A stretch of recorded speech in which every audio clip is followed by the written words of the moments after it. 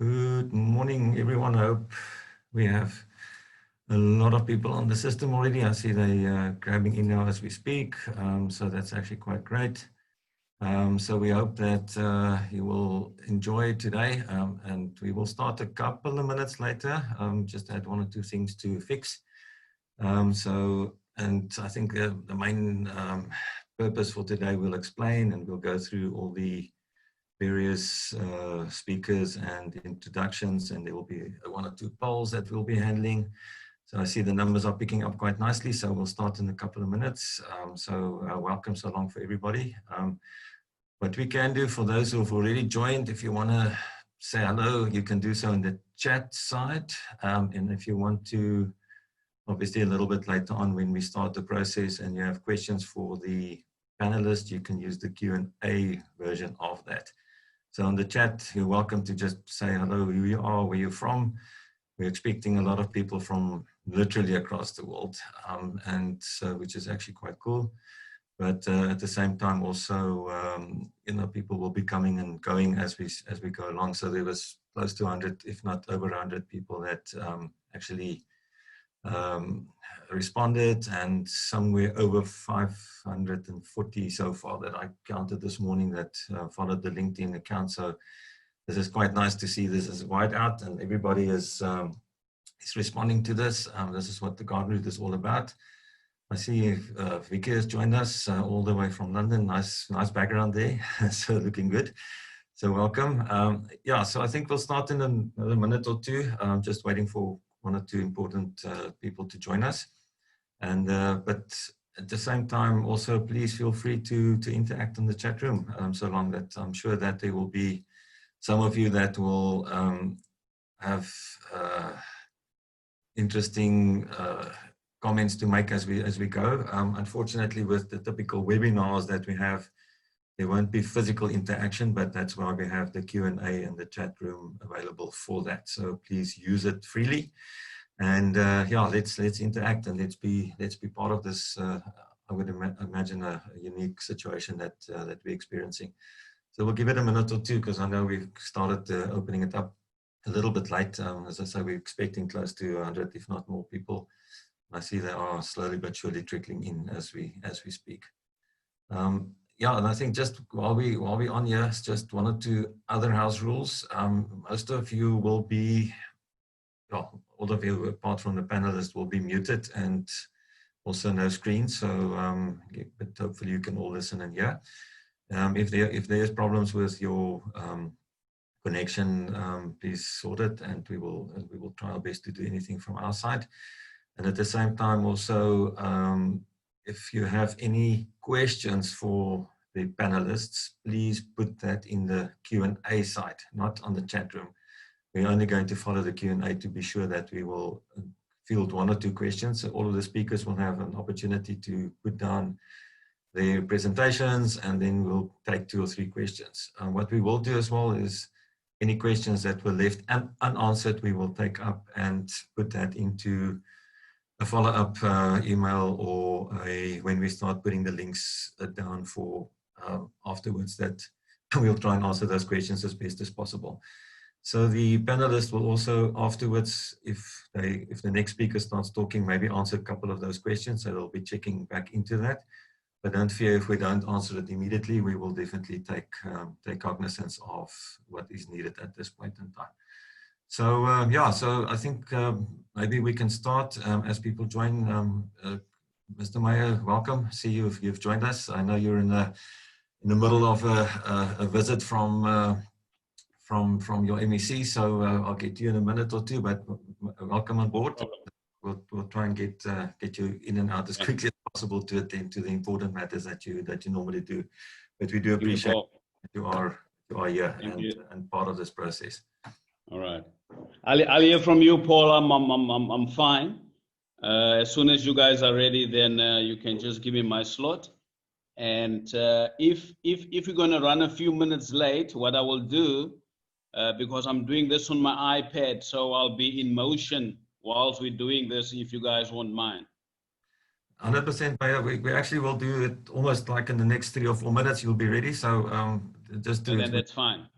get to the back to the program. Right. So thank you very much for that. But we'll try and get you in and out there as soon as we can. Okay, So, no problem. without any further ado, I think from my side, welcome to this Reimagine the Garden Route Webishop. Couple of interesting words in there. The reimagine obviously coming from the fact that we're sitting in the midst of this pandemic, and we had economic downturn in South Africa, and we had some other disasters in the past in the area. So it's a good time to actually just sit back a little bit and say, listen, how do we really look at what we have in the region, and how do we do things maybe a little bit differently going forward? We are a region that's quite dynamic and innovative. Over the years, I think through the leadership of Mayor Boeson and others, we've picked up quite a lot of interesting seminars and workshops and things like that. So and we want to try and continue along that route. We are in a new world, in the next world, I think, with the pandemic being what it is. And so part of this today is to just give a sort of a snapshot of some ideas that we would like business to follow, because we're all waiting sometimes for government to do things, and yes, rightly so, they need to. But what can we as business do from our side and do small little things, changes, maybe a new business model, maybe a bit of a different funding approach, maybe a different economy that we can follow in terms of how do we keep things local and how do we keep things tighter.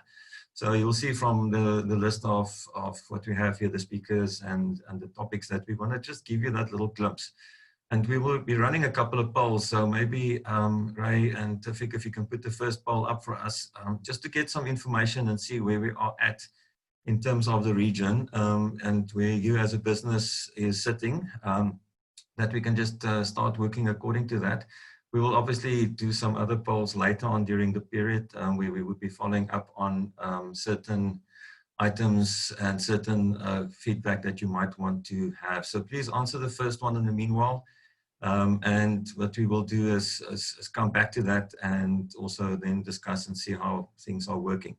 As it normally works with any crisis, so there are people that will definitely suffer, but there will also be other people that will definitely be a typical good serial entrepreneur and actually do very well. So we just want to get a bit of a feel from yourselves. We'll give you a minute or two to complete that. And then the second interesting word that we're using is Webishop. So originally we wanted to do a webinar part this morning that we're currently doing, and a workshop this afternoon. But with the fear of having Zoom fatigue, we decided to do it the other way around. And so we're doing the webinar part today, and then we'll do the workshops at some other point. So this also started as part of the Garden Route business and economic cluster, and it's all fitting in there. So it will build towards a recovery plan for the Garden Route that will link back to what we're also doing with province. So there's a good couple of linkages and process that we want to take from there. So I'm sure you had time to complete the poll. So maybe right, let's see what came out of this, and then we'll hand over to Maya. Let's see what the results are. Hi, Paul. We only had 44 people who actually voted. So let's wait a minute or two for us to have a larger number. Okay, 100%. We can do that. Thank you, Ray. Right. So we'll give it another minute, and then we can take it. We can take it from there. So I see some interesting people joining us, which is great, from all over, and one or two councillors, a lot of business people, and I see tourism guys around, which is great, and then some of our colleagues from the other SOEs. So yeah, I'm hoping that you will enjoy what we're doing today as well. Right, let's see what the results are. Ray, I think let's see the vote, even if it was only not all the people voting.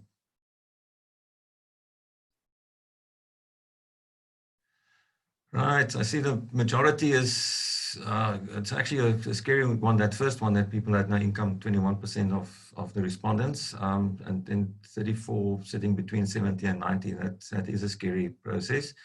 There's a little flip side, is that about 21% stayed about the same as before, which is at least a positive for some people, but that's probably not difficult to understand in the situation that we are in. And then the job losses, looks like it's mostly, a lot of people managed to keep their people. Well done, even without any income. So I think that a lot of you have been able to work with the systems and the processes that were available to you. So 55% of you were able to keep some of the jobs that you didn't have to shed anything there. But yeah, 31%, but the balance obviously is scary. So we need to work on that. And that's why we're having part of this process going forward. So thank you very much, Ray. So we'll share this back as well. So just gives us a feel for the audience and where we're sitting with what we have, and just taking that into consideration. So Mr. Meyer, are you ready there? I see you've just quickly disappeared. Can we get you back? I don't know where he's went now. There we go. I see he's back. So without any further ado, I'm going to hand over to our Executive Mayor, Alderman Boyson. So we're glad that you managed to join us, sir. So just a few words of wisdom from you, and just setting the scene for us. Thank you so much. Thank you, Paul, and thank you for this opportunity. And to all the South Africans, good morning. And for our international guests, it might be afternoon in some parts of the world, so good afternoon to you folks. My name is Memory Boyson. I'm the Executive Mayor of the Garden Route District. I like repeating my name because it's very unusual, and the more I repeat it, the more I also get used to it. And Paul, I had a look at the participants, and I see a lot of professionals, politicians, people in business, and I am totally in awe if I look at all the brain power here put together. And it really gives me great pleasure to invite everybody to be part of the Garden Route Webishop. And I'm excited because we experiencing very difficult times in terms of the COVID-19 pandemic. And some learned people would always say that there's always opportunities in any crisis. And I certainly see this as one of those pandemics where there's huge opportunity. And I'd like to say to those who don't know the area that this is the most beautiful part of the Western Cape. And I would like us, with all the brain power here together, to put all our thinking caps on and come up with innovative ideas. I've listened to a clip of one renowned professor, I think it's Professor Lumbumba, who said that it is funny, in some parts or in some countries, there are a lot of people with ideas, but they don't have power to implement those ideas. And those in power have no ideas, so nothing is happening. And I would like to say to our distinguished guests that we're determined, and in this instance, it's the other way around. We're sitting with huge potential. This is an area with a award-winning airport, regional airport, one of the best regional airports in South Africa. It is based in this region. There's been oil and gas explorations within this region. This region is also an international film destination. We sit here with the port in Mossel Bay. So this is a region with a lot of potential. And what I would like to emphasize here is the opposite of what I've just mentioned, that Professor Lumbumba have said, that those in power have no ideas. What I want to emphasize here is that fortunately, you are speaking to people who can make it happen. We are having the powers, and you are sitting with the ideas. So this is an opportunity for us to form those partnerships whatever we need to say yes to in terms of brilliant ideas, we will say yes to that. We do have the political will, and we do have the partnerships that goes with the will to make things happen. Just to mention but a few partnerships which we engage in as the Garden Route. We work together with Wesgro. We have partnerships with probably all the departments within the Western Cape provincial government. We have partnerships with tertiary institutions, just to mention but a few: the University of Stellenbosch, the Nelson Mandela Metro University. We have partnerships with non-profit organizations, with business. All we now need to do is to put all these ideas into action, and this is the place to be. I'm excited because I'm aware that this region, ladies and gentlemen, is the region that can be the next best thing after Cape Town, in terms of the few things which I've just mentioned to you folks, that the possibilities exist. And I'd like the business people and all the delegates, members of the media, convey the message that we are ready to do business. South Africa's economy is taking a lot of strain, and but what we can do, I'd like this region, the Garden Route, to be the first region to indicate to the rest of South Africa and to the rest of the world that this is the place to jumpstart, to give South Africa hope, with all the potential apart from just our beauty, with all our economic potential and the political stability in this region. This is the place to do business. This is the place where the private sector and the public sector can hold hands and make things happen. I'm really, really over the moon in terms of the people who are taking part in this Webishop. And we really, really need your brains. And I'll try the best sometime today. I'll pop in every now and then when there's an opportunity. But please, ladies and gentlemen, let us make this not just a platform to share ideas, but let us make this a platform for opportunities. And within the next weeks or months, let's show the rest of the world that something came out of this. Let's invest in South Africa. Let's invest in particular in this region, the Garden Route.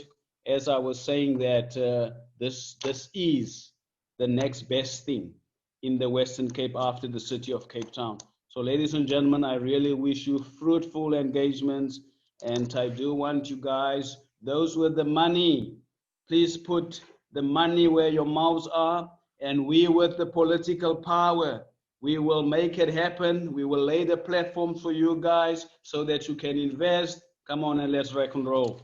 Please enjoy it. Thank you. Thank you, Mr. Meyer. I'm hearing a virtual applause from the floor. So thank you very much for your time. Good luck with the visit with the MEC. And as you rightly said, let's make it happen on both fronts. I mean, from a governmental side and also from a business side. And I think this is a very good opportunity for the two sectors to hold hands and take it forward, because it does need that partnership. It does need that collective approach. And I can see from the chats that the guys are starting to agree exactly with that. So thank you so much for your time, and we hope to see you back. Safe trips and safe travels wherever you're going.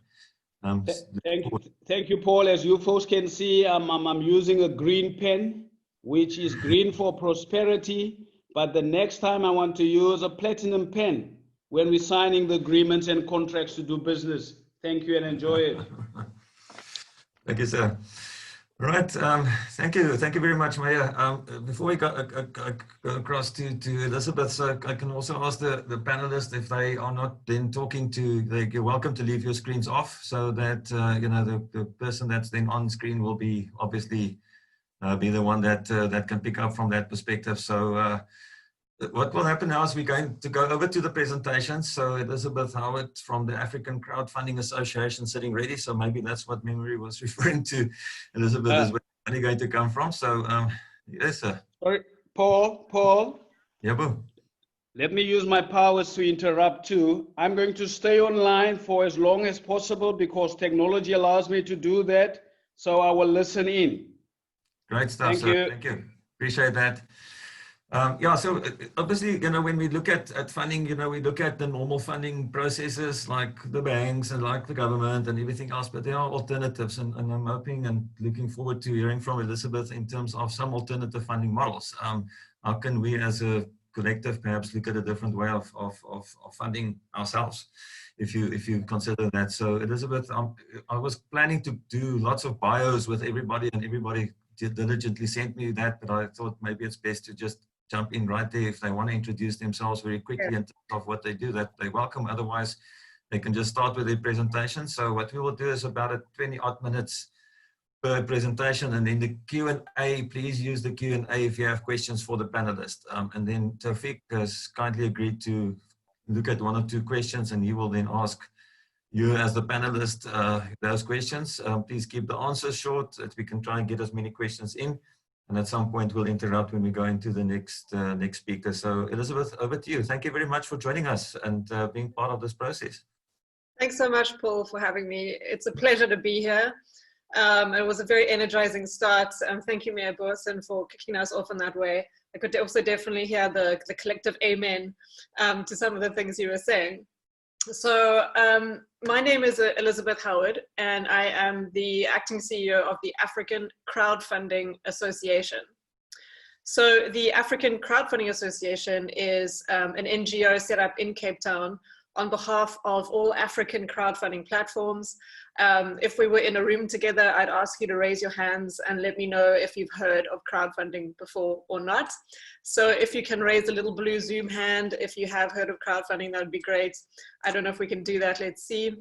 But in general, crowdfunding involves the financing of projects by bringing together a large group of interested people who all contribute relatively small amounts.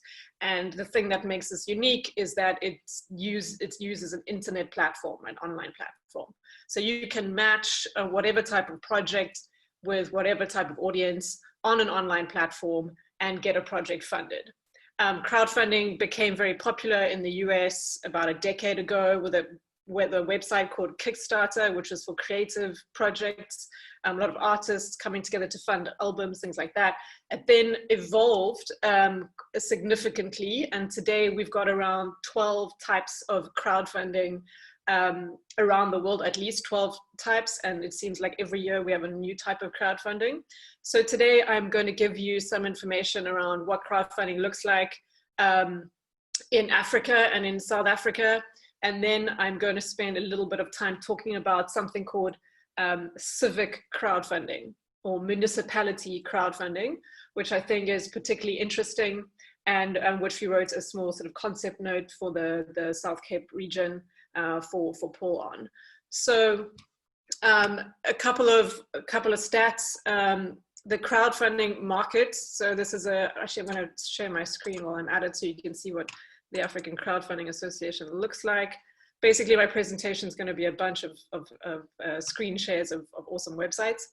But we've got a market for crowdfunding in Africa estimated in 2025 about $2.5 billion. And to put that in perspective, it's teeny weeny. We're at 0.3% of the global market, which is about $100 billion. And up until today, most of the crowdfunding that happens in Africa used to happen on foreign platforms. So you had African entrepreneurs who had connections in Europe or the US using platforms over there to raise money in the African diaspora and beyond on behalf of projects back home in Africa. And so you had a lot of sort of social projects, education, health, women upliftment, those types of things receiving funding.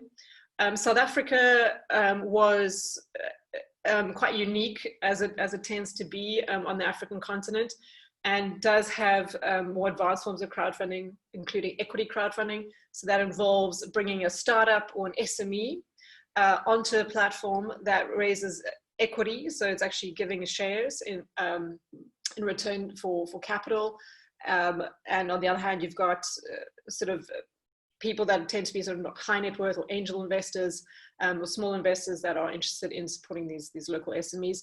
You can also bring SMEs into connection with debt crowdfunding. So you've got a bunch of people lending to SMEs, and you can have various structures around that. And South Africa, because of the lack of a regulatory framework, has only got one equity crowdfunding platform and no debt crowdfunding platforms today. But our two regulators, the Reserve Bank and the FSCA, are actively working on possibilities to encourage this type of alternative finance. So South Africa was actually sort of the fourth country on the African continent for receiving crowdfunding flows. Kenya was the first, followed by Uganda and Rwanda. Since about 2015, we've seen a big consolidation of crowdfunding platforms because, again, one of the biggest barriers to this industry is a lack of a regulatory framework. So African Crowdfunding Association, which I think you can see on my screen, I hope you can see on my screen, Paul, let me know if you can't, was set up by a number of platforms in order to basically create an umbrella organization, an industry organization for all crowdfunding platforms, and lobby and sort of advocate for an appropriate regulatory framework so that the broadest group possible of beneficiaries could use this alternative funding. So let me skip to the types of crowdfunding we've got. African crowdfunding is pretty unique. The African Crowdfunding Association has a number of different types of platforms. Obviously, we've got a lot of donations-based platforms. I'm going to click over here to something that you might have known. Paul, you should be able to see BackaBuddy here. Let me know if it's not the case. We do. Okay, great. So this is a South African donations-based crowdfunding platform that's quite popular. Another one that does rewards-based crowdfunding is Thunderfund. Then we've got equity crowdfunding. So as this SME or startup, you can come onto Uprise Africa and actually raise investment. You can see there's a brewing company here. Here's a tech startup. And you can see the rest of the proposals over here. You can see the amount that's actually raised, about 13,000 Rand per person. So we're talking about relatively small investment sizes and a very large number of investors on this platform. Okay, so we've also got some pretty interesting platforms that are unique to Africa, and that is in the agri crowdfunding space. So I'm quickly going to take you to a really cool website called Farm Crowdy. Now, there's a lot of unused arable land across Africa, and you've got a lot of, in West Africa, a lot of people who inherit land and then sort of move to the diaspora, move to London, whatever it is, and can't farm the land back home. So it just sits there empty, which is a shame. And this platform actually brings together people who own land with smallholder farmers. And they actually farm the land. And as a crowd investor, you put some money in, and then when the harvest is sold back into the market, you get a return. So they've actually been tremendously successful. In fact, in West Africa in general, agri crowdfunding is huge. It's the main type of crowdfunding. We also have agri crowdfunding in South Africa, not on the farm model. We've got a crowdfunding happening in the cattle market, where you can basically, as a crowd investor, purchase an unborn calf or a share in an unborn calf, essentially. And that calf is then raised into a cow and sold off into the cattle market, and then you get a return after about 9 months. So very, very innovative ways of using funding. You've also got small funds themselves that are crowdfunding. This is kind of, sounds a bit weird, but if you want to start a small fund in Africa, despite having a lot of experience and credentials, it's actually really, really hard to close a fund. So a lot of small fund managers prefer to crowdfund their fund by listing their fund on a crowdfunding platform. So this kind of gives you an idea of how diverse the space is. Now I'm going to quickly switch to, I'll give you a little bit more information about ACFA. Basically, if you are interested in thinking about how SMEs can use crowdfunding to raise capital, whether it's debt, equity, or revenue sharing, whatever it is, you're going to come up against the problem of a regulatory framework. And ACFA has created this map. It's an interactive map where you can see how far each African country is in developing an appropriate regulatory framework. So if we click on South Africa over here, we're going to see that South Africa does not have a regulatory framework for crowdfunding yet. However, as I mentioned, they're working on it. And if you are looking at using crowdfunding or starting a crowdfunding platform, you now actually have a place to go to get guidance from the regulators, which is fantastic. It's still going to take some time, of course, but this is already a lot better than even last year. So South Africa in general is really sort of late to this party. Countries basically all over the world have had regulations in place for several years and have iterated them. In Africa, we have only two, Tunisia and Morocco. Okay, so ACFA, this website is kind of your port of call. I won't go into details here, but you've got some information for consumers, and you've got basically our main project is actually to provide regulators with an appropriate regulatory framework that they can use as a benchmark on which to base their own framework. So that's what we do. Now I'm going to speak about a pretty cool type of crowdfunding called civic crowdfunding. So let me take you directly to Paris's city budget. Now this is interesting, hopefully for the mayor and for anyone else who is looking at crowdfunding from the point of a municipality. So as the mayor mentioned, we're all under serious fiscal pressure. Public finances are going to be seriously challenged. And there's going to be a lot of sort of fiscal fatigue, I think, in our near future. And crowdfunding is an alternative way for cities and municipalities, we need a sort of local government level to just keep their constituents engaged and fund projects with maybe some of the budget from the government and some private budget. So civic crowdfunding is something that has not been developed, to my knowledge at least, in the African context and in the South African context. Basically, it involves the direct involvement of citizens in the proposing of projects, the selection of projects, and the co-funding of projects that are directly going to be to the benefit of those citizens. So we're talking about, you and me thinking about our immediate community. What are the things we really want to see in our community? How can we basically create projects, sort of concept notes, and put them to vote for the people who are going to be using them, and then have a sort of prioritization of projects and then co-fund them. So there's a number of reasons why this is popular. So I'll list about 6 reasons. The first one is that municipalities desire to involve their constituents in the process of proposing and selecting civic and infrastructure projects that are going to benefit the communities. We're talking about, for example, the construction of an amphitheater for shows, a communal space for a farmer's market, or a public boardwalk in a conservation area, etc.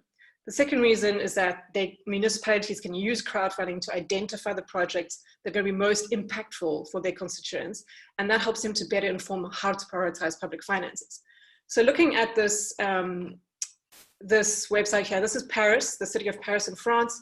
They've had what they call a budget participatif, that's a participative budget, that they propose every year to Parisians, and that's basically they're giving the Parisians the opportunity to decide how 5% of their investment budget over a 6-year period, which is about €500 million, is spent. So this is in French, but you'll figure it out pretty soon. This is a selection of projects that have been put forward by citizens, and they are divided into themes, sort of health, cleanliness, culture, lifestyle, etc. And basically Parisians can go on and see what's happening in the area, vote for it, and in some cases participate in the actual implementation. In this particular case, you don't have a co-financing, so it's the city of Paris that finances it. Having lived in Paris myself, I can tell you the taxes are pretty high, and I wouldn't necessarily be that happy about funding in addition to all the tax that I already pay. Another example is a smaller city, or this is sort of a medium-sized city, Lausanne in Switzerland. They also have the same thing. This is not the greatest website, but you can see, again, examples of projects that they are funding. And then I'll go over to an even smaller city. This is Boisbriand in Canada, to do the same thing. And what I like about this website is that they give you the steps involved. So you have a community information session, then you've got a step where everyone drops their particular projects that they want to see be realized. Then you've got an analysis and a selection of the projects, and then you've got additional meetings.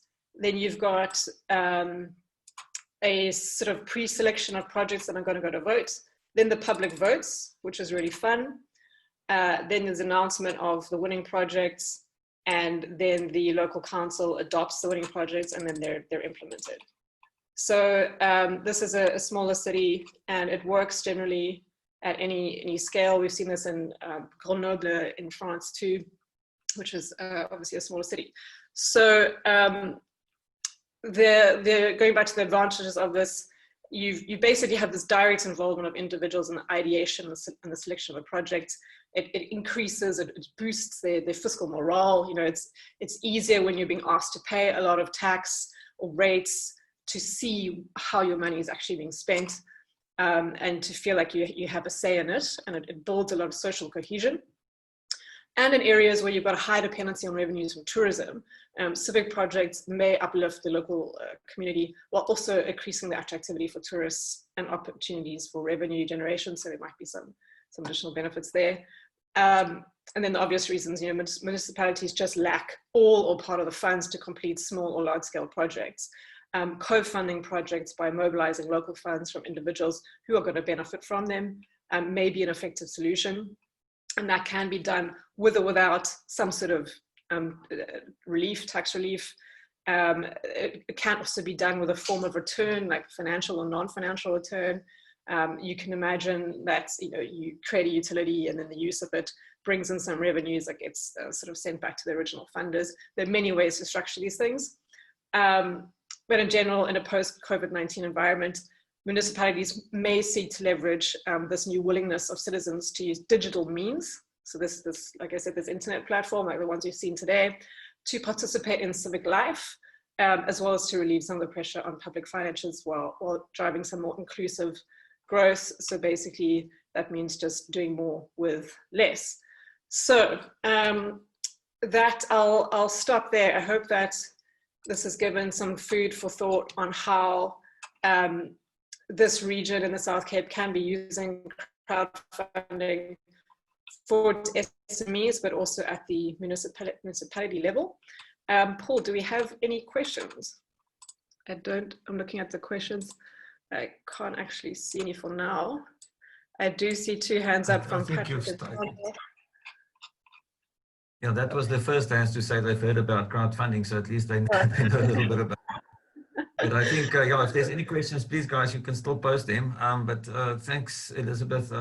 You know, I think you've stunned them into silence because it's a very, very interesting topic, and I think you know, that's definitely a way to think forward. Just one question, maybe from my side, when we start looking at the civic funding process, you know, the typical participants in the room or the partners in that room, will we start with the municipality and then build up from there, or how do you see that you know, working forward? Because I know you did send a straw dog presentation or a proposal, and I think after today there's definitely an opportunity to take it forward with the MM and mayor and some other officials within the municipality. So where do we start with that? Yeah, it's a great question. I think that this happens in phases, and the first phase would be to just get an understanding of, or sort of build awareness around this type of funding, do a proper review of how it works in other cities, and if we can identify regions that have similar features to the South Cape region, particularly the natural resources and tourism, and look at what have been the most effective uses of civic crowdfunding in those spaces. Then we've got to sort of look at what are the particular crowdfunding models that could be effective. And if we're doing something with a financial return, what are the regulatory implications for that? And then look at what are the infrastructure requirements, is this a piece of technology that we could build and use across a number of municipalities? Or is it sort of a project that's quite unique to the region? And then you've got to get your constituents, your general public aware of this. So there'll be a need for awareness building events. You know, something like this might be the first time people have heard about crowdfunding, certainly civic crowdfunding. And I think that looking at the sort of schedule of events to say, okay, well, how can we build in some awareness linked to those events? And then basically design a pilot project, sort of do a mapping of the key stakeholders and look at, you know, sort of a targeted pilot around a particular project that is high on the priorities of the constituents and municipality, and see if we can get some sponsors of the pilot. Great, thanks. I think I see there one or two questions. You want to call that one for from Keith? Sure, no problem. Thank you very much, and good morning to everyone. Elizabeth, great presentation. Thank you very much. We have a question from Keith. So he says that it sounds like a regulated stock file facilitation, or rather collaboration between municipalities and citizens would be progressive. And he'd like to know some ideas or food for thought with regards to initiation. With regards to?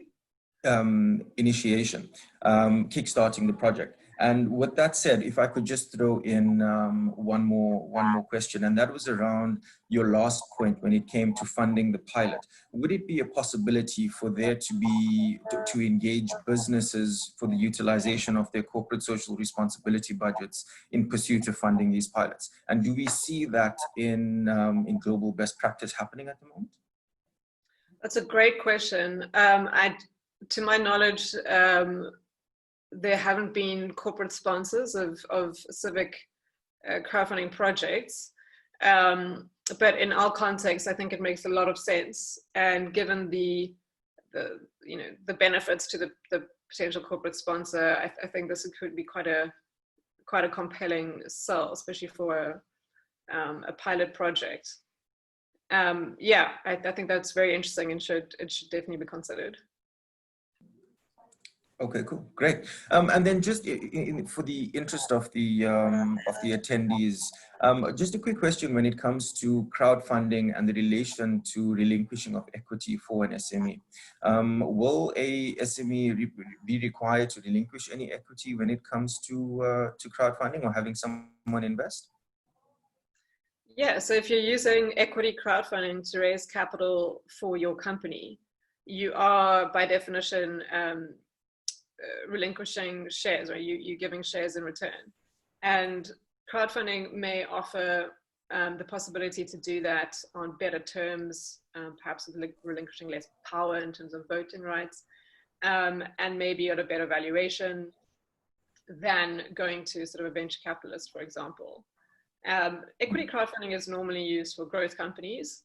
Their revenue-based crowdfunding and debt-based crowdfunding are more heavily used for your sort of mom and pop shops. I think I'll give you an example here of another platform that is very popular in Mauritius.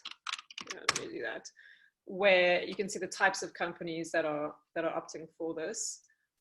Absolutely. So while you bring that up, I think that was a segue into the following question, and that being around what's good for the goose isn't really good for the gander. So we find often that some companies tend to give off more at the onset than they should have because of the discrepancy in valuation, right? So how do smaller companies safeguard from that? And I swear that is the last question from me. No, it's a great question.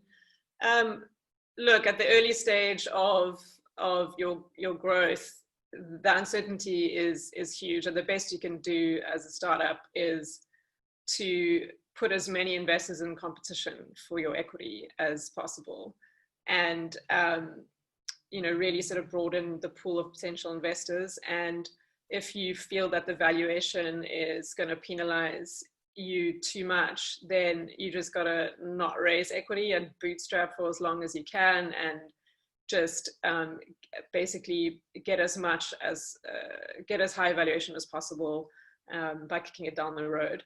But yeah, there's serious trade-offs if you don't have access to capital from the outset. So yeah, I think that it's an alternative, and in the equity space there are not that many alternatives, and that it could be one of the ways to at least raise from a different type of investor that might not expect things like hockey growth VC, whatever it is, that might just be more adapted to who you are and what you want to do with your business.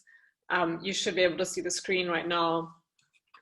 This is a jewelry company in Mauritius, a snack shop, and they are basically raising small amounts of money in debt on pretty favorable terms. This is a great website, fundkiss.mu.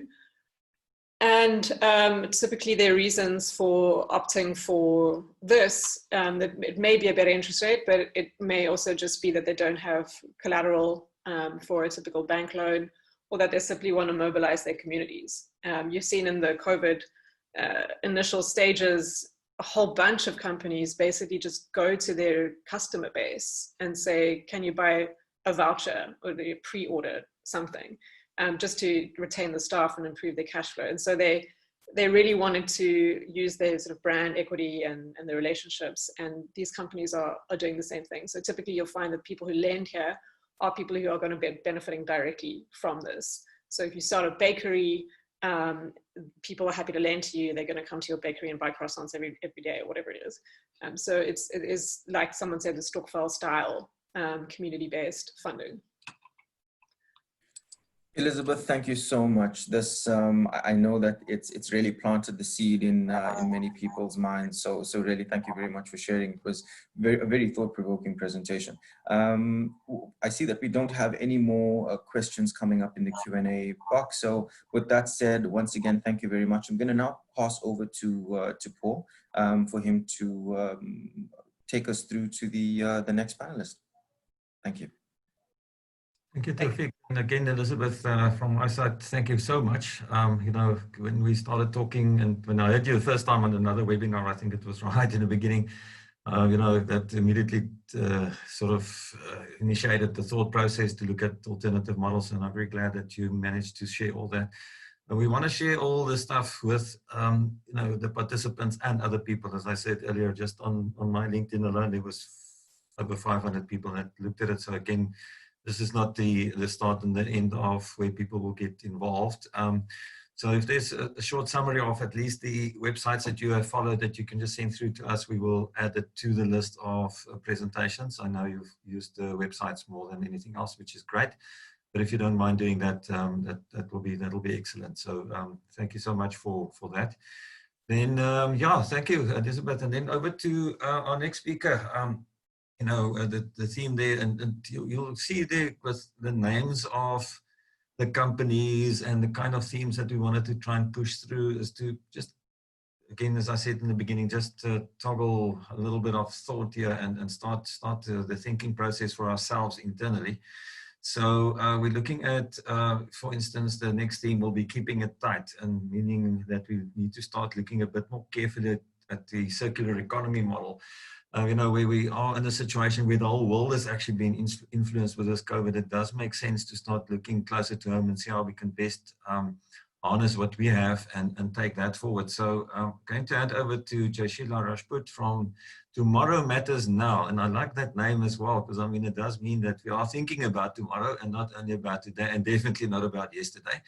I think what our whole theme is that yesterday is gone. I mean, we won't have back what we had. And I think that's very critical, that we need to look at other ways and other means of taking our lives forward. So Joshila, over to you. Thank you so much.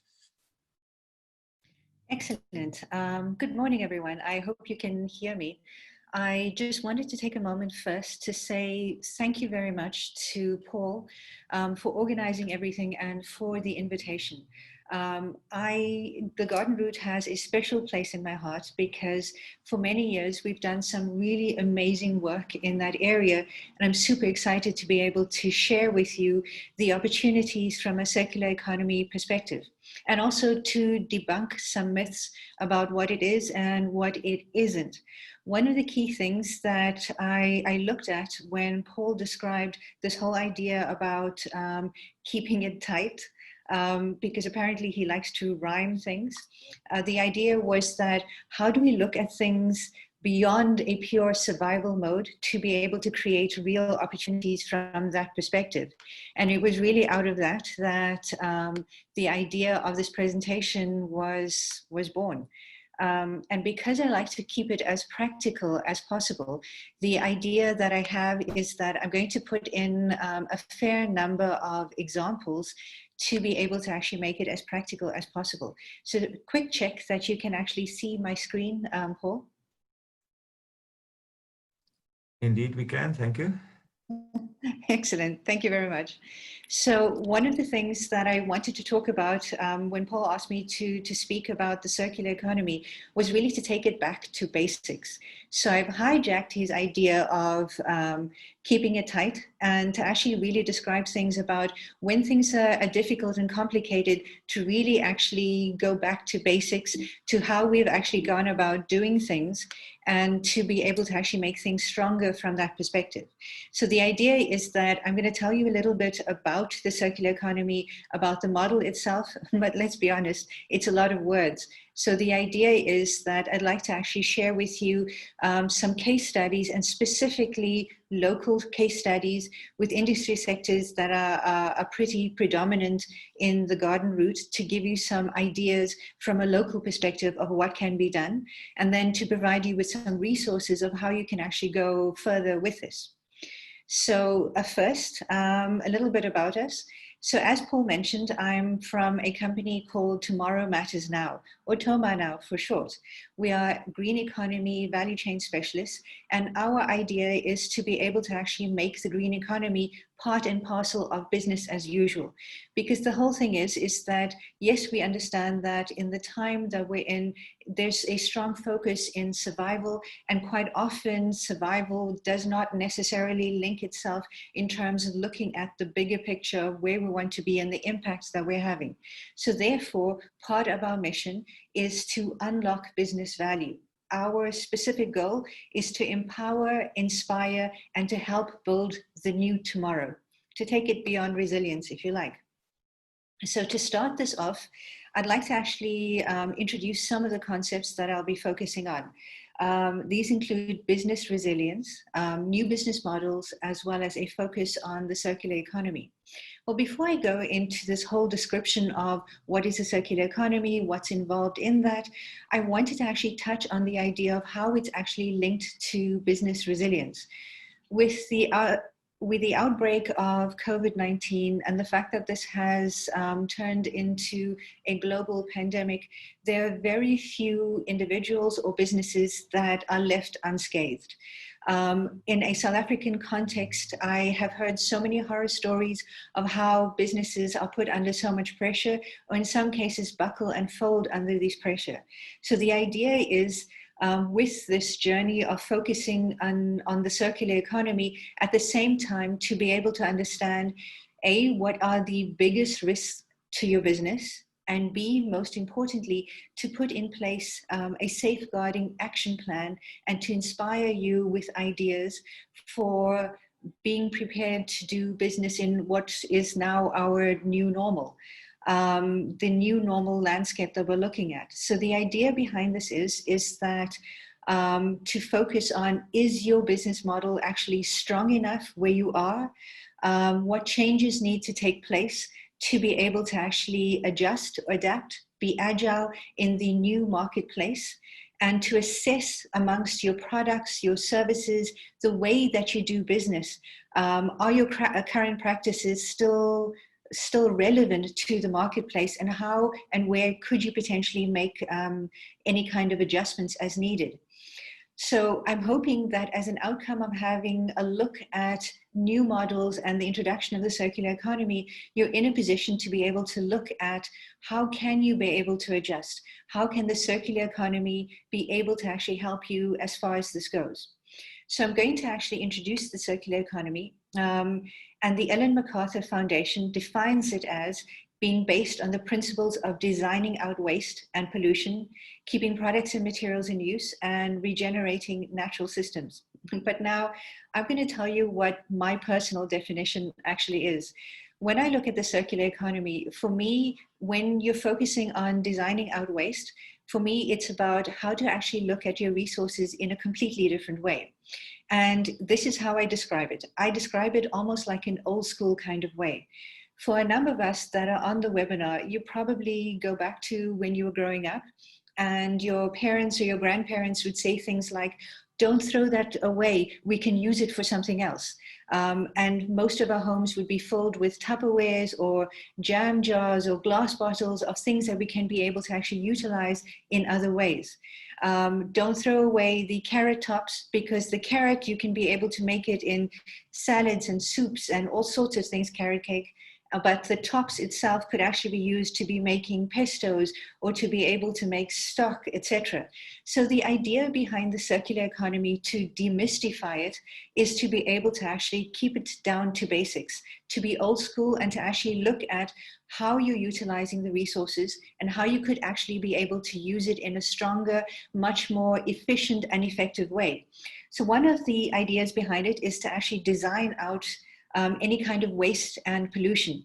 And the idea behind it is that if there's anything that's being generated as a byproduct of your process, you actually say, instead of throwing it away, what could I potentially use it for? Or how could I be able to optimize my systems so that I don't actually have this waste taking place? It's a way of being able to keep products and materials in use in an infinite loop. And finally, it's a way to actually look at a regenerative natural system, to be able to actually look at what are we putting into the earth and what are we actually taking out of it. And I know that this part of it can actually sound a little bit complex, but here's the thing. The first time I heard about circular economy, everybody would say things like, oh, it's about plastics because we have so much plastic pollution at the moment. There's so much plastic in our landfill and in our oceans, and we're just being so wasteful. And we'd recently just completed some work in the Garden Route in George, where we were looking at alien vegetation. And the idea behind it was alien vegetation represents a threat to South Africa's water security because they consume a lot more water than our indigenous species. So the idea was we have to remove it, but if we remove it, what are we going to actually do with it? And so started an entire journey of being able to look at what do we need, and could this available resource be able to help us utilize and to be able to address this particular need. And by doing this, we came up with a bunch of different solutions, had a look at the different technologies that are out there. And I want to share one example with you. One example was to be able to generate heat, no brainer. So you take the wooden logs and you're able to actually generate heat, sorted. But we came across systems that would actually take out the air pollution that comes from simply just burning your log into the open air, and was able to actually provide clean heat into classrooms. We did this in an area just outside of George, where the system originally was actually designed to look at it from that perspective. But at the same time, it looked at the byproduct that was coming out of this. And the byproduct was biochar in this particular example. And that biochar was actually utilized for agricultural purposes to be able to enrich the soil. So the idea is that with any system that you are utilizing, to be able to actually look at it holistically. Now, here's the model that I must confess, the first time I saw it, I kind of had a, this is so complex moment. Because if you have a look at it on first face value, and if you haven't seen this before, it can seem relatively complex. But actually what it is that it's laying out a pathway for you to be able to actually identify what is your value chain, Where are the areas that you need to focus on? Where could you possibly find ways to optimize within the value chain itself? And how can you be able to actually make your systems much stronger from that perspective? So I'm going to pick up one example from there. And the idea behind it is that as a manufacturer, you would actually make a particular product, you'd actually put it out there into the marketplace, and then people use it. And then you're like, happy days, I've gotten money, and we're able to actually move on and have people buy more stuff. So the idea behind the circular economy is much more to extend the relationship, to be able to actually look at things beyond the use phase, to be able to actually look at the next lifespan of this particular material. There's an example that I came across that's taking place in Brazil. In Brazil, there was a particular example where they had a water bottle. Same, we're completely familiar with this. You on the go, you need some water. And so most of us buy a disposable water bottle and then discard of it. And that's where the problem actually lies. And that's where we have all of this plastic, etc., where we are now having difficulty getting rid of. So the manufacturers of this plastic bottle came up with an idea. The idea was very simple. What is the next use that we would potentially have for this plastic bottle? And then they realized, much like us, they have some issues as far as housing goes. So what they did was they actually designed the bottles to be square. So you drink the water, and it also packs much more neatly in a supermarket shelf, and it actually fills up the shelf quite adequately from that perspective, and you're able to actually stack quite nicely from there. Then once you're done, you take it to a particular site or a particular place for disposal. They take it, they flatten the bottle, they crimp it, and they're able to actually turn this into interleaving roof tiles. So in this way, it already has the next life that's designed for it. And that's the whole idea in terms of the principle for the circular economy. Now, so far, it's a lot of words, it's a lot of examples. But I wanted to be able to actually show you from a local basis what's going on and some areas that we can find ways to optimize it. My first industry sector that I'm looking at is the construction industry. A short while ago, we worked with the Craft Design Initiative in Cape Town to look at mapping out construction waste, to be able to understand where's the waste generated and what is actually happening with it. And this is where I'm going to give you an example of some unintended consequences. So a number of the construction companies that we were looking at were very excited because they wanted to actually make their buildings greener. So they wanted to actually find ways to optimize. And what that meant was that if they generate any waste, the waste can't go to landfill, but they have to actually be very clear and have a clear inventory as far as where this waste is going to, which resulted in some particular issues. When it comes to the building rubble, it is preferred that it doesn't actually go to a landfill site, because in South Africa, most of our landfill sites are reaching full capacity, which means that if you bring any building rubble to a landfill site, it fills up the site really quickly, which leaves little space for anything else. So the question comes, what do you actually do with the building rubble? We also found that in some cases in the past, the construction companies would work with people in township areas or just make the construction waste available so that they are able to actually build shacks for themselves. And by doing so, they had access to these materials. But because these construction companies needed their buildings to be Green Star rated, they couldn't necessarily go the same route because they needed to be very clear as to where exactly the material landed up. So the idea was to actually start to work together with them. Potential solutions that came out of this was to actually look at modular construction. So in other words, kind of like your Lego bricks, building up the building blocks so that it all just clicks together as a particular item as far as the construction of your building itself goes. To be able to actually also understand where your materials are going. So one example I can give you that is actively taking place right now is with the use of building rubble. Some of it is actually going towards road construction. So it's able to actually use it to fix potholes, to be able to actually lay new roads. but some of it is also actually going towards preparing or making new bricks. So there's lots of examples that are being utilized. There's a company, an NPO in KwaZulu-Natal called Use It, that specifically specialize in using construction waste and building rubble to make their own bricks. And their target is low-income housing. There's also another example that is taking place quite actively here in the Western Cape, and I'm pretty sure in other parts of the country as well, where they're taking building rubble and they're mixing it with polystyrene waste, and they're forming new bricks from there. It's specifically targeted at middle and lower income housing. But here's the really cool thing about this. Not only are you able to find a use for your building rubble and for your polystyrene, but you're able to actually now construct a house that has built-in insulation. And as any of you are fully aware of, our weather patterns are changing. We're now starting to feel the impacts of climate change.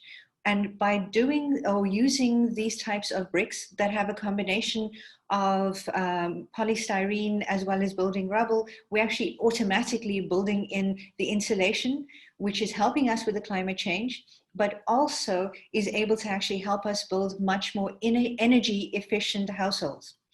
So when we look at all of these types of things, there are lots of potential applications as far as this goes. One of the things that we have strongly been advocating for is to develop a secondary resource marketplace. So in other words, if you are doing any kind of construction, whether you're a construction company or whether you're doing your own household construction, what happens is that if there's any material that's left over, you're able to actually go to this marketplace. Some people do it on Gumtree, others push it from other perspectives. And then you're able to actually take these materials and be able to actually sell them on the secondary marketplace so others can be able to utilize this as well. We know that there are advocates that are taking place for looking at it from the Builders Association to be able to actually find ways to put standards in place so that they are utilized in bigger construction. We also know that discussions are being held as far as the Department of Human Settlements go to be able to actually utilize some of these materials as far as building new developments or lower income housing goes. But it doesn't have to actually be in lower income housing. The materials are perfectly fine, and there's so many things you could potentially utilize out of this. I'm mindful of the time, so I'm going to go on to the next example, which is in the agricultural industry. So a short while ago, and we're still busy working on this, we are part of a study on looking at the circular economy across the African continent to be able to actually see the adoption of circular economy principles and whether or not this is having a positive impact. And when we have been doing this study, we obviously came across quite a number of examples of companies and organizations that are focusing on circular economy in agriculture. But at the end of the day, it really came down to finding ways to optimize within the value chain, whether it is from the production side, the handling and storage of your produce, the processing and packaging, and the distribution and marketing of the products itself. And here comes a really interesting opportunity that COVID-19 has actually presented. What we found is that in the agricultural sector, especially with smaller local farmers that are not able to access the markets the way that they used to in the past, they're now not only selling to your larger retailers, but they are selling to your households alone. An example of this is with a farm called Velota here in Cape Town. So what they've done is that they've created an online marketplace to be able to sell their produce directly as far as the local market goes. There's also an example of a company called Grenadilla Eats. This is a fascinating example because actually Grenadilla Eats makes swimwear. And when the crisis hit us and they saw that there wasn't necessarily a marketplace for swimwear because our beaches are cold and we are closed and we are in the middle of winter, what they did was they realized that they had an online sales platform and they actually made it available to small local businesses. And out of this, this business and platform pivoted to be able to actually now provide a different type of service, in which case they specifically showcase your smaller producers, your smaller farmers, your smaller businesses, to be able to find platforms for them to be able to get into the marketplace. So the idea behind it is to be able to look at it and work smarter more than ever before. Paul has given me a warning that I only have a few minutes left, but I do actually want to go very quickly into the last industry sector that I wanted to focus on, and that is tourism. So everyone knows that in a South African context, tourism has been savagely hit, and there's no silver bullet behind it, but there's much more in terms of preparation that goes with it. And with this, I've created this triumvirate focused on circular economy. And this one here specifically comes from Citra, the Finnish Innovation Fund, where the idea that they, or suggestion that they had for the tourism sector, was to pull together ideas around customer centricity, utilize technology, and focus on sustainability to be able to look at resource optimization. There is one example that I wanted to be able to actually give you with this, and a restaurant that we are aware of in Senegal that actually looked at this and went full on with this. The owner of the restaurant, called the Copacabana restaurant in Senegal, wanted to actually focus on making his business a lot more resilient and also a lot greener. So his response in that particular case was to look at the packaging that he was utilizing, the usage of resources, to be able to actually find ways to be able to make his business much more resilient. And that's exactly what he did. By making certain switches in terms of the packaging that he's using, and by making things available, jugs of water as opposed to bottles of water, by finding ways to make it energy efficient. The initial outlay was there, but at the end, it actually resulted in him having a massive saving and strengthening his business so that he's ready to go after lockdown, and they are finding ways to be able to make the business as efficient as possible. Finally, there's a big push as far as digitalization goes.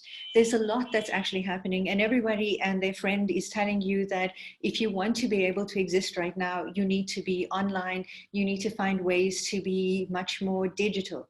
My advice in this particular situation is take a moment to be able to understand what is happening in your business, to understand and evaluate what are the biggest risks that your business is facing, and then to be able to actually say, how can you be able to pivot and adjust as far as those risks go?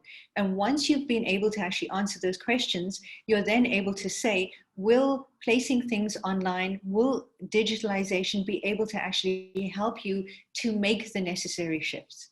I also wanted to tell you very quickly, in case you think that I'm going through these slides really quickly, the slides will be available. They're currently on our website. So if you want to be able to download it, you can be able to do so.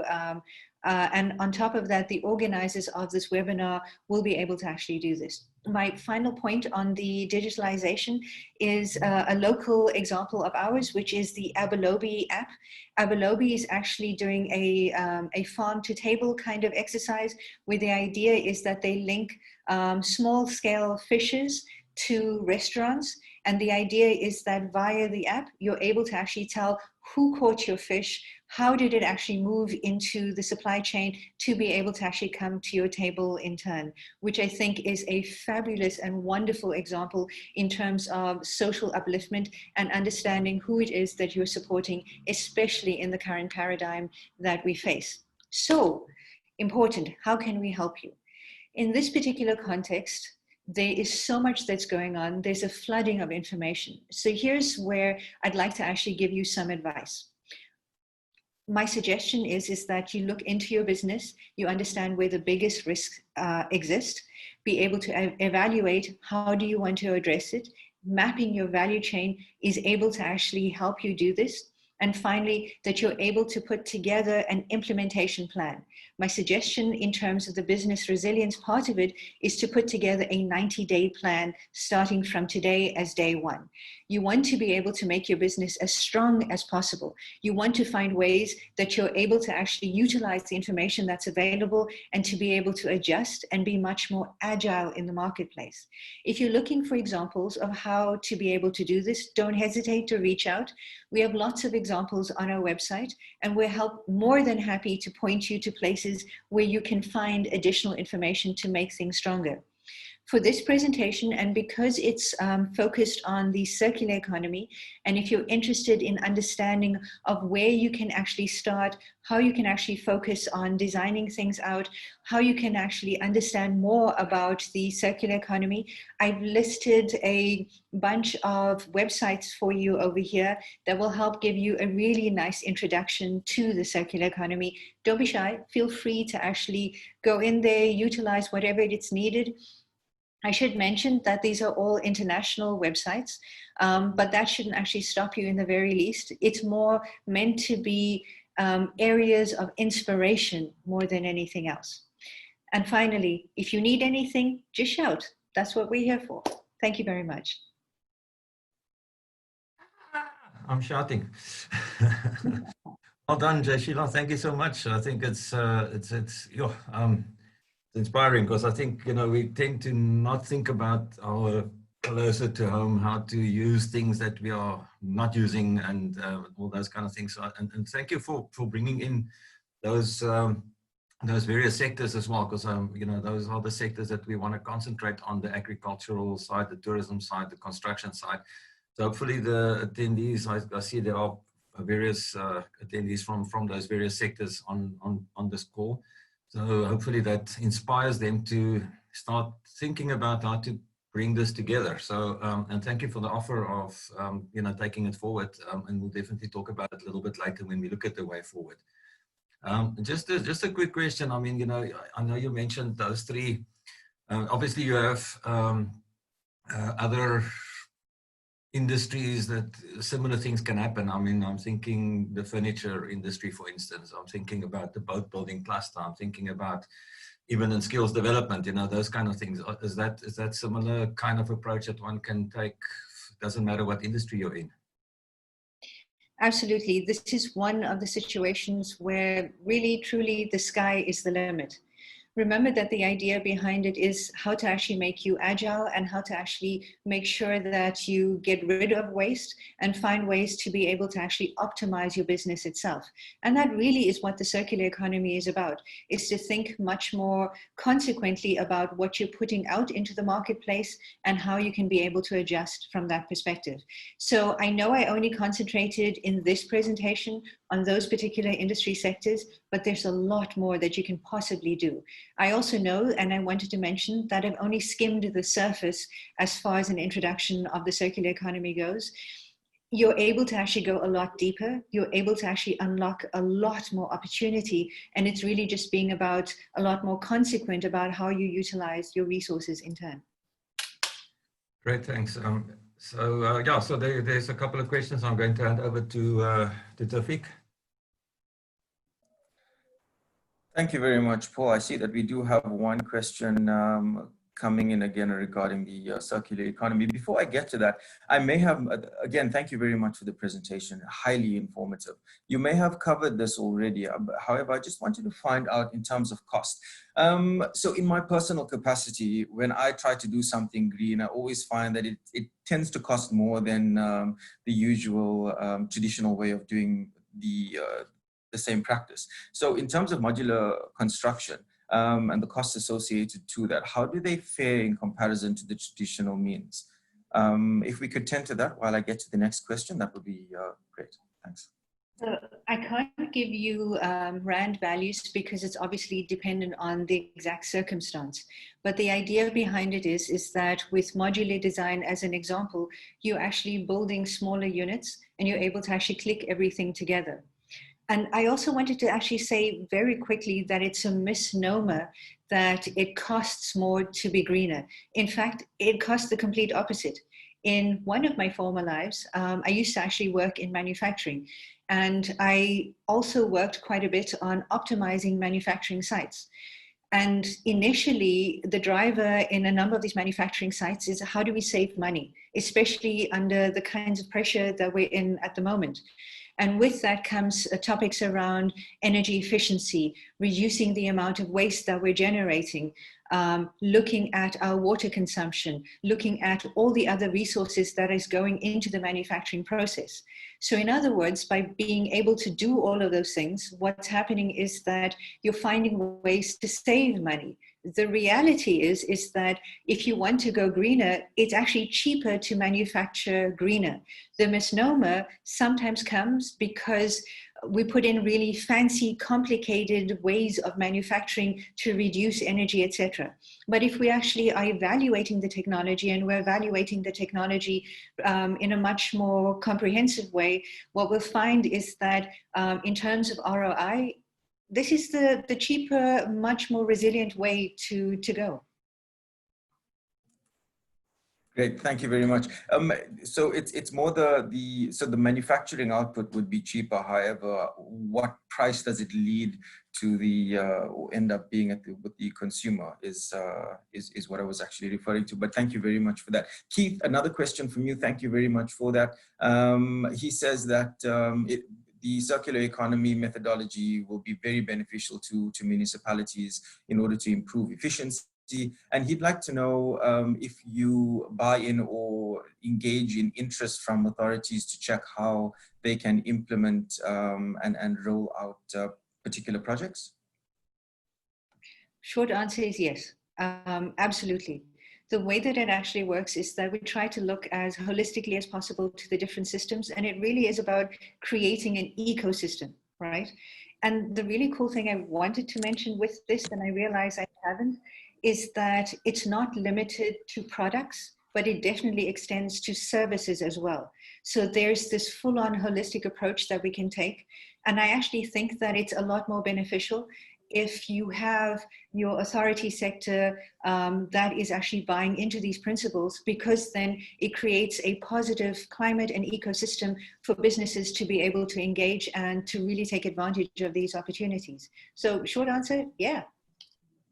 Fantastic. Absolutely fantastic. Thank you very much. I'm going to now hand over once again to Paul. Paul, all yours. Thank you, Tafik, and thank you again, Jashila. I'm sure, again, as per the previous topic, people are sitting in awe, as I was, sort of trying to grasp the concepts and understanding what's happening. So I think once, once we've redistributed the presentations and everything else, I'm sure there'll be a lot of questions. Your contact details are there, so be ready for afterwards. I'm very sure there will be some searching questions coming through from industry. So I think, from the working groups and the task teams that we have, please take note of that. I had a private in-call there from one of them. So yes, we will engage from a forum perspective as well, maybe with you on some of the issues that you mentioned. Maybe the tourism task team, the chair is sitting there, and the agri ones will be in contact just to take it maybe one step further to see specifically for that industry how things may be working and how that can be implemented. But thank you so much for taking time. And as you rightly said, it's been a while. And the whole process, we need to push forward. So I think when we talk about way forward, let's turn this talk into the walk. We created this think tank with most of the people around this room on the panelists, plus a couple of others. And Jashila actually came up with a very nice alternative to that, calling the ACT tank. So I think that's more appropriate.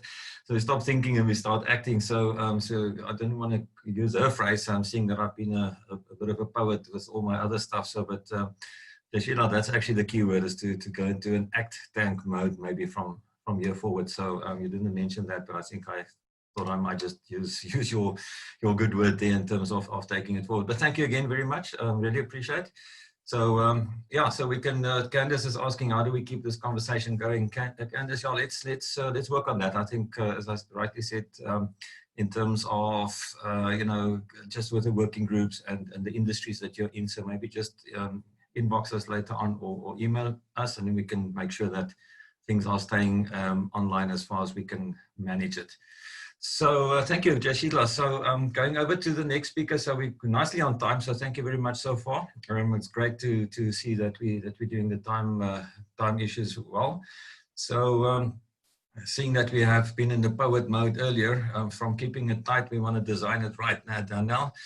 So Danielle Ehrlich from Freedthinkers, and again, you can get an idea from where she comes from with that name of the company, which is actually quite nice. So looking at some service design and a little bit closer to home, I would think, for businesses in terms of customer service and general service. But Danielle will take us through that. So looking forward to your presentation, Danielle, and welcome on board with this Webishop.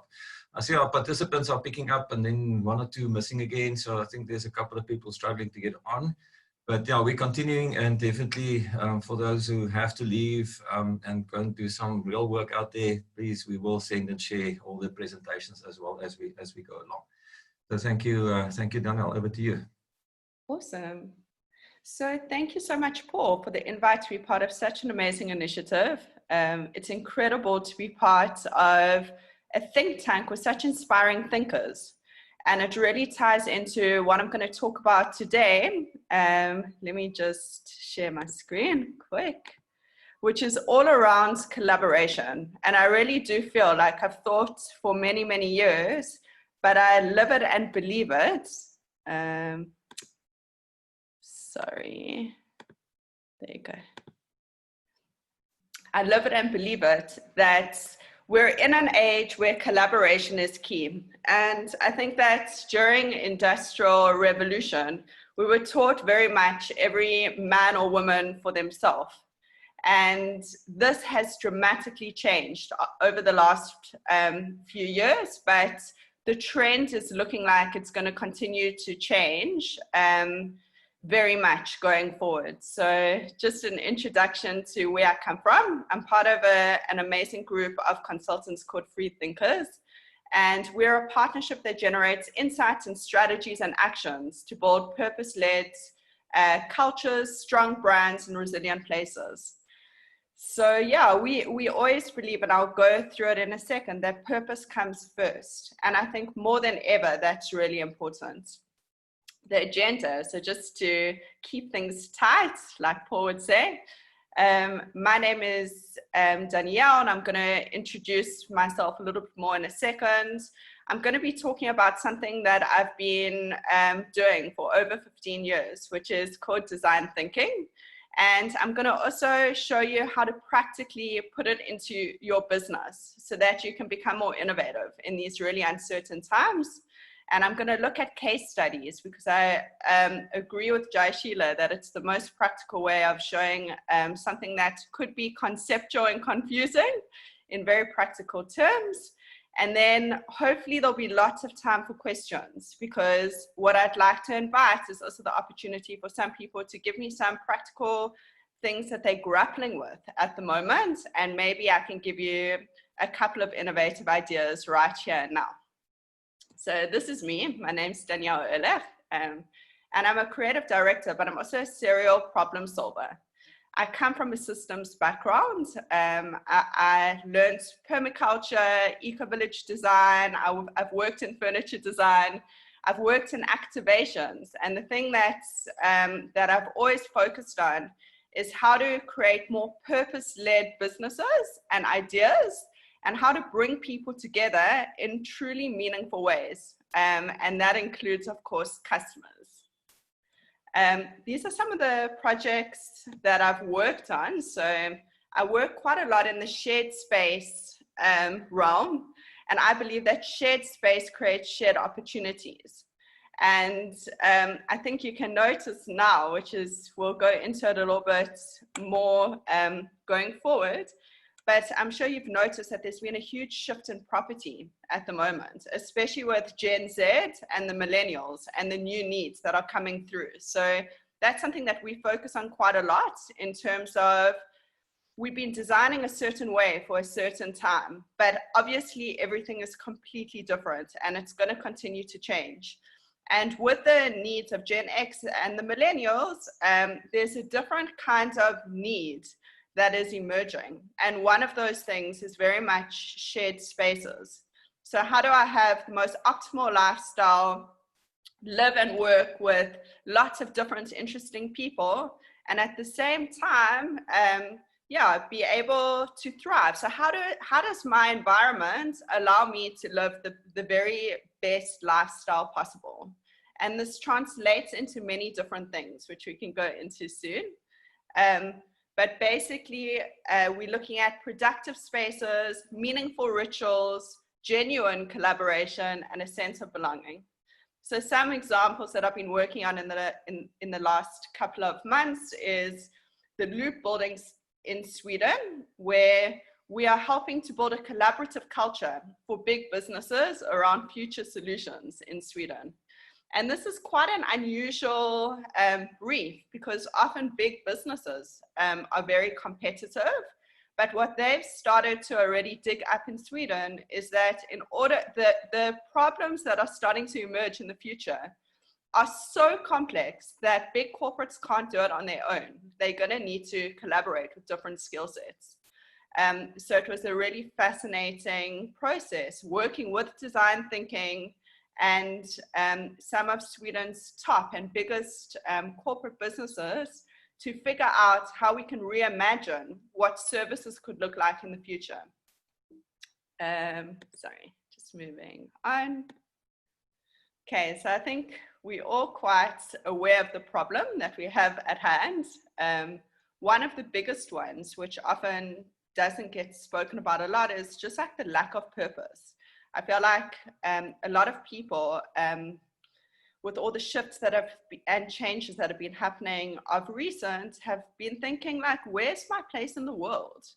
And this is a growing trend. So this is something that, you know, just like Joshila was saying before, there's a lot of wasted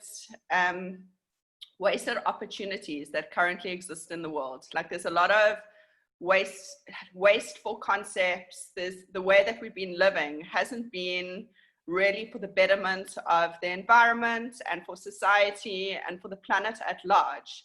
And a lot of people, especially Gen X and the millennials, are looking into the future and going, how can I be part of being a solution? Like, how do I be part of being a solution? And because of that, their needs are changing. So ethical is really important. Where they buy things is really important. Who they buy things from is really important. Old solutions in a new world are becoming really common. And a big question that we're faced with on a weekly basis is, how do we adapt to be more relevant today? And that's some of the things that I'm going to chat about. And one of the amazing things about design thinking, because it really does thrive in uncertainty. So the solution, like the broadest solution to answer that problem statement, would be ask your customers what they truly desire and find a creative way of testing this in real time. Make it happen in a way that can positively highlight your business purpose. So yeah, a lot of the time we think that we know what customers really want and need, but actually they're just assumptions. And if I could install one thing by the end of this talk, it would really be test your assumptions. Figure out, ask your customers what they really need, and then test it. Find cheap, easy, fast ways of testing your assumptions, and you'll be really surprised at what new opportunities emerge. I don't know if anyone has heard of Simon Sinek. I'm sure by now a lot of people have, but he always, like one of his most famous TED Talks, and if you haven't watched it, I really recommend watching it. It's called Start With Why. He's written a book about it as well. And it's one of the fundamental things that we do within the design thinking process. And it really is the most important thing in terms of anything that we do. Because a lot of people can say what they do, they can also say how they do it, but why should I care as a customer? Why should I be part of your business community or your business culture? And this is a very important question that's going to be asked more and more going forward, especially by the Gen X and millennials. But also what COVID-19 has done is also created a huge bout of awareness in terms of how we consume and what we consume. And I'm sure that a lot of people have also just seen a huge rise in ethical consumerism, ethical businesses, ethical companies, and that's something that, is going to continue to grow. So it's a good thing. Why do you do what you do other than money? It's a great thing to think about. All right, so getting straight into the design thinking process. It's often around how do we find the sweet spot between desirable, feasible, and viable. But at Freedthinkers, we like to say catalytic, because we also believe that businesses and places are ecosystems.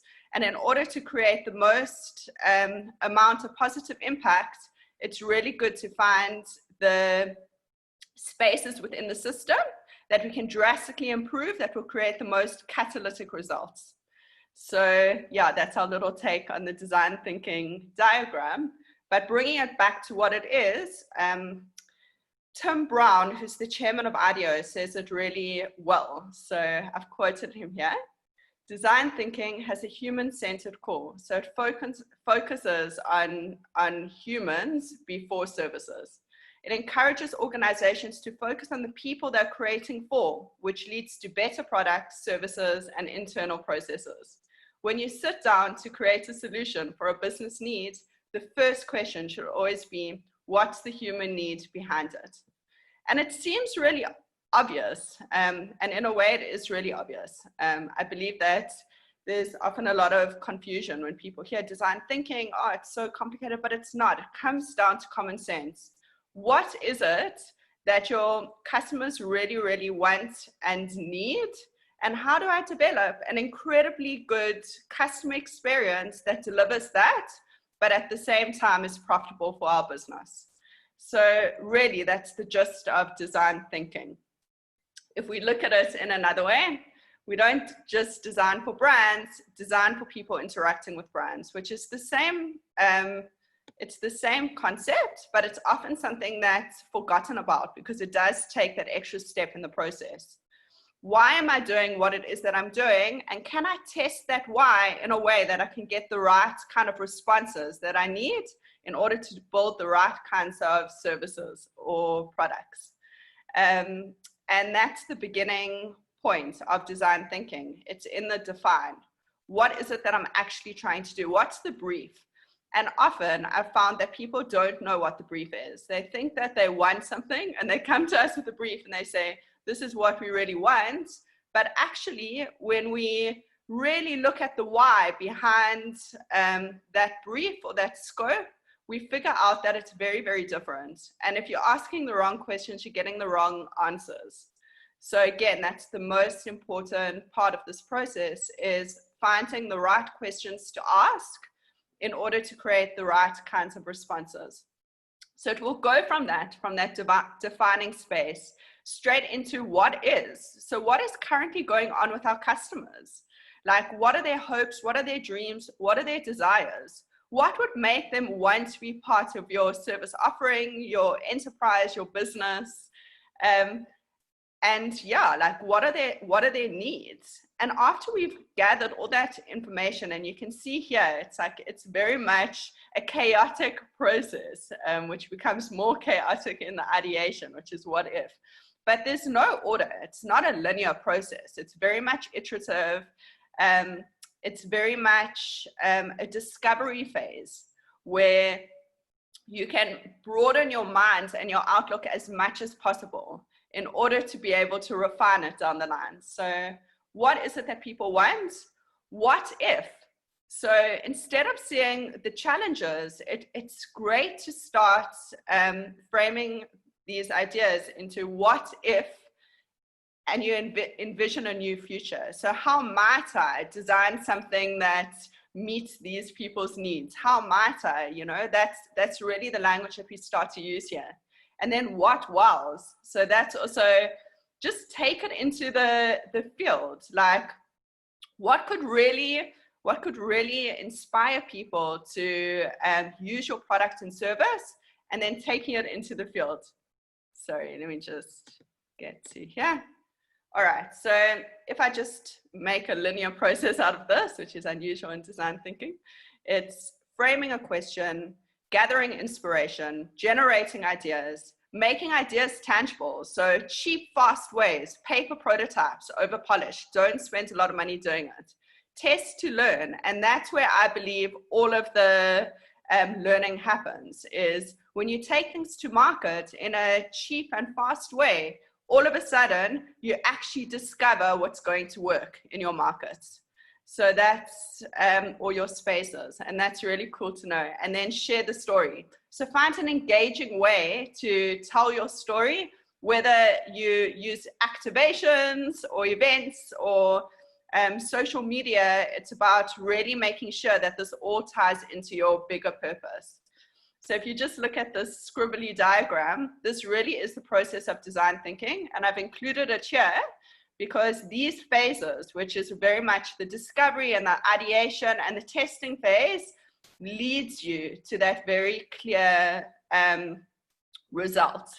But you need to go through the chaos. And I do believe that COVID-19, I think we've come out of the very crazy, chaotic phase, but we may be like closer to the middle now.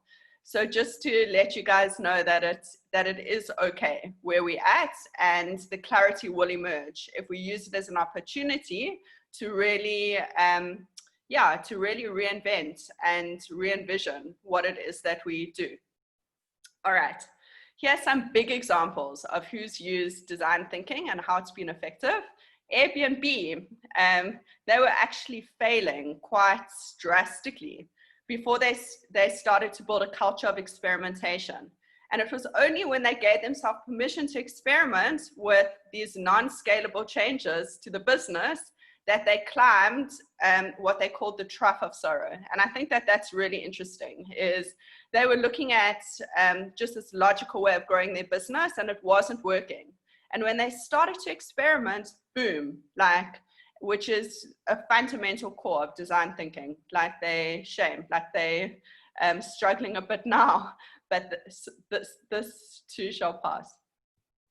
I don't know if anyone's heard of PullPack, but if you haven't, really do Google it, because it's an incredible initiative. And it basically was born in audio, and it was completely designed using design thinking processes, which was around designing with the people that they were going to be using this innovation, and also, looking at how to completely shift the traditional chemist model. And what these guys did was they found out that people don't like sorting out their own pulls every day. The user experience is not great for them, and people were not taking their medicine, their prescriptions. So what these guys did is they decided to game change everything, and they started looking at how do we take people's prescriptions and put them into these neat daily little pull packs, as well as deliver it to their door in a way that the entire experience changed for them. And in 2014, it was one of the best inventions in Time magazine. And then it was bought for $1 billion in 2018. So the design thinking process really helped them to create that relevance that they needed in order to really shoot into the sky.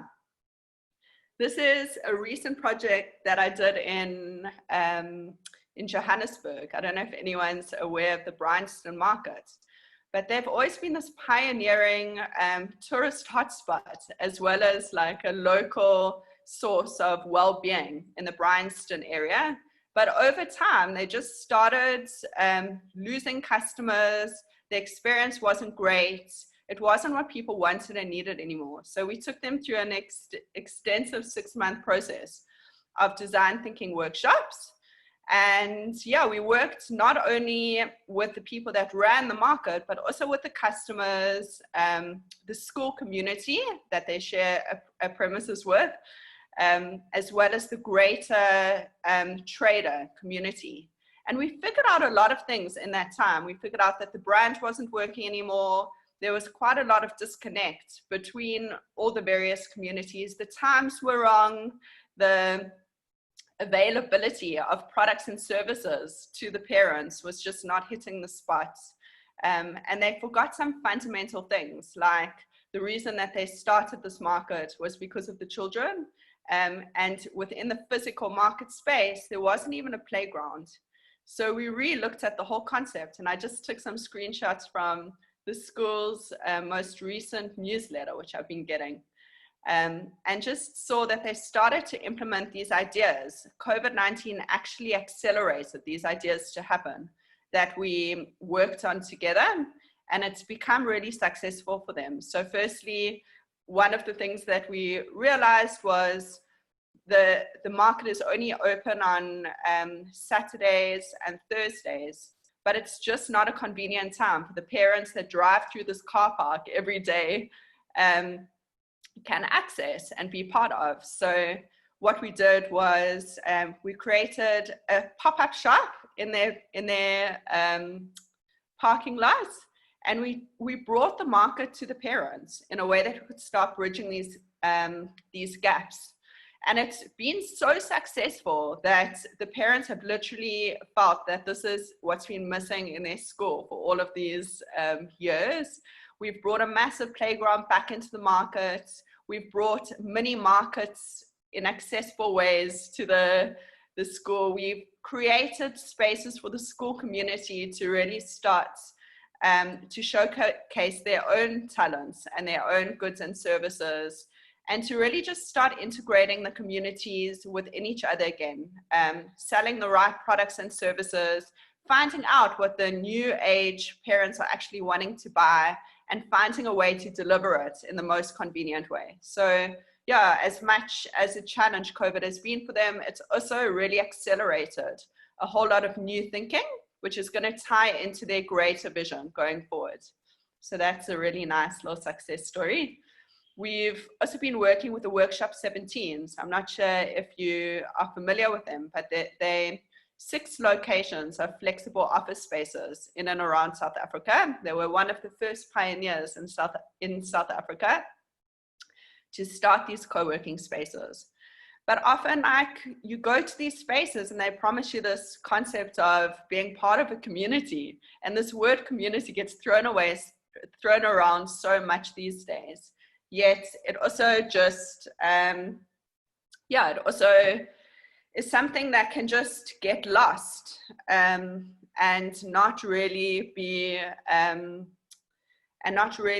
utilized to the fullest. So what we've done is we've looked at ways of generating insights and really gathering what are the true desires of each one of these spaces. So not every space is going to be the same, but what is it that people want and need within each of these spaces?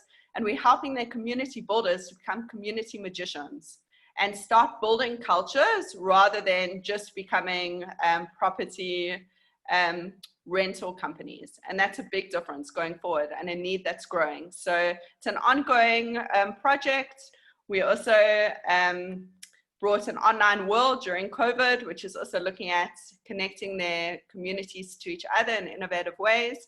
And it's something that we really look forward to working on in the future. Is with the rise of all the offices closing, there's going to be a lot more flexible workspaces. So how do we make them really become places where people feel like they can belong? I'm going to rush because I can see that I'm running out of time here. But this is something that we did for Western Cape government, which is all around playbooks. So we use graphic design to create a whole lot of tools, playbooks and toolkits that allow people to really scale human-centered solutions across countries or the world. We've worked on many. And one of the examples that I wanted to share with you was the education department, Western Cape Education, had all of these really young after-school practitioners that weren't really able to be self-aware enough in their classrooms and understand how to be the best possible facilitator. And what we did was we worked with them extensively. This is like a 60-page workbook. And through it, we take them through the steps that it takes to be more aware of themselves, the children, and their environments. And it was so successful. We just had such a lot of raving results. We also changed the brand identity of Western Cape government using their own guidelines, which was also really successful in terms of just creating a fun and fresh new experience for the people that would be looking through the books, because often it's a missed opportunity. Yeah, and now I'm very much interested to know about what you are curious about and what are the challenges that you're currently facing in your own enterprises, organizations, departments, and how we could use design thinking to really adapt, transform, and repurpose and co-create, because those are the words that we very much believe in terms of the work that we do. Thank you so much. Questions? Thank you, Danielle. That was very good. I think, yeah, that's just getting better as we go along, because I mean, it's so much to take in and to work on, but it's great to see the initiatives that you have been working on, and so which I think can link to our next question that we wanted to pose to the group here, but I think we can do it in two ways. So I think the one purpose or the one part of it will be to say, you know, what you just go one slide back quickly from your side. What are you about? Yeah, so if you want to put that curious about in the Q&A side for now, I mean, it doesn't have to be immediately right now, because I mean, you might have a long question there, but I mean, you might be able to answer back at some point there, Danielle, that unless there's one or two things that people want to also adapt to. And then it takes us into our next little, let's call it the poll or our question that we're going to ask the guys. I remember when we discussed it at the think tank, is to get people to actually take the inspiration from what you have done. So I'm sure there's people on the call now that's already done something different over this period in time as well to take their businesses forward. So we're going to ask you that question, guys, to also indicate to us, which links very nicely for what Danielle is now doing and giving us here in terms of that process. So there's a question here, if you have been totally dependent on donor funding, how do you change this to incorporate money generating enterprises? Is that something that you can help with that process? Or maybe that's a question, I don't see a name to it, but yeah, maybe give us an indicator if you can answer that one, it would be cool. Sure. So I think that the first thing to making money is also making sure that what you're selling is what people want and need. So it becomes also, again, like tying back into this concept of common sense, is, yeah, if you're not selling the right goods and services and it's not going to be relevant in the next 20 years, then you're not going to make money. I think that to just take it back to the design thinking process, in order to make money, you got to actually find out what people want and need. And once you find out what people want and need, you can do the financial models on that and find the key 3 ideas that are going to be the biggest money generating concepts, or the ones that bring the most amount of feet into your business to make the money. So how are you differentiating yourself? How do you define the purpose of what it is that you do? And how do you bring that to life in your businesses in a way that you bring those feet into to discover more? And I think that that really is one of the fundamental things that is going to make money. You can always find a way to make money off people once they're in your space, but how do you get them there? What's that going to take? What are the experiences that, like the purpose-led experiences that we can imagine in order to make sure that when they arrive there, they not only come again, but they tell everyone that they know that they need to, you know, get there and experience it and buy online and like there's a lot of upsells that can happen. But in order to get there, there's a lot of competition and there's a lot of the same stuff in the world. So how do you make yours different? And for me, it's not only different, but relevant. So how do you make yourself relevant, different, and hugely desirable? Great. And that, yeah. So Fik, there's another question that you can field. Sure. Let's see. So it comes from Heini. where can we start to rethink and reimagine old pillars and old structures along the public sector, thinking along tourism lines? Maybe a bit of an unfair question at this point in time, but I think it's a big try and answer that and see how that goes. Well, we're actually working on that at the moment in Vic Falls. We're working on the tourism development plan for Vic Falls at the moment. Mike is an absolute master. So I work with an incredible person called Mike Friedman, and he's an absolute master when it comes to huge development plans. So I think it would come through the same kind of process. At the moment, we're generating a lot of insight gathering from many, many different kinds of people within Vic Falls, from government to private to public to tour operators to places. It's just a massive amount of research gathering, which we're trying to get together. And once we have all of that information, we'll know what the trends are. That's the best way of doing it. So you need to figure out what the trends are, but the trends come from asking a huge amount of people, quantitative and qualitative research in terms of figuring out what the actual needs are. And once we know what the needs are, we can then start redeveloping some of the bigger pillars based on that. Great. Thank you. Thank you so much. You can unshare now. So I want to get Tawfiq to put that other screen up if you don't mind. Thank you so much, Danielle, and for all the very good inputs and very thought-provoking. I'm looking forward to next steps after this even more now, because I mean, when we started to put this together, I had a good idea what's happening, but it's just getting exciting. So thank you for that.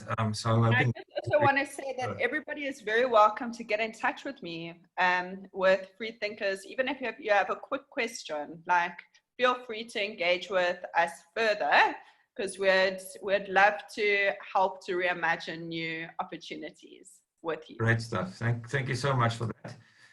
Yeah, please, I mean, we will send just for those who joined late, we will send the presentations and the link to this webinar around to you guys that have been, and also obviously going forward with other people that registered and will join later and had to leave in the meanwhile. So we're going to take a little body break now, so please don't go anywhere. Just quickly to where you need to do the body break, and then be back, grab a cup of coffee, 15 minutes literally. So then we'll be back in the room at 11:15 to continue with some exciting international linkages and international best practices. Looking at Finland, started the process there called the Next Normal, or Moxworld, or the Next World as they call it, Moxworld. And then we're going to go into bits of smart solutions, some customer experience designs, and then we're definitely going to look at some scenarios afterwards as well, and some other work that we're going to do. What you can do in the meanwhile, the screen is up there. Obviously, we had this total new way of thinking and doing, and while businesses, some sat back and did nothing, others responded very creatively to ensure that they stay relevant. I've been talking to a lot of them in town here, and it's actually quite amazing what comes out.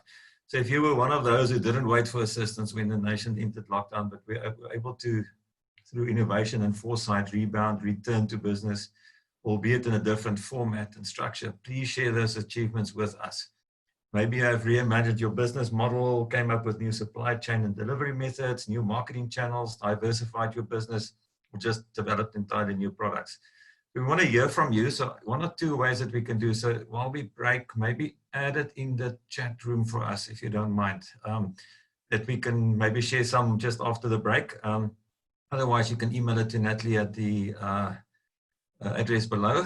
So if, because we want to share that, and who knows, maybe we'll call the top 3 in to come and share that experience with us. And maybe our mayor, if he's still on board, our MM, and I know I'm throwing a curveball, maybe you guys can acknowledge, the different thinking in one or two of these companies, that we actually put it out there for people to see that we can think differently. So please, that's a little challenge to you. How did you innovate through engagement, and how did you innovate through what seemed to be a useless and hopeless case? I know that doesn't apply to everybody, but hopefully some of you will be able to share some of your thoughts with us. So in this next 15 minutes, if you want to type furiously, you can do a very brief summary of that and maybe send the longer version to Natalie, or otherwise just send it straight to her at some point. So thank you. Please don't go away. So if we do take the break, yeah, let's join back at 15:15. Some more exciting sessions that we're going to put up. So yeah, so it'll be a bit of radio silence for the next 10-15 minutes. And well done to all the speakers so far for keeping to the time limits. We want to try and finish at 2, if not before. At this point in time, it looks like we're well on track. And hoping that you also find it very interesting. I can see from the chats coming through that guys are excited about some of the topics already.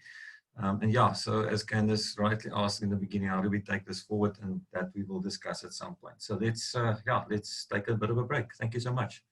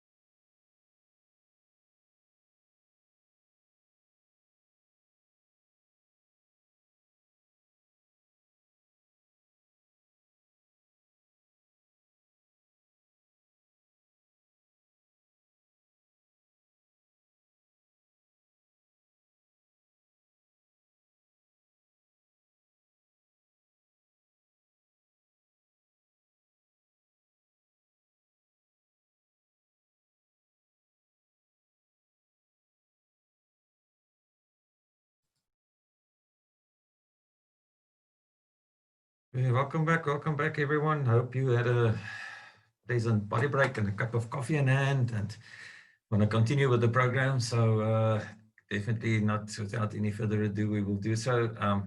Haven't seen any feedback from you, so I'm sure you're writing long essays, and Natalie will receive it. But please, we do invite you to give us some insight into what you've been doing as the Garden Route businesses. Small things even, doesn't matter. It doesn't have to be this wow thing. As I think Danielle rightly said, things start with a small idea and it builds up. You know, so enough, as I said, with some previous experience with some other businesses that I've been visiting, how they totally changed their model from what they were, and even doing better now than before COVID. So that's the kind of initiatives that we'd like to hear and that we'd like to see and that we would like to follow.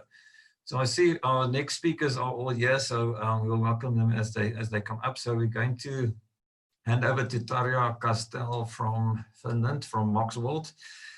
So welcome all the way from far away. Appreciate that, and that you have taken the time to join us. And yeah, so we're busy talking about one or two potential projects going forward, but I think the main idea is to understand what Moxworld is and how we can apply some of those principles perhaps on this side. So, so without any further ado, we would have been joined by Katri Matonen, but she's now still stuck in Mexico. So time zones doesn't allow her to actually be on this call. I think it's the middle of the night there at the moment, but we're glad that you could have joined us, and we look forward to hear from an international best practice perspective. Over to you, Tarja.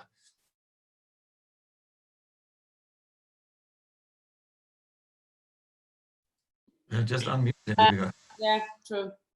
Yeah, thank you for inviting me to South Africa. It's really great to be here. I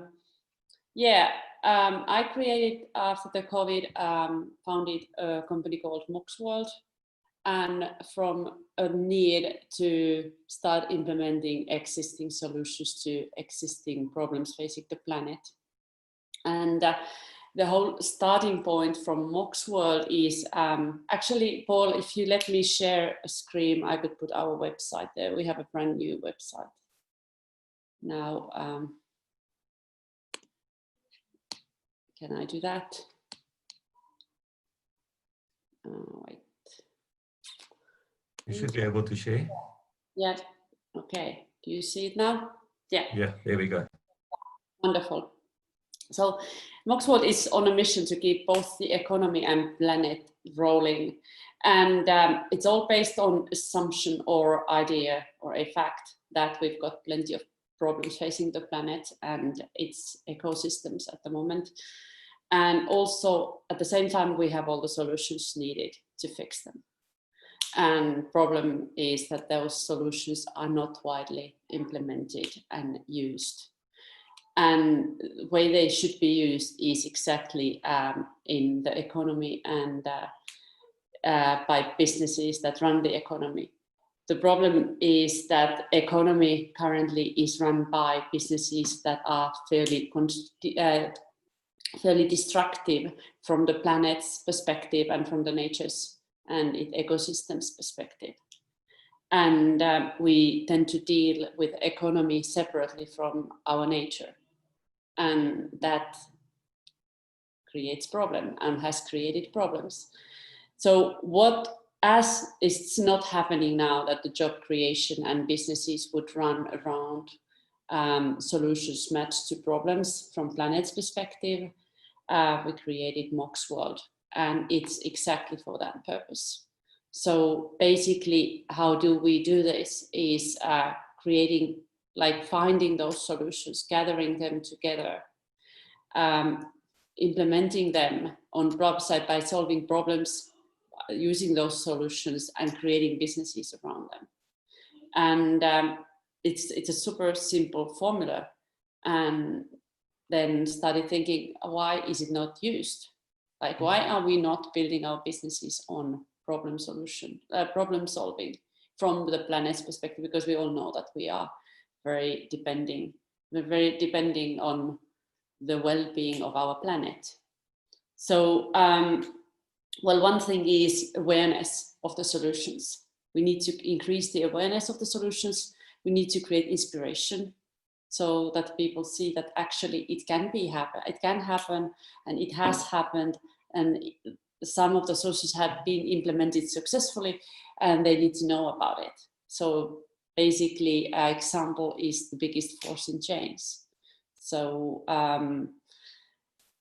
and then also community building is a big part of Moxworld. It's very difficult to go against the current and do something different if you don't have a community that supports the change. So these are the three things that we do in Moxworld. Basically, finding the solutions, matching them to the problems, creating jobs around, documenting those projects that we do and find in a compelling way, creating compelling stories and visions of them and the way they were implemented, and spreading it through professionally run marketing to be inspiration to others, and also then formulate online learning material for people wanting to do the same. And we have teamed up with Gunter Pauli with the Blue Economy, and his 100 solutions, like a series of 100 books, is the first content of our online learning programs. So this pretty much is what we do in a nutshell. So the mission to keep both economy and planet rolling, and one way what we do now right in the beginning is we have announced an open call for projects and looking for life-loving projects that we can help with and all over the world. So this call is open till end of August. After that, a team of experts, scientists, business pros and creatives will choose up to 5 projects to this program of ours. And applicants, they should have some funding secured, but a lot of the stuff we do pro bono then for these 5 projects that we choose. And of course, we wish them to be scalable so that it would be, the impact would be as big as possible. And we have a brand new website that I'm so happy to show you here. It's all about jobs and businesses, and this is definitely what we aim at, because it's very people need to have jobs, and we cannot afford dealing with economy and planet's problems separately anymore. They are tied to one to another, and we need to start dealing them as a one thing. So this is pretty much what we are about in Moxworld, and we've been talking with Paul about some possibilities to collaborate and work together with the Garden Route area and South Africa. I visited South Africa a few times last year, and even in January I spent a few weeks there, and absolutely love the country. So I wish I was there with you now, but I'm here in Finland. Okay. Now, if anybody has any questions, or if we can have some chat here, my monologue is pretty much here. Thanks, Daria. I think, yeah, so as you say, we've been sort of starting some early engagements, but I think, have you got an example that you can share with us in terms of one of the projects that you're currently working on, perhaps, and you know, the typical team that's together? I mean, I think when you did your launch, you did indicate you know, some interesting people that got together there. So is that you can share a bit wider? Sure. I'm not sure which if we've talked any particular projects with you, but right now in 20 minutes. I'm starting a workshop here with a natural building company. They are a environmental friendly company in Finland, based in Finland, with they build straw houses. And when we did their sort of branding work and strategy work, we came up with this idea that actually all the other environmental friendly building, like when you think about environmental friendly building and from the client side or end user side, it's a mess to find out what actually is environmental friendly and how do you build your house environmentally friendly and what is healthy and what is not healthy and what would be the best option for me, taking into account where I live and what materials are available. So what we decided to do is to create a global platform and a community to collect all the players together rather than you sort of see the how do you say, competitors as competitors, but start seeing them as collaborators because we share the same vision and get all these things together. So this is one of the projects we are doing now with a client. Then others, they'd be, we are working on with a vegan hamburger chain that and Gunther Pauli is in part of that project. I did already in my earlier life transformed that meat serving hamburger chain into a vegan hamburger chain with the result that their company value evaluation raised 10 times and the sales went up 5 times just because they turned into vegan. And now we are developing that concept further so that all the ingredients are really well thought. Can the tomatoes be grown in a way that they actually produce water instead of using water? And how can we create revenue streams from that water and maybe adding the peels of the tomatoes and get the lycopene, may get superfood water that we can bottle and sell. And we can make packaging material from the potato peels. And that will create another lot of jobs in North Finland that is really like deserting, like people are leaving to the cities, and the Northern Finland, they've got a lot of problems due to that.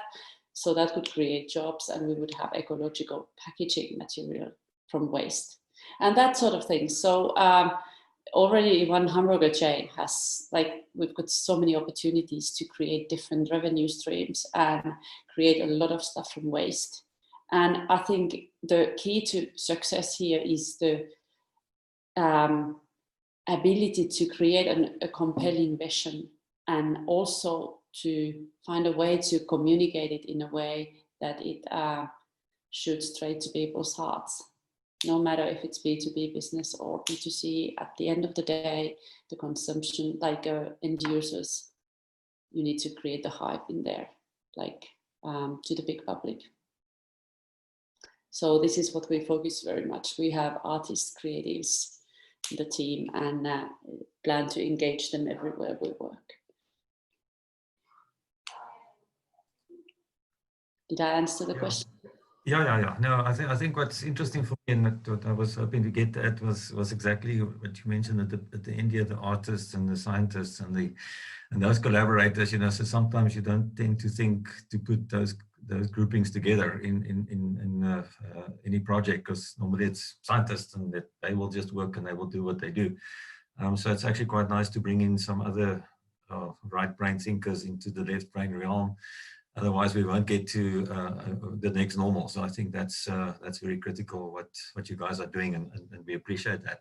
Any other plans across the rest of the world? I know you sort of have an eye on us here, but maybe elsewhere. Where else is where do you plan to extend your process to?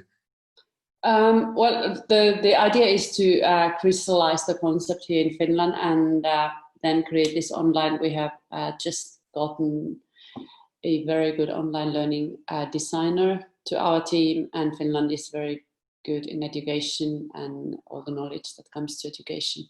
So the plan is to use the latest knowledge about learning to that, so that definitely will spread the business or global level. And then after that, any project, I think this call for project will show a lot. We have some applications come from Morocco and some from South America, also Europe, in Finland, and we'll see how it goes. But the idea is to extend, like have Moxworlds all over the world within the next few years. Excellent, excellent. No, I think the concept, and when I attended your launch as well, it was very positive message, and I think you know, from maybe for the attendees, I mean, there's also, and I think yours are very similar to that anyways, that Amsterdam donut model that's been sort of used around. I mean, it's using economy and the ecosystem around us and the planet around us to good effect, and I think that's very positive to think differently. I mean, we're sitting in the Garden Route, which is supposedly more garden than anything else, and we need to bring that ecosystem back into place. So I'm looking forward to future collaboration. And I think if there's any questions from anybody else, I mean, you guys are quiet attendees, so please feel free. I know this is also maybe an out there kind of idea, which is cool because we like out there ideas, and I think that's the whole principle. And you know, I think you explained that Mox is actually next, so that's where it comes from. So it's nice to bring in that next normal, or the next world, or the next process. It's never going to be the same, as we said earlier.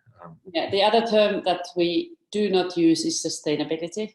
It's a word that is very corrupted, and it's used. Every single company is sustainable these days. Everyone. It's very difficult to define what it actually means.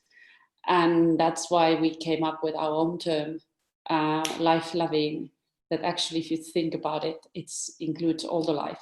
There's no too small of a life that should not be respected. And this applies to businesses too. We are not, as businesses, above the nature and life as it is. Great. I like that. I mean, I think that's the kind of thinking we need to bring in.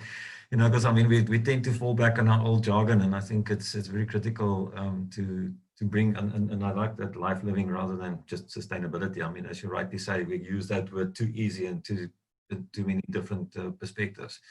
So yeah, that's actually quite nice. Keith is actually asking, you know, what type of projects are being called for. Can you share your website on the chat for us, or on Absolutely. the queue? Yeah, I'll put the website, and it's on the front page now. Where's the chat? Where do I find the chat? Wait. Yeah, there we go.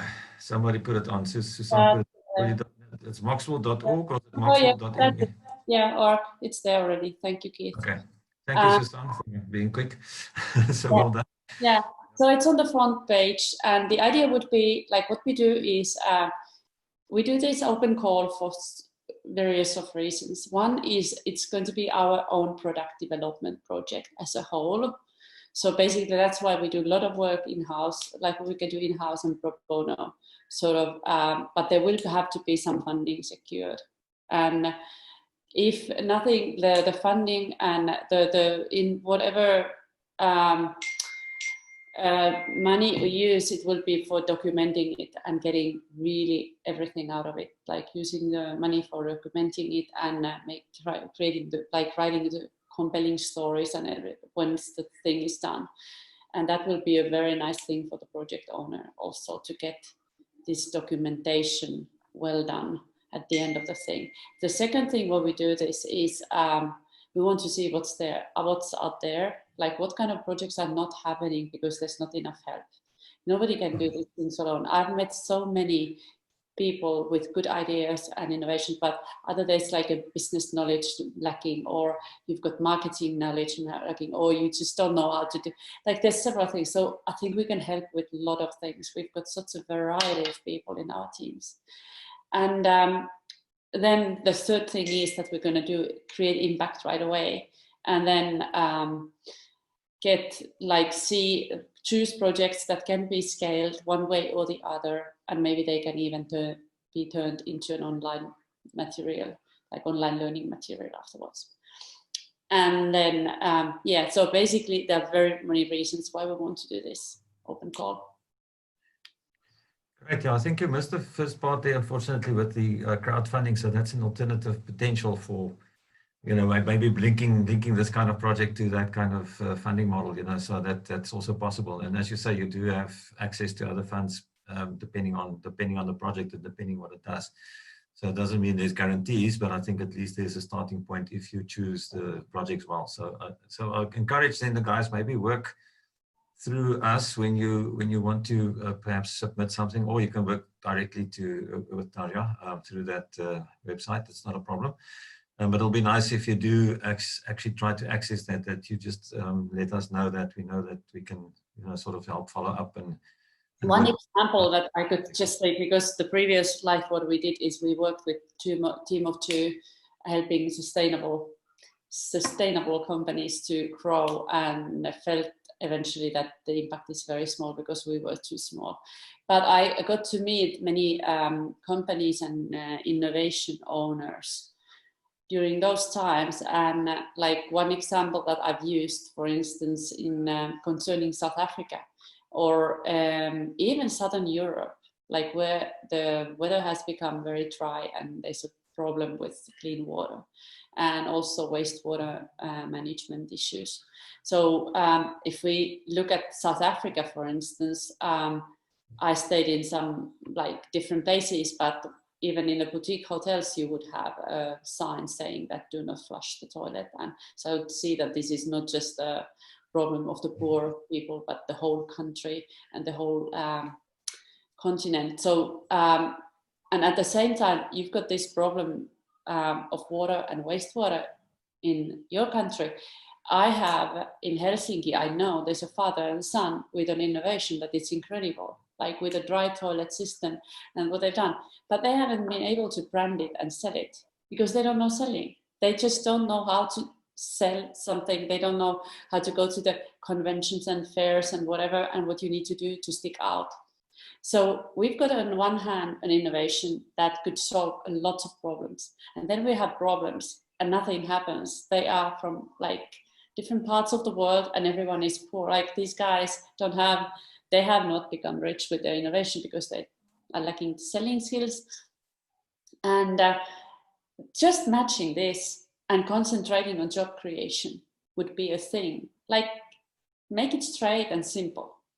Okay, we do have on the table, we have 3 stakeholders. We've got the client with the problem, we've got the solution with the owner, and we have a planet. And it shouldn't be too difficult to find a solution that is a win-win-win. And this is where Moxworld can come to the picture, so sort of as a producer, and find new ways to make the deals. It doesn't need to be the old-fashioned distribution channels rules, but it could be something else that everybody wins, because now we only have losers here. So, and there's so many of these solutions all over. I've come across with so many. And if only we got to the same table and started doing and concentrating, putting our skills in, how do we create jobs and meaningful jobs for people here? How do we engage people to do this and create jobs, like making the living out of that rather than something else? So it's not difficult. I mean, we just need to do it. It's a simple thing. That's sometimes a difficult thing, just to do it. But I mean, I agree with you. I think that's exactly, but again, there's immediately an idea, and the waterless toilets. I mean, in our country, it will be great to have it. So obviously we need to marry the affordability versus the use thereof. But I mean, yeah, let's pursue. And I think obviously we'll be in touch. And I think if there's any ideas that you feel you've got products and you want to share a short list of that at some point, and when we can put it back into the system, let's do that. Because I mean, I'm sure around the table there are people that's already saying, wait a bit, what did you say, waterless toilets? What, you know, how can we link with that? And not even waterless only, but it creates good fertilizer from the waste. There we go. You see, there's the circular economy back again. So we maybe just yeah. Okay, no, that's cool. That's very cool. Thank you, Tarja. Any other questions for Tarja, or any last thoughts from your side? We're nicely in time there. So yeah, so I think I like also Candice's words. They're reimagining needs and being open-minded. So that's what we are. I think that's what we try to achieve today. So thank you so much, Tarja, for your time and for joining us all the way. So that's the nice part about this the bad part about webinars, we don't see each other, but the good part is we can actually meet each other from far, far and away. So that makes it up for that. Yeah. Thank you so much for your time. Okay, thank you very much. I need to go prepare my workshop now. Excellent. Now you did say you've got other workshops, so good luck with that, and thank you so much again for being here. Thank you. Um, very much. Thank you. Yeah, we just wanted to brag with this little picture before before we go on to the next next level, just to show that so Mpumalelo has been replaced today by Mpo, so but that's fine. At least we can see the team that's been available and busy and working behind the scenes and in front of the scenes and everywhere else. So thank you very much for that, Tawfiq, for sharing that. Yes, we're going over to some smart solutions for a smart region. You would remember some time ago we did a workshop on smart cities. And in the meanwhile, I also attended a webinar where Vodacom actually presented, and we started talking to Mpumalelo and Paul, and so it was quite good conversations, and yeah, so they willingly decided to be part of this process. They're going to share their space a little bit with Vicky. Most of you will know Vicky from ex-George, ex-Nice now, but now sitting in the UK. So we're very glad to have her on board as well, with both a local and an international insight as well. So Paul will start. So he'll give us a brief rundown on what we just on some solutions. I know time is too short to do justice to everything he wants to tell us. Some later point, Paul, we can pick up a lot more about this specific topic, I'm very sure. So welcome, and thank you for being part of this process from Vodacom's perspective and yourselves, and sitting in on some of the meetings we had, and looking forward to that. And then once you're done, Vicky is there. So please, again, questions on the Q&A side, and we can then take it from there. Thank you, Paul. Over to you. Thank you so much. Yeah, there's right. All right, thank you. Thank you, everybody. Thank you so much for the platform. I'm going to try and be as brief as I possibly can, because if I was to, present everything that Vodacom has, we'll sit here until the following day or month thereafter. So basically, prepared some slides, and we really just want to talk around, getting smart solutions for smart region. I said we've got a ton of them. I just want to give a bit of a history, then show just one or two solutions, and maybe one or two scenarios where these solutions were basically utilized. So we typically known as an organization for your consumer-based business. You're calling, you're receiving your SMS, SIM card, and phone and data and all of that. But the truth be told is that we've pretty much moved on as an organization from just your ordinary data and calling and minutes and so on, because we feel that in the future it's just going to be a protocol where one is able to provide that probably at no cost, so one can have access to services. And what we've done is we've partnered with a number of SMEs, and we've taken on board some of solution providers in our anticipation in ensuring that we are able to offer secondary services to the different spaces. We play in the corporate space, we play in the services space, we're quite large in the government space, and this is owing to an existing contract that we've got with a government for the deployment of different types of solution. So what we do is we look at what the customer's problem is, and then based on the problem that has been identified, we're going to we're either going to one of our subsidiaries, or we approach one of our existing SME partners, and we then put together, we'll craft a solution that is either off the shelf, meets your requirements, or that is purpose built to respond 100% to your requirements. So just a bird's eye view of just some of the solutions we have. We play in the security space, both asset security, including your physical security. We pretty much in the time management, time attendance, resource management. We play quite largely in your energy management, in your health sector, field forces, and the list is endless. So this is just a shot of some of the stuff that we would be capable of doing. And as I've mentioned, is that we would look at a series of these things and would knit them together to ensure that we provide you with a purpose-built solution.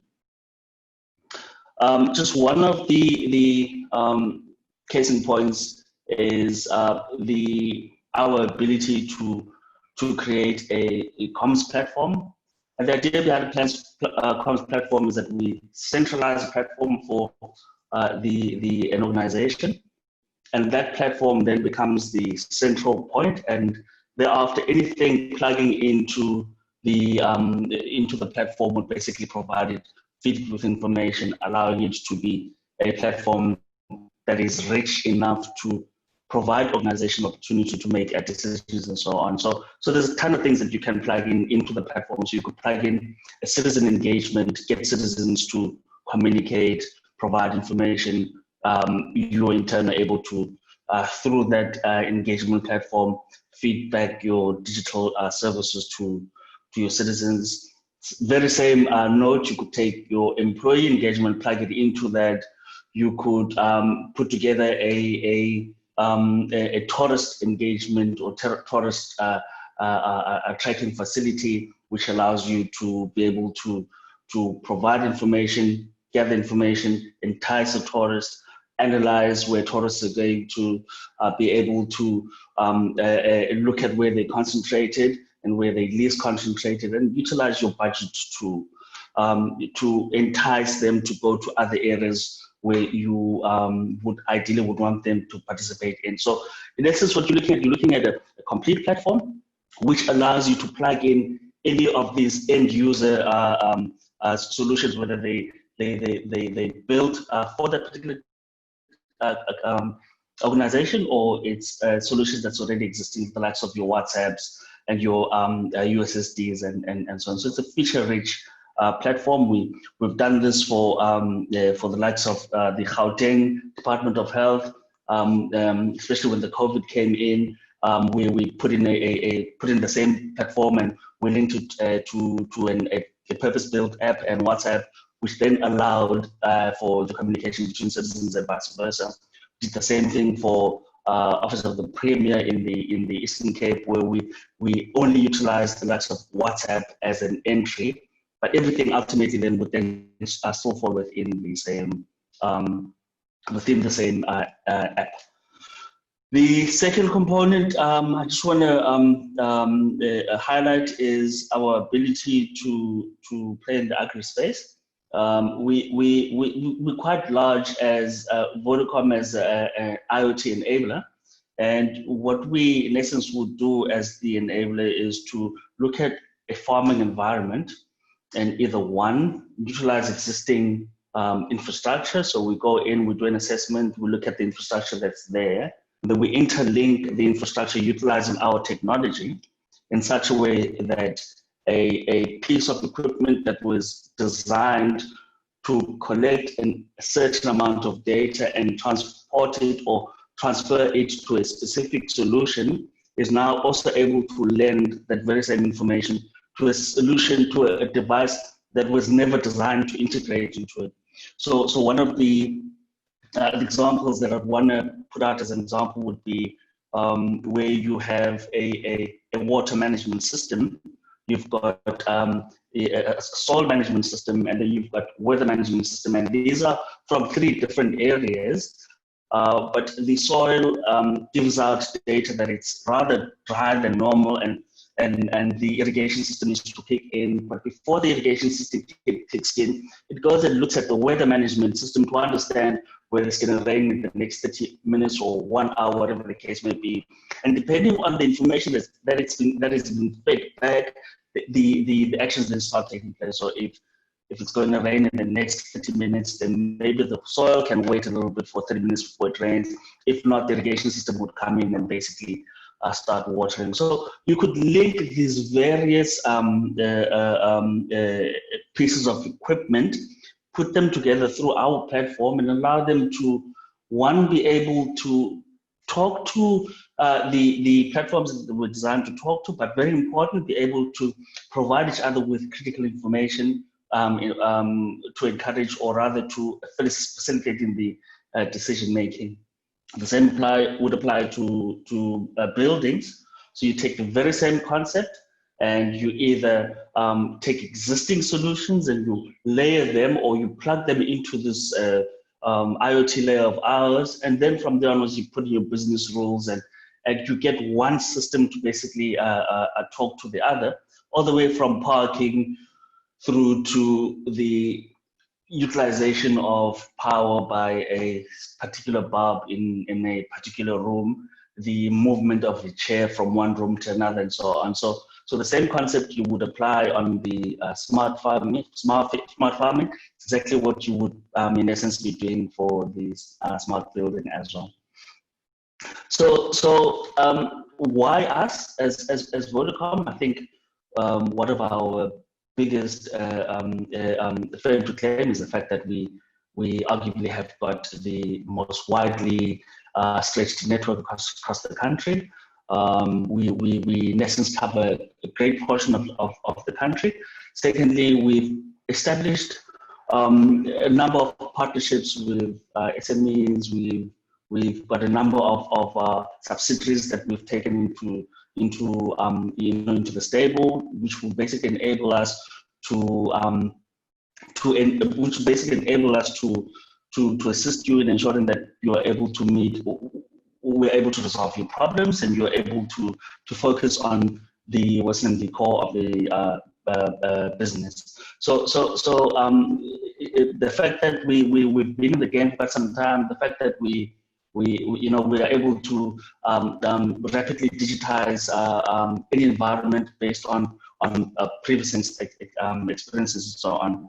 So what I want to do is, before I actually hand over to Paul, I actually want to share. I've got a device with me in my study, which I just want to basically show and just talk a little bit about that, because that's one of our recent addition to the many other devices that we have, which came about through COVID. So please do let me know if you can see this my screen, Paul. Yes, we see.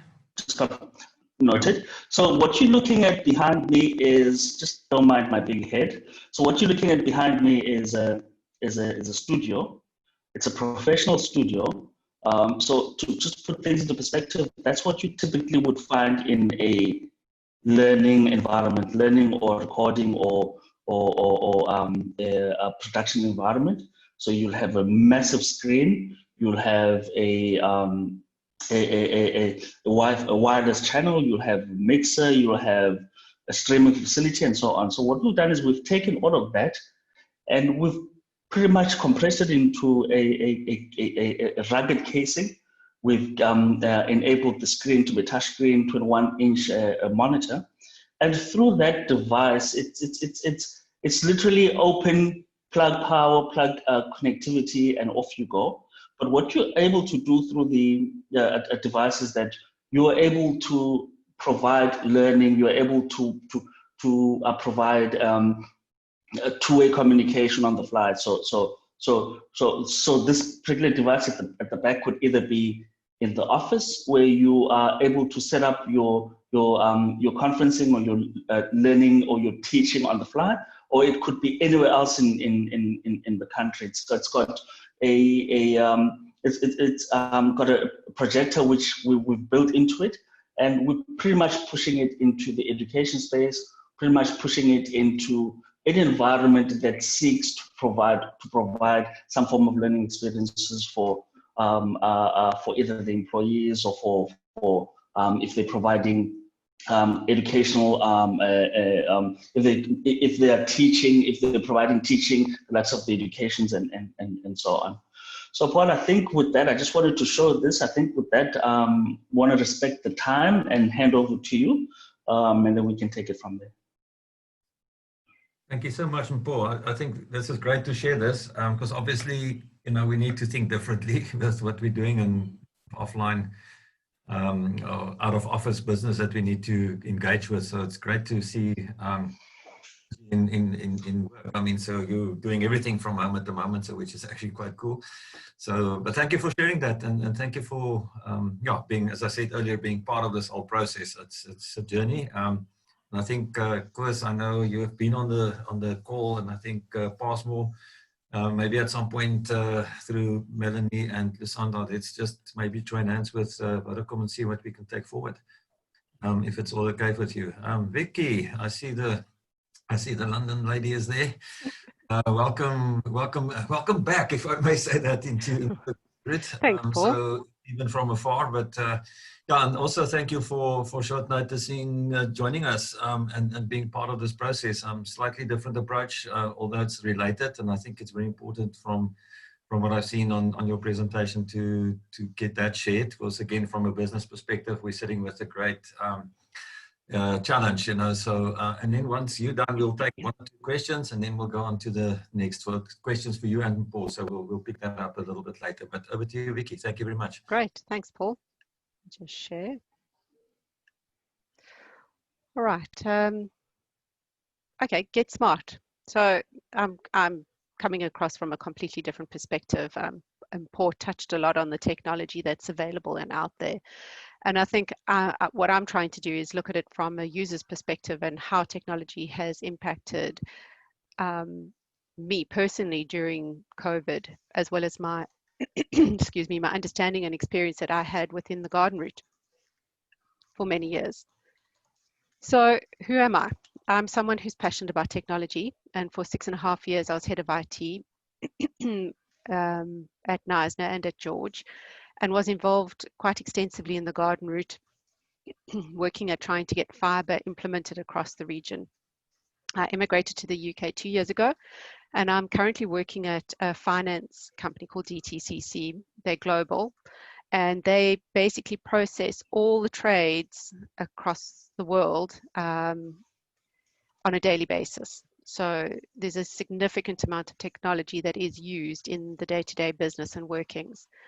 And I'll just talk a bit through my journey that I've had with DTCC in particular, and I'll translate that back into the Garden Route and my experience there. So the project that I'm working on for DTCC is actually new for them in terms of the way they operate, but it was also quite a critical one, and we had a go live date of April around Easter. In fact, it was set for the Easter weekend, crazily enough. And because the organization recognized that it needed everybody to stay healthy in order to meet our deadlines, they actually encouraged everybody, our team in particular, to actually go into lockdown about 3 weeks before the government forced the shutdown in the UK, which I think was about a week or 2 after South Africa in March. And we were told, oh, we're just going to test this. We just want to check everybody has connectivity, that everything works well. And, we will probably come back into the office. And then when everybody says shut down, then we would go back and know everything was okay. That was the 9th of March. And not one of my team have been back into the office. And we have delivered a major project, all working remotely, including the entire organization working remotely. So that is quite an achievement, to the point now where the CEO of the organization has announced that they're not looking to get people to return into the office until early 2021. And that's remarkable, just from a productivity and changing of a mindset, I suppose, of how we operate. So this talks into something that I'm quite passionate about, and this is why Paul reached out to me, because I had posted this image on LinkedIn. But the way we work, we've got to reimagine an employee.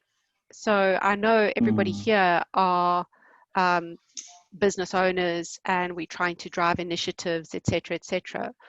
but a minimum of 30% of our business is related to the people that are helping our business grow and change and do that. And there's nothing more valuable than an employee that is as committed as the owner. And that's not difficult to do when people believe in the values that you are trying to deliver. In the past, we would have worked 9 to 5, that's it. That was a traditional way of working. And that goes back to the Industrial Revolution, really, where people would get out of the home, go to an office and go home. With COVID and being locked down and working from home, we have to work at any time. We can also work from anywhere. So this puts a completely new spin on where's your office? And do we really need to have offices to the same extent as we've had before? And that's where I see this huge and valuable opportunity for the Garden Route. People choose to live in the Garden Route. I was one of them as a lifestyle choice. It really is the most incredible area to live in. It's beautiful. You have the beaches, you have the mountains, you have such diversity available. And honestly, if I could, I would definitely move back and at least live for part of the year in South Africa and part of the year in the UK. School-going children is a little bit difficult to do that, but that's certainly what I aspire to when they leave home. But this leads into finding a work-life balance. One of the biggest issues we've had is that work anytime is great, but we do find that some people don't know how to shut off. So that is something that we're working on with everybody to make sure that we bring those practices in place where people learn that they have to mentally shut off as well. Using company equipment or using any device. So at the moment, I use a laptop, I use an iPad, I use my phone, I use my personal laptop, and with any of these devices, I can connect. All of this is through technology. So we've always in the office focused on inputs. Now we focus on outputs. Now, what's happened is I've been working in what we call an agile way. Now, the way agile works is that you work in time-boxed periods of usually about between 2 weeks and 4 weeks. You take an element of work or activities within that into that period of time, and everybody gets allocated work where there's an output of some sort. And that is monitored. You check in. We have a check-in every morning for half an hour where we go through what's been allocated, who's doing what, and at the end of the day, any issues or things that need resolution or support, anything like that, then gets tackled with at the end of the day. So we have 2 touch points a day as a squad. And then, of course, if there are any other meetings or things that come up during the day that need input, we are usually available for that. But that agility is what has been able to get us to focus on people being engaged and being productive, not just looking at what our inputs are. What are we actually producing out of our day-to-day work?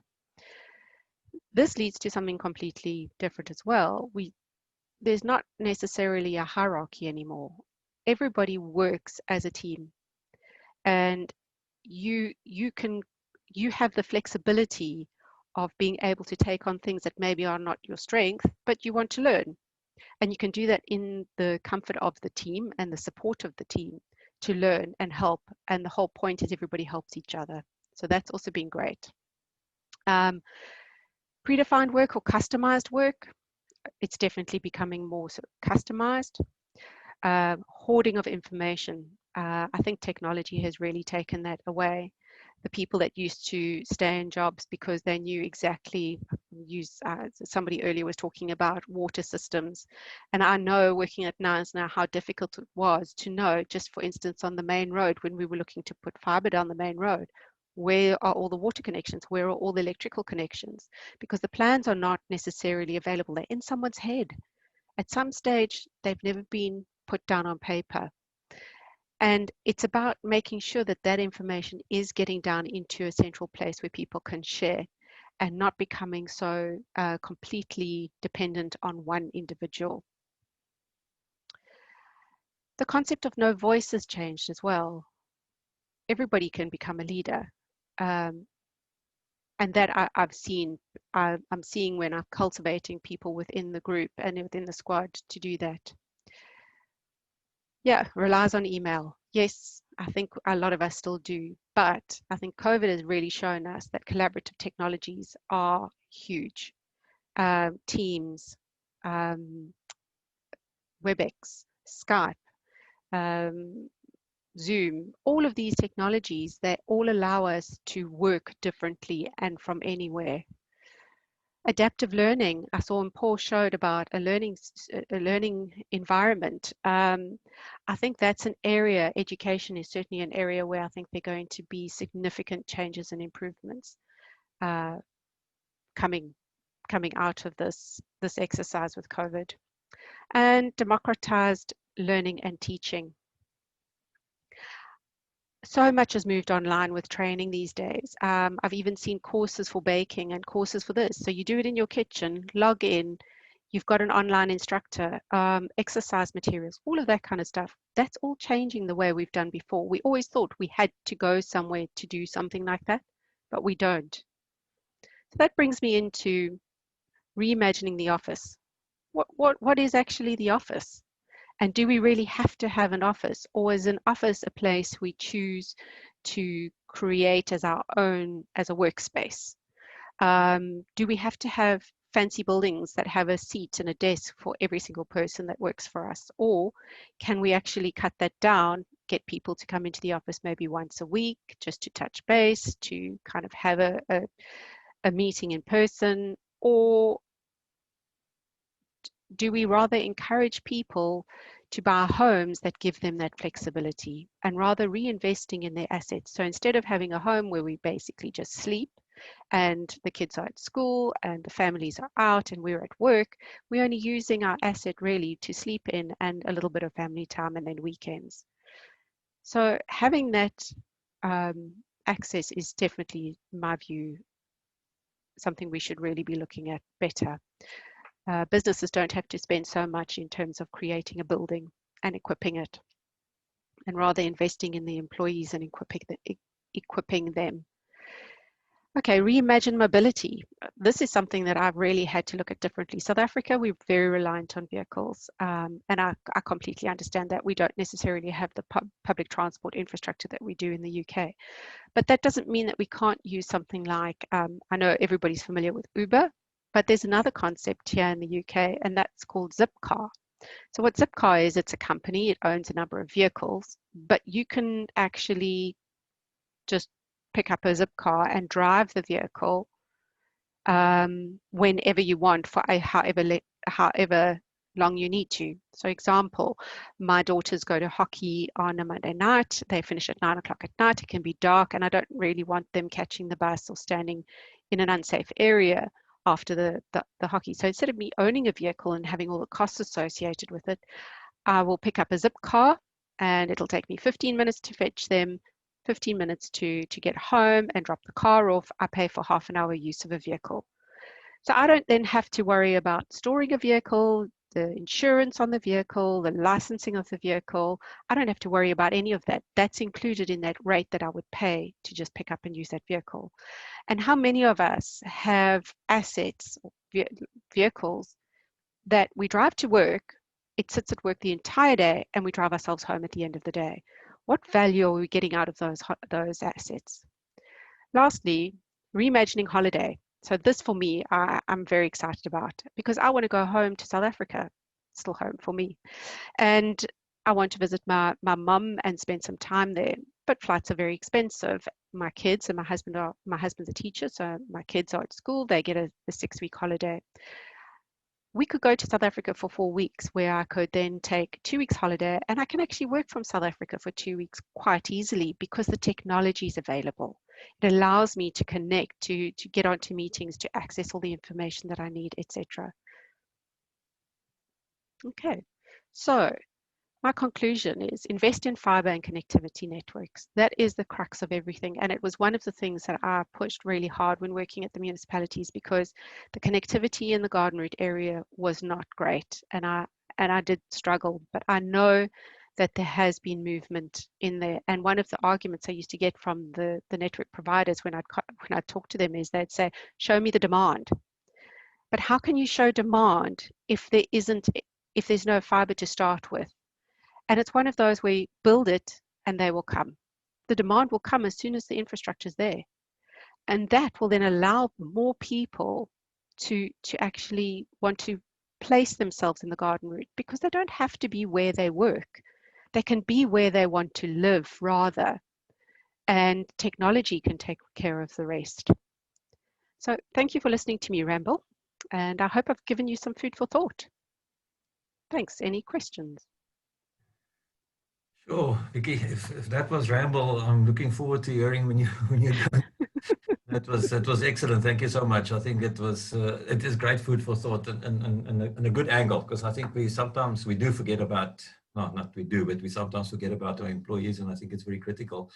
And I think even over this last couple of months, and I'm used to working from home, but it's pressure, it's different, and it's things that one need to adapt to, and it's great to have that comparative ladder thing that you showed, and thank you for sharing that. And I think that it does give us food for thought. Don't see any questions. I think the ones that's been on has been answered. So is there any last questions for both Vicky and Paul? But I think again, there's a lot to digest. So I'm sure people will be in touch.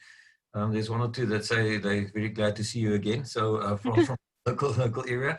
So yes, please come and have holiday here and come and make us a second home again, because it's been, it's great to be able to do that. I think with mobility at the moment, but strict, and I think we can't really do that. But I mean, I think it's the great part of what we're currently doing, that we can link with you even if you're far away. So yeah, I don't see any other questions here, but I think I think it's very much food for thought, and I appreciate your time and again your inputs, and looking forward that we can start participating again for going forward on some of these ideas and making them happen. Excellent. Thank you. Thanks, Paul. Thanks, everyone.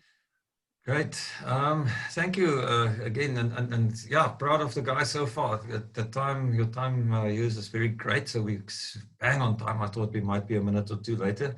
Samantha, you've been sitting very patiently there from minute one, so we appreciate that.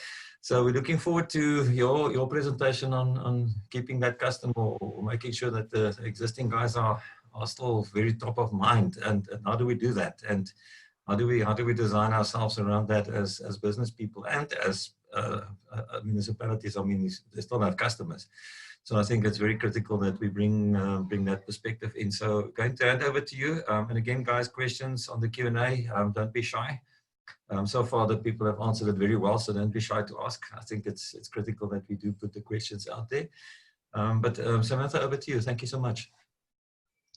Thank you, Paul. Thank you. And well, hello, everybody.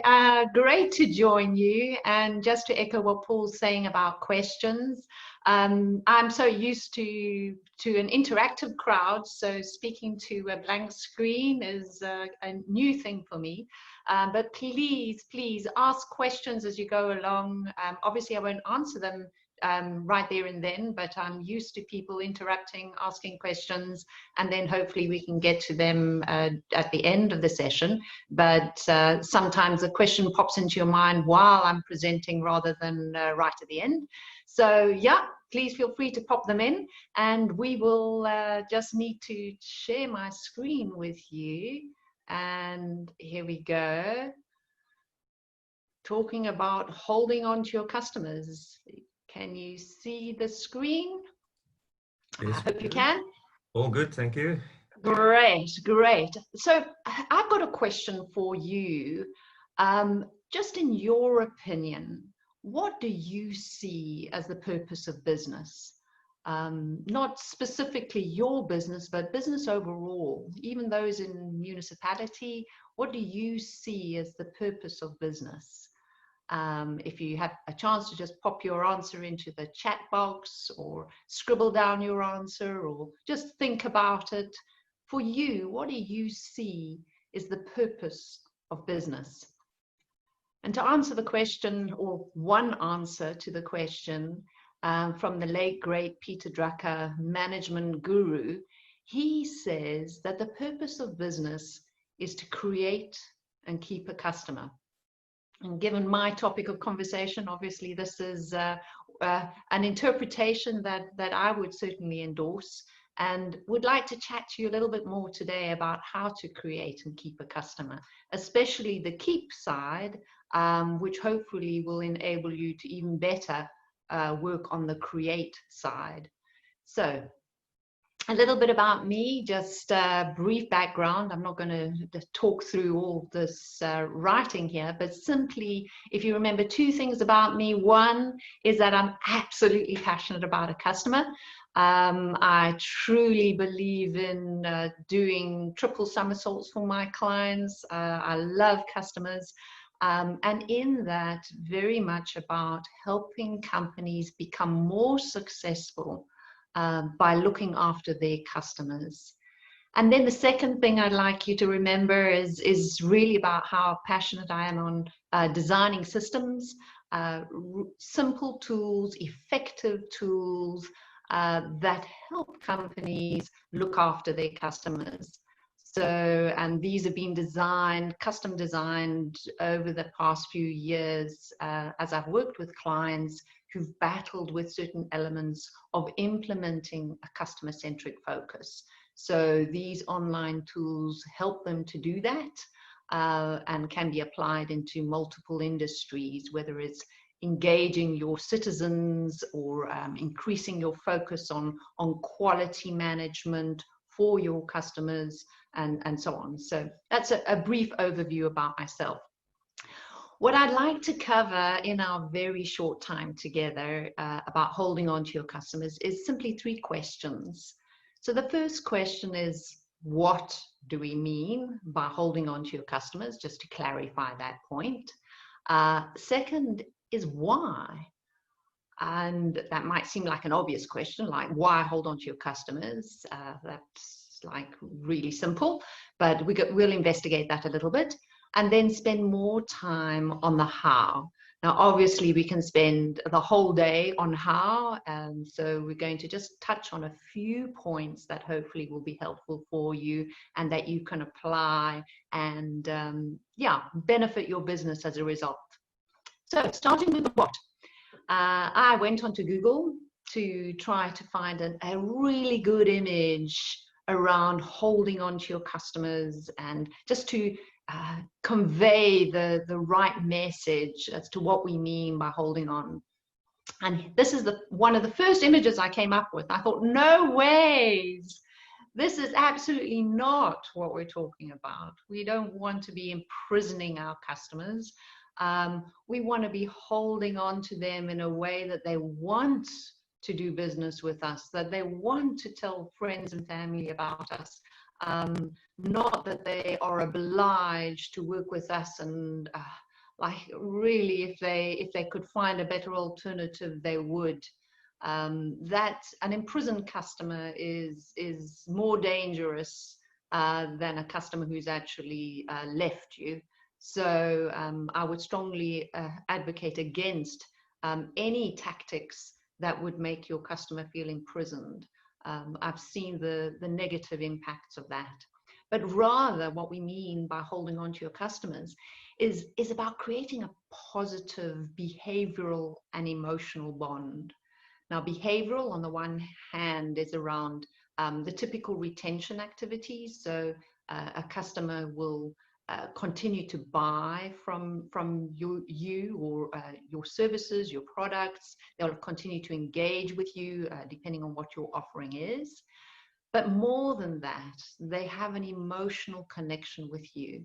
In other words, even when they're not day-to-day purchasing your products or buying your services, they feel strongly positive about you.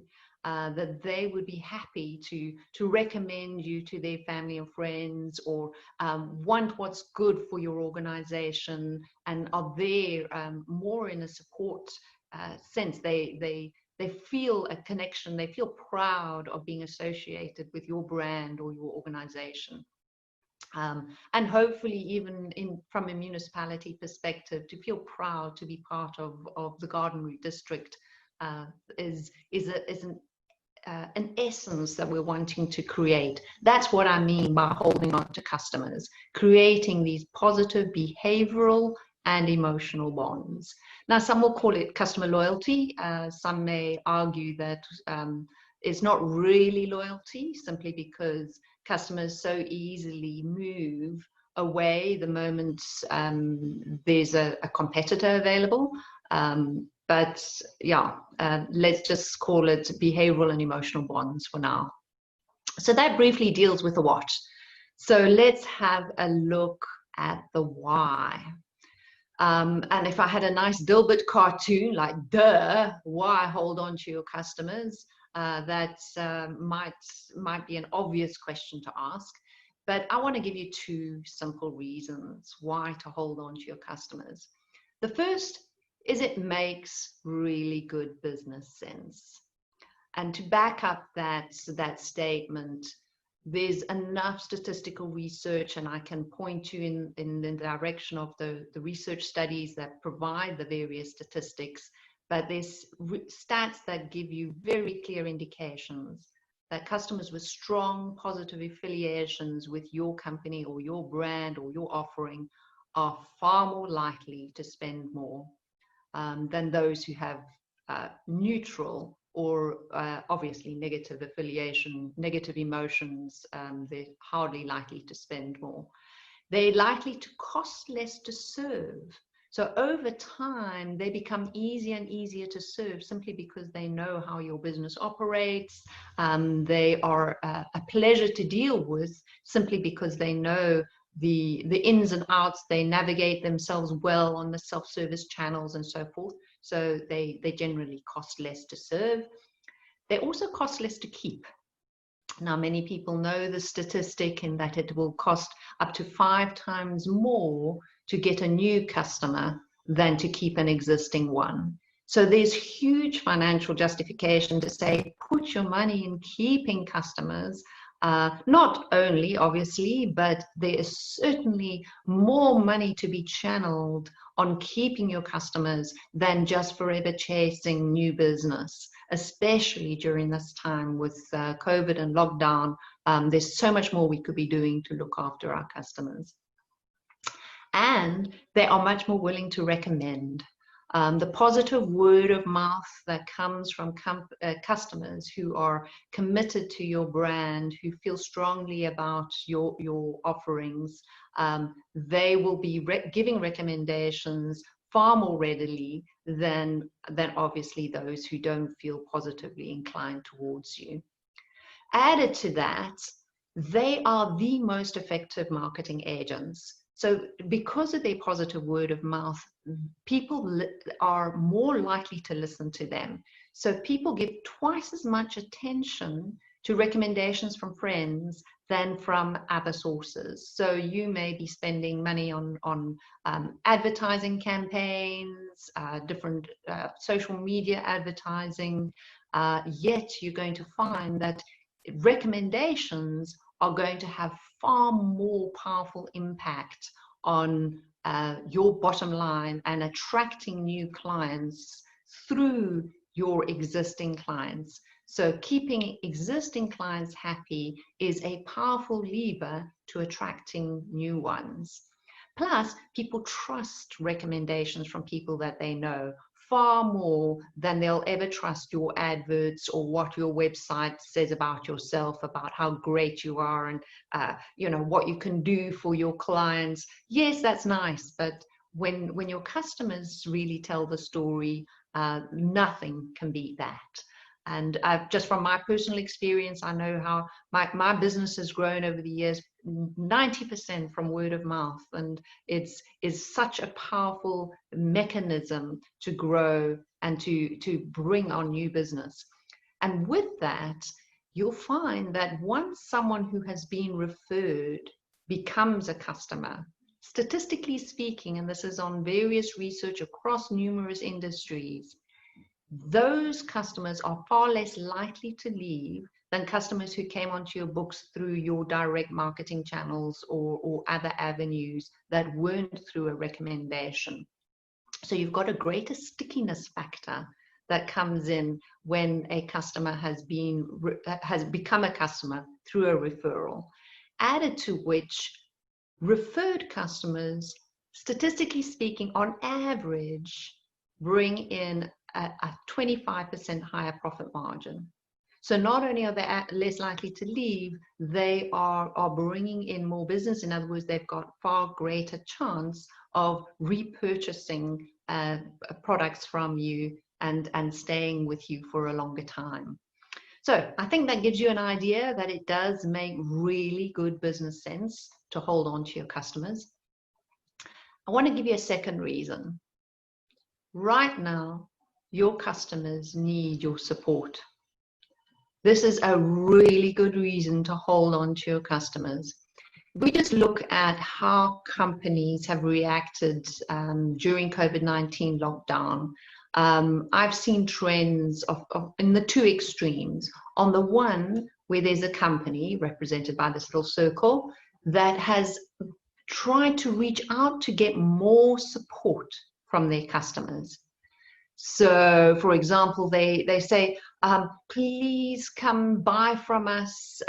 You know, we've been severely hindered by the lockdown. We'd really appreciate your support. And they do get some support from their customers. So it's not an ineffective tactic, but it is an outside-in approach, looking to their customers to say, please support us. We want to sustain our business. On the other hand, there's customers who have been, I don't know whether you're seeing this other screen in the way, there we go, who have been reaching out to customers to give them more support. So they have had an inside-out focus, realizing that their customers need their support more than ever during this time. So, and obviously you're going to have companies who've got a mix of both, but generally you're going to find that there's a dominance one way or another. Am I looking to my customers to say, oh, I need your support as much as possible right now, and it's more of a desperation cry, versus, hang on a second, I can do so much more for my customers right now, reaching out to them at right now in their point of need. And I think something that COVID has taught us is a greater sensitivity to people. We've realized how people are suffering emotionally, financially, in the strain of COVID and with lockdown. And just for us to remember for a moment, and more than a moment, hopefully, constantly, that our customers are human beings. People right now who need to feel more connected and who need to feel less vulnerable. And this is something that COVID has just helped us take stock of how important relationships are to us. And maybe in the past where we might have undervalued customer relationships or undervalued human relationships and haven't seen our customers as human beings as much as we ought to have. So now's the time to be reaching out to customers and really just showing them a new appreciation of their connection and taking time to listen between the lines, giving opportunity to be more empathetic, and listening really to what they're feeling what they're feeling, particularly during this time, and giving more compassion and reaching out to hear what is it that they're going through, not just what is it that they can buy from us, but what are they experiencing right now as our customers in this point in time with COVID and with lockdown. Something particularly interesting that we've noticed is customers reaching out to your customers to give them support helps your employees to also feel needed. So your employees are there to be giving the support to your customers, and they feel all the more needed because they're giving that support to their customers. And in fact, it can lead them to a more fulfilling, meaningful experience and work where they are meeting the needs of others in ways that perhaps they haven't before. in a more human-to-human connection, that they're not just here as a business avenue, but they're here to speak and hear the real needs of real people. So your customers and your employees can benefit so much more from you holding on to your customers. So for these two good reasons, let's talk a little bit more about holding on to your customers. Why would we do that? So we've looked at the what and the why. Now we're wanting to have a look at a little bit more at the how. Now, obviously, we've got limited time to unpack all of the elements of how, but right now, I would like to just give you some 4 tips on how. And I've expressed it as 3 R's and a P. Just to help you remember these 4 elements of how to hold on to your customers. Now, obviously, there's more dynamics to what it means to holding on to your customers. There's market segmentation, there's customer journey mapping, there's a lot of different ways to create exceptional experiences for your customers. But here is just 4 ideas for you in the meantime. So the first R is about reaching out to your customers. And we've touched on this already, so just to expand on it a little bit more, what do we mean by reaching out to your customers? And very practically at this point in time, perhaps you would want to call them, depending on how many customers you've got, but right now, simply call them no selling. And you might say, well, why is that worth my time? It's about creating that emotional bond. So I'll tell you a story about an associate of mine who was doing exactly this on behalf of a client. So the client was a pizza company and would have the database of their regular pizza purchases. And so they did a call out campaign. So this associate was phoning this particular client and, well, the customer, and said, I'm phoning from XYZ Pizzas and just phoning to see how you're doing. And the customer said, fine. I'm not really into buying pizzas today. So no, we're not here to sell you a pizza. Really just phoning to say thank you for the fact that you have been a customer of ours for so long. And right now we're just wanting to hear how you're doing. Fine, okay, great. Well, thanks for asking. And your family, how are they during these, and he entered into this conversation where he was really listening to how the customer was feeling at that point in time, which is so unusual for the customer. Like, I haven't been asked this before. No provider that I've dealt with is now asking exactly, what I'm feeling, what am I going through. And this customer actually almost broke down in tears as he started sharing really what he was going through, and that this was really a tough time for him and his family, and that how he so much appreciated a call, even if it's from his pizza company. So it just meant so much to him and stood out as such an experience to create such a positive bond with that company. So if you do have capacity or have the opportunity to call your clients, I would strongly encourage it, just to reach out. And not every conversation is going to be a big emotional thing. It's really just to connect with them, to know that they're there, that they are meaningful to you, and that you really do value them as human beings. If you don't have time to do that, it's something that when you're doing the calls, if you can, there's the listening that you can do during those conversations to hear more about what their underlying needs are. And if by any chance you're able to meet some of those underlying needs, particularly if you see a pattern, after speaking to numerous customers and you're seeing that there's a common trend on other needs that they're expressing during this call, particularly when you're not asking them to come make a purchase right now. You're asking them, what are they going through? And one particular client in dentistry actually discovered how his customers were needing products that he didn't even sell, but he made a way to source them. And he found a way to get these products to his clients, even though that's not his core business. But at that point in time, he knew that's what his clients needed. So it was a great story of win-win, both for the supplier and for his customers. But if you can't call your clients or can't call all of them, how about giving them a card? Ideally handwritten cards, send them a keep healthy, stay strong card, just to let them know that you're still there for them and that you're there to support them in whichever way you can.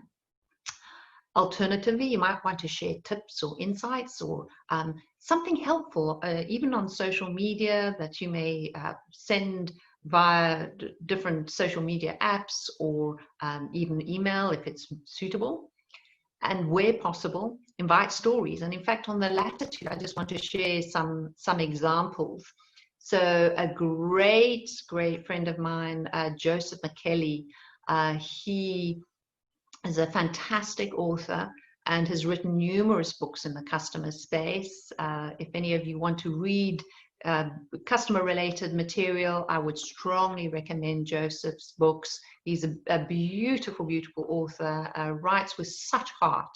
And he has just written this book, Stronger Through Adversity, which is going to be published. It hasn't yet hit the markets, but you can pre-order. I'm more than welcome to pop me an email if you want to, or reach out to me in one way or another if you're wanting to order the book. It's should be released in December, but it is talking to people even through exactly this pandemic time. So it is such an opportunity, perfectly timed book that I think might help a number of people, even in this this particular webinar, Webishop, to how you can become stronger. And it's such an inspirational material that you might want to get your hands on. So I would encourage that if you can. And then something that Joseph also did in terms of encouraging stories, wanting his customers and anyone in the marketplace actually to share stories, is he launched a website called Surprisingly Kind. And it just helps us focus on how during this COVID lockdown time and what people have been going through, the pain of what they've been, particularly those who've suffered people in illness and even death during this time, have really just seen such kindness and people reaching out to them and humanity at its best. And I think it's such an opportunity to share that. And if you can get your customers to share with you their stories that made meaningful impact to them, or if you just want to hop onto this particular site on Surprising Kindness, share your story in a way that inspires others. It's just a positive way of expressing our journey during this difficult time. That's a little bit about reaching out. The second R that I like to just touch base on is about responding. Now, it flows very much from reaching out. So after reaching out, it's ideal if you are in the position to respond and listen to the needs that your customers have expressed. Sometimes customers don't give you a direct answer when you want to ask them, what do you need?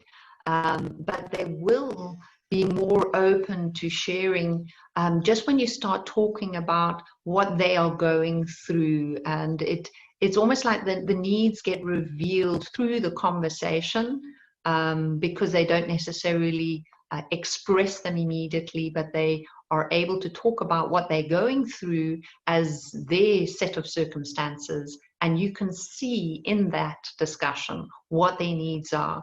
And perhaps you're able to put out some special deals, maybe put a discount on one or two of your products, or a service. Something that I did during the initial stages of lockdown was to give a 50% deal on all consulting, that if anyone reached out with a consulting need, I was able to give them something just as a give back during this time where people are experiencing such economic stress. In terms of being responsive to your customers, I mean, just be super available, high energy. You're there for them. You want to hear from them. You want to connect with them in a real way.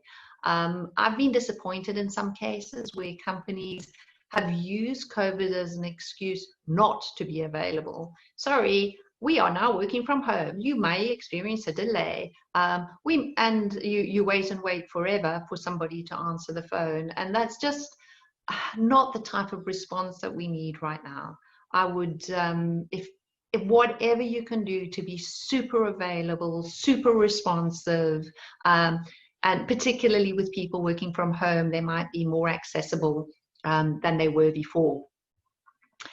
But very importantly, to respond to your customers is not just about being fluffy, or ideally not about being fluffy at all, but really being there with effective knowledge and being able to give customers the information that they need and being able to answer their questions constructively and speedily. Which brings me to a point of a key responsive issue, and that is effective complaints management. And I would encourage double up right now where you can on your complaints management, because people are going through more tough times than normal, and they may be more inclined to complain. And yet a complaint is such a valuable tool, which you can maximize, not only one to turn the customer around, to make them more positively inclined towards you after the complaint, but also for you to learn from their experience and pick up on trends. I do a great deal of work on complaints management, helping companies really use the complaints that they receive from their customers in a new and dynamic way, to solve those complaints more effectively, to track them, to monitor them, straightforward systems to be able to report more effectively so that we can see what type of trends are coming through over time. So that's just one of the tools, software tools that we provide. So that's on respond. A third are, and you might have guessed it, since we're talking about 3 R's and a P, but the third R is review. And what we mean by review is to hold on to your customers, to take this time now to review all processes with your customers. So it might not be a review that is specifically a customer process, but is looking at every element within your organization, but then asking the question as to what is the impact on my customers? What am I not considering that I should be considering when talking to my customers? So review your strategy. What is it that my strategy is achieving for my customers? Review governance, review every function in every division. What I mean by that is how you design your products, how you market them, how you sell them, how you communicate to your customers, how you handle complaints, how you give them after-sales service, how you administer various elements of their interactions with you. Every function in your organization, go through it as a review to see what could we be doing better for our customers. There's policies that you've got, processes, systems even, where you could be finding more effective ways to work with your customers. And then, yeah, in each review, to find a way to give good evidence of good customer outcomes. So often in dealing with customers, I'm able to they say, yes, of course we're doing this for our customers. And the question I would ask is, well, where's the evidence? How can I see that? Give me tangible evidence. And I would strongly encourage that you have a mechanism where people across every division, depending on the size of your organization, are able to record what evidence is there that what we are doing, that this particular process is achieving a good customer outcome. And one of the systems that we do provide is a way of tracking that and storing those pieces of evidence and enabling people to monitor their progress in this regard. And it's a great tool to also then pull reports from and see how the company is progressing over time in looking after your customers. So that's the review element. And now we come to the P, which is a short, talking about proact. So being proactive in looking after your customers' best interests, or in a municipal environment, being proactive in looking after your citizens' best interests.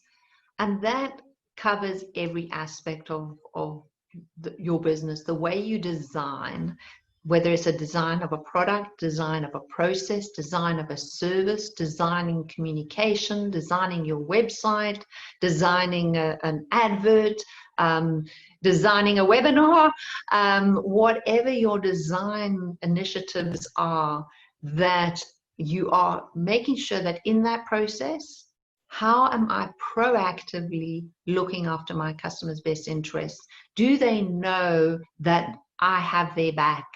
That I'm not taking advantage of their vulnerability or their ignorance in one way or another, but actually I will always be looking out for their best interests, not only when it's profitable for me to do so. And that is kind of embedded in the design of every element of my business, that there's a strong ethical core about how I do business that will purposefully and consistently look out for the best interests of my customers. We also talk about communication, proactively. How am I communicating to my customers that they know that their best interests, I have them at heart? And that is about telling them issues that they need to know as and when they need to know it. It's about not concealing information that would be to their disadvantage if they didn't know it. There is so much about clarity of communication that will be looking out for customers' best interests. I do a lot of work with financial services, and they need, this is a particular point where they often reach out for help in saying, how do we make sure that we communicate in a clear and simple way, particularly when we're talking about financial products that are complex by nature, and that customers generally don't want to take the time to learn about, but they are now needing to understand their products effectively to get the best out of their products. And we've come up with numerous ways of how you can proactively communicate. You can see from transactions where customers potentially need more information or aren't sufficiently understanding their product just by the way they have interacted. And so one can then tailor communication to particular groups of customers where they are behaving in a certain way. And that communication is not just designed to cross-sell, upsell, get customers to buy new products. So often it becomes tiresome that the only time you ever hear from a company is when they're trying to sell you something, rather than, hey, I want to tell you how to get the best out of this. And that is ultimately for the customer's benefit on getting that information to be able to use it to their own advantage, not necessarily for the company's profit. Another element around looking after customers' best interests is the way you budget. Going through, working with corporates for a number of years, budget cycle is one of those horrible cycles where you set your budget for what you really believe is going to be effective, and then it gets cut, and then it gets cut, and then it gets cut again. And it's in that cutting process, understandably, as we all need to keep our budgets tight, but in that cutting process, how much do we cut out that is not then looking after the best interests of our customers? And I'm not talking about, you know, giving customers I mean, obviously, ideal wow experiences can cost a lot, but it's more around how are we making sure that we're not disadvantaging our customers when we reduce budgets, and being very conscious of budget cutting not having a negative impact on customers, not just from their customer experience perspective, but from the ongoing product maintenance and enduring relationship with the company. And the fourth element ties very much in with that, about how you care for your employees will be having, and I'm sure many of you know this already, has such a significant impact on how you look out for your customers' best interests. So if your employees don't feel that you are caring enough for them, they are less likely to be caring for your customers. And what's been fascinating during this COVID times is how employee engagement has increased, because the employees have felt that their company has cared for their well-being. There's been far more of an expression of looking after employees' health. We need you to be strong and healthy, and we're caring for you at this time. And as a consequence, employees then have been able to be more focused on their customers' well-being. So there's a strong positive spin in terms of the relationship between looking after your employees, looking after your customers. So that gives you a little bit of a sense of proactively looking after your customers' best interests. And I don't know if I'm running too much ahead of myself in terms of time, but just to recap. Unfortunately, so we need to wrap up maybe in a minute. So okay. if thank you. I'm recapping. So just on the three things that we've spoken about, what, the why, and the how. Just to summarize, the what, we were talking about creating positive behavioral and emotional bonds. Why? For two really good reasons. And how? Just some 3 R's and a P, hopefully to help you. And that's it from me. Thank you so much. I look forward to hearing some questions. Well, that was good timing. If you have time. You're ready to. Thank you so much, Samantha. I think that's great sharing that. I think we sometimes, you know, especially in these times, sort of forget about our customers because we're so internally focused that we don't always look a bit external as well. So I think it's been great news. I didn't see any questions here as yet, so I don't know if there's anybody with some questions here, but I think it's great. I think the 3 R's and the P, I think that's quite nice to bring that into play. And sometimes, you know, it's as easy as that. I mean, instead of making it a big issue and a big effort, and it's not only for now, I think it's very much forever looking after your customer, because we tend to go and look for new ones, tend to forget the old ones, and then we want to work, and as you guys rightly said in the beginning, it's far more expensive to try and find a new one than it is to get an old one, or keep an old one. So, but well done. I think it's been great. Any further comments there on your side? I think we're willing to share this because I think obviously, people would like to see a bit more about the tool that they can use for that. Sure. There's a number of tools, whether it be on the complaints side or helping a company with a review. An online tool to really go through that entire review process and manage the ongoing improvement, to monitor it and measure it. But yeah, more than happy to chat to people. if they have any further questions or would like to find out any more, I'm available. I think just drop your details on the chat box, and then whoever's then interested can contact you directly. That will be Fabulous. Thank you, Paul. Thank you, Samantha. Yeah, so that brings us almost to the end.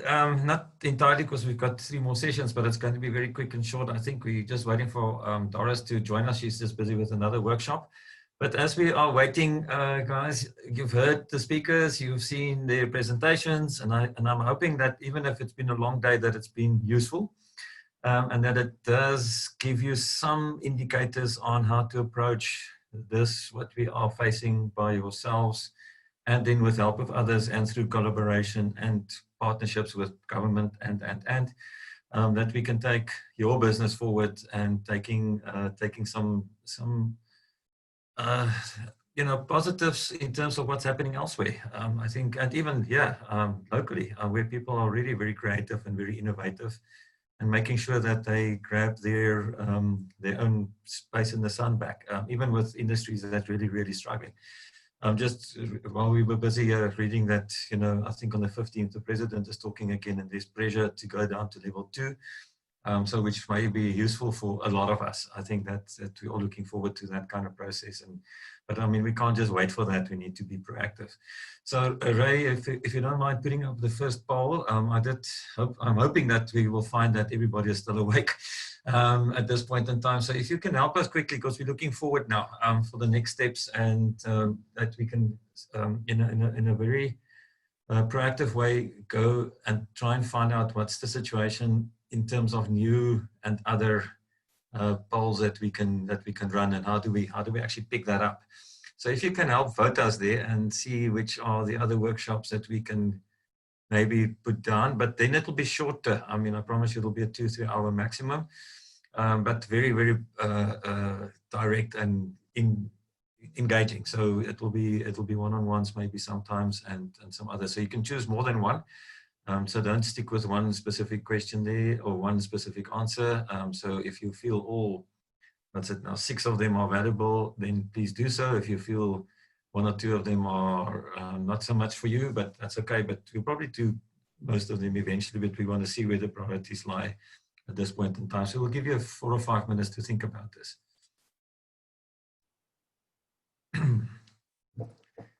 No.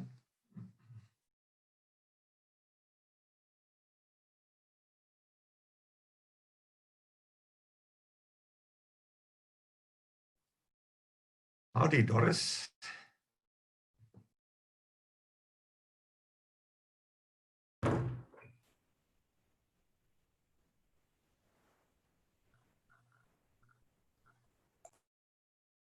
So we want to get as close as possible to all 47 that's left here to answer. So please put your, and if you're a councillor or a municipal official, think about your constituents and your clients, which may work for them. So even if you answer on their behalf, that's fine. So we would like to make it a proactive process going forward, rather than a reactive. And you know, we've given, I hope, given you some good food for thought. And yes, again, maybe for those who joined later, we will share all the slides and all the, obviously this recording it will be made available to you as well. So please share that into the system for people that you know, and that may not have been able to get here today. I know there's a couple of them. And yeah, thanks for the positive words on the chat from a number of you. Feel that it seems to have hit the spot in most cases there. So I think we'll give another half a minute or so. So there's still a few people outstanding, and that's difficult to choose, but try.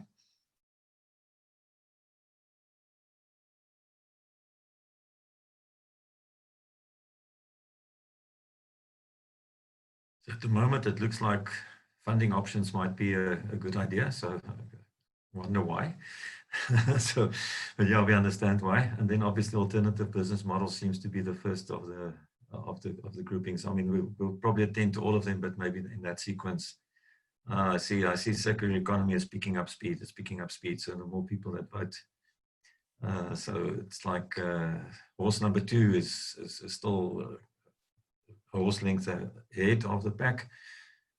Horse number 5 is picking up, getting chased. Oh, there we go. There's a slight change there. Circular economy is coming in. And yeah, so everybody else is very interested. So smart solutions is now starting to creep in there. So yeah, let's see how that goes.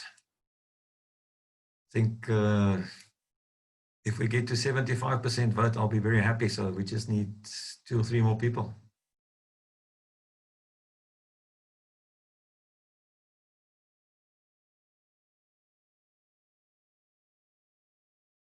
Okay.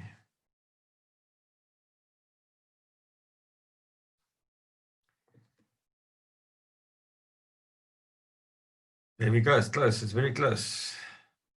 That's one more. Oh, there we go. We got our 76. So 4.5 minutes, Ray, then you can take it off. Then we can have a look, see. So definitely interested in all of them. It looks definitely if alternative funding options could be our first step. And then the alternative business models and circular economy as being the main ones. Thank you. There we go. Top one. So Garden Route colleagues, let's take note of this. We'll obviously get the notes back and then we'll start looking at the next potential Webishop, the shop part of the Webishop. I'm looking forward to that. So thank you so much, Ray. So that may be the second part of it, the second poll, if we can bring that in.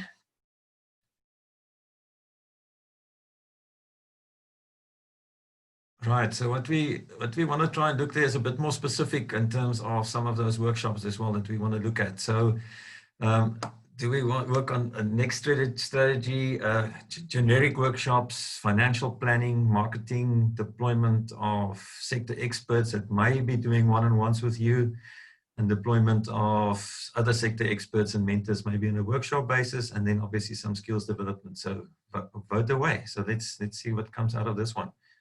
If you don't mind, so that we can pick up a little bit and see where we take this one as well. So it's a follow-up question on the first one as part of our next steps going forward. So please don't, there we go. First one is there. And again, it's multiple choice, so please, you can choose more than one. So we can get another 75% vote. I'll be very happy.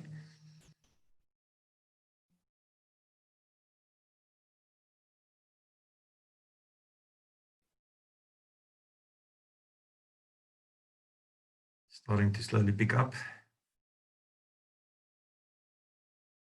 Okay, so the first one, for instance, will be a tourism sector specific workshop. So we'll just bring a couple of tourism people into the room and we'll work on that next strategy, and the same for construction and the same for all the other sectors in our region. So that's what we mean by that one. Other one will again, like be today, that we'll have a selection of various industries in one room. Financial planning, there's always perhaps a potential there, is picking up nice speed now. Marketing seems to be an important one for most of you so far. So the votes are picking up nicely. Go for it. Nobody for skills. Come on. Oh, that's picking up this. I see now. 57%. So maybe we can do a skills maker online, 100 colleagues. Is that a possibility?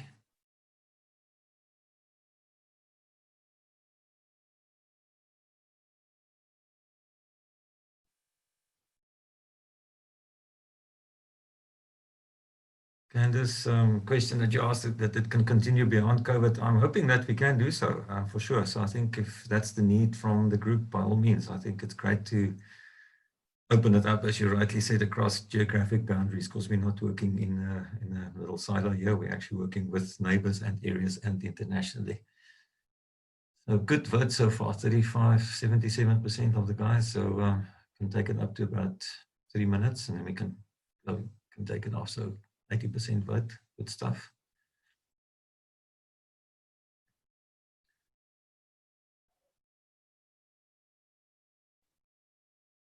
Is there 1 or 2 last votes?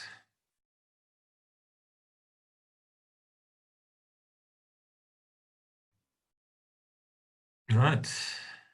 And then so that I think let's quickly check on that result there. Ray, so yes, we're saying sector-specific workshops was the one that it can be very much part of it. And then in same vein, it looks like skills development and training to adapt to the new directions. I think it's very critical. So the two of them can work nicely together. So sector-specific workshops. So I think what we will do is to look at our key sectors that we have identified as part of the cluster working groups as tourism, agriculture, and construction, but it doesn't exclude the others. We already had a boat building sector-specific workshop a couple of weeks ago, so very much open for industry. So I think when you engage with us, and we'll go to all the various forums, the oil and gas forum, the smart city forum, the energy forum, to see whether we can actually pick up on these. So we will use the existing infrastructure to do so. And then I think marketing comes up quite strong. All the others are there, so it's nothing that's not needed. And again, we'll try and do this in a collective manner. Great, thank you. And then there's the last little poll that we want to just ask you.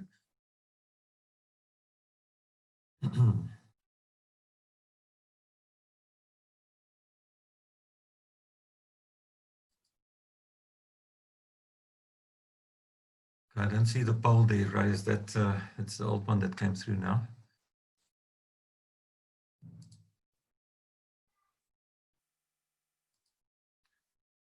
Okay, so that looks like that last poll is not there, so don't worry too much.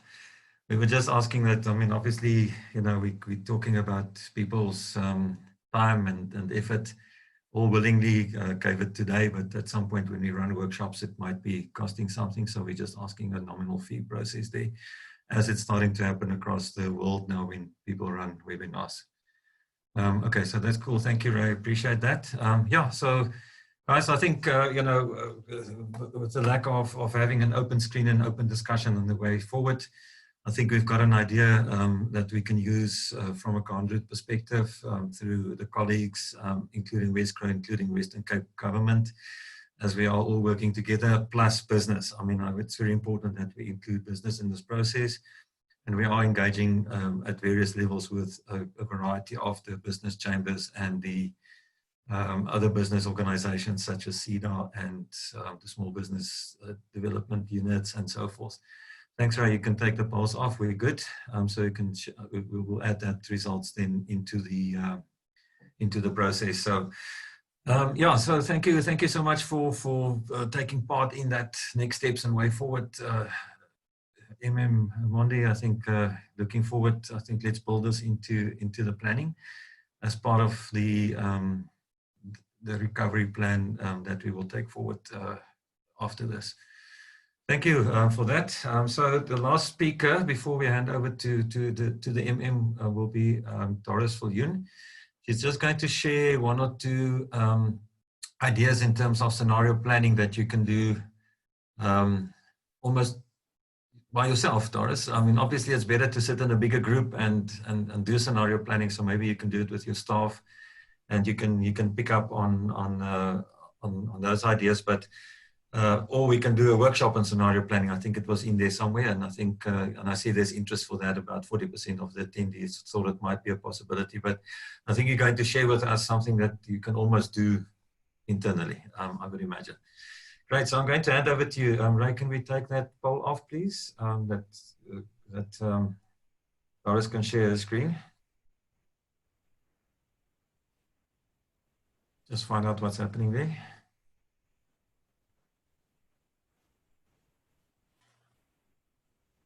You can start talking so long, maybe, while we wait to go to Can I start talking?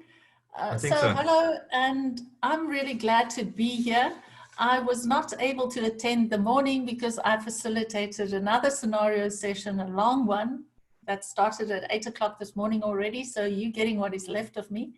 But scenario thinking helps us to imagine multiple plausible futures, different ways in which the future can play out. And in that sense, it helps us when we have created these multiple plausible futures to sort of rehearse them a little bit, spend a little bit of time in those different futures so that when we look back to the present, we look at the present with deeper insights and more things that we know.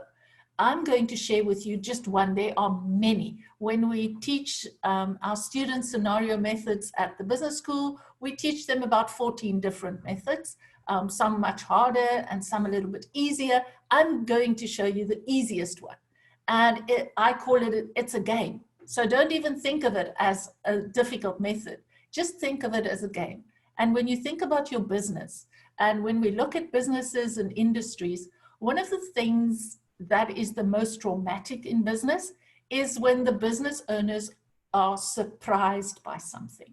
When a nasty surprise happens and it sort of knocks your business's knees out from under it. And then you sort of don't know where to go next. And what this game does is to help you to imagine where potential future surprises could come from. So I call the game Flip It, because what we're going to do is to just sort of flip our assumptions of what the business is, what it's supposed to be doing, what we are supposed to be doing in our organization. So first, a few words about thinking about the longer future. So when we think about business and stuff, we have one really big job. We have to facilitate this journey on a continuous basis. We have to move ourselves and our organization from sensing, where we look at what's going on in our environment, to sense making, where we look at all the stuff and then we say, okay, but what does all of that mean? And this game we're going to play today, that is part of that sense-making process. We do that so that we can make change, so that we can understand what to do next. So we move from sensing to sense-making to change-making, and we continue this process all the time. That is what business people do. So one of the important things, especially for smaller businesses, is for the leaders of that business to set aside enough time to work on their business and not just in their business.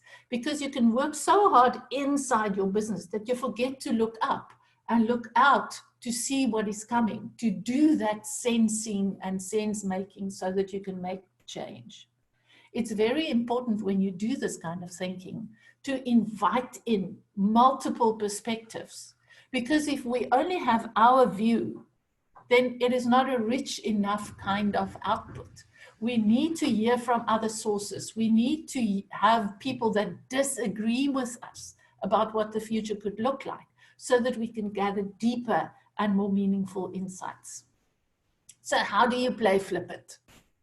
You look at your business and the way you do business, and you make a list of the assumptions that you are making in your business. I'm going to show you an example about that just now, because all of us, for our business, there are certain things that we just assume to be in place, that we just assume will continue to be like that. I've spent the whole morning in a really big financial services organization. One of the things that they assume is that people trust the financial system, or that people will continue to want to do business in the way that they have been doing business for a long time, or that they would want insurance and things like that. All right, so just make the plain assumptions, make a list of the assumptions, and then you pick one, just one of those assumptions, and you just flip it. You just turn that assumption on its head. And then you sit back and think, okay, now what if that happens? Say, for instance, you are in the agricultural industry. And one of the assumptions is that you have to own the land that you farm on, that you own the land that you farm on. That is one of the basic assumptions of farming. So what if you take that and you just flip it and say, okay, what if I want to continue to be a farmer without owning the land that I farm on? What could an agricultural business look like?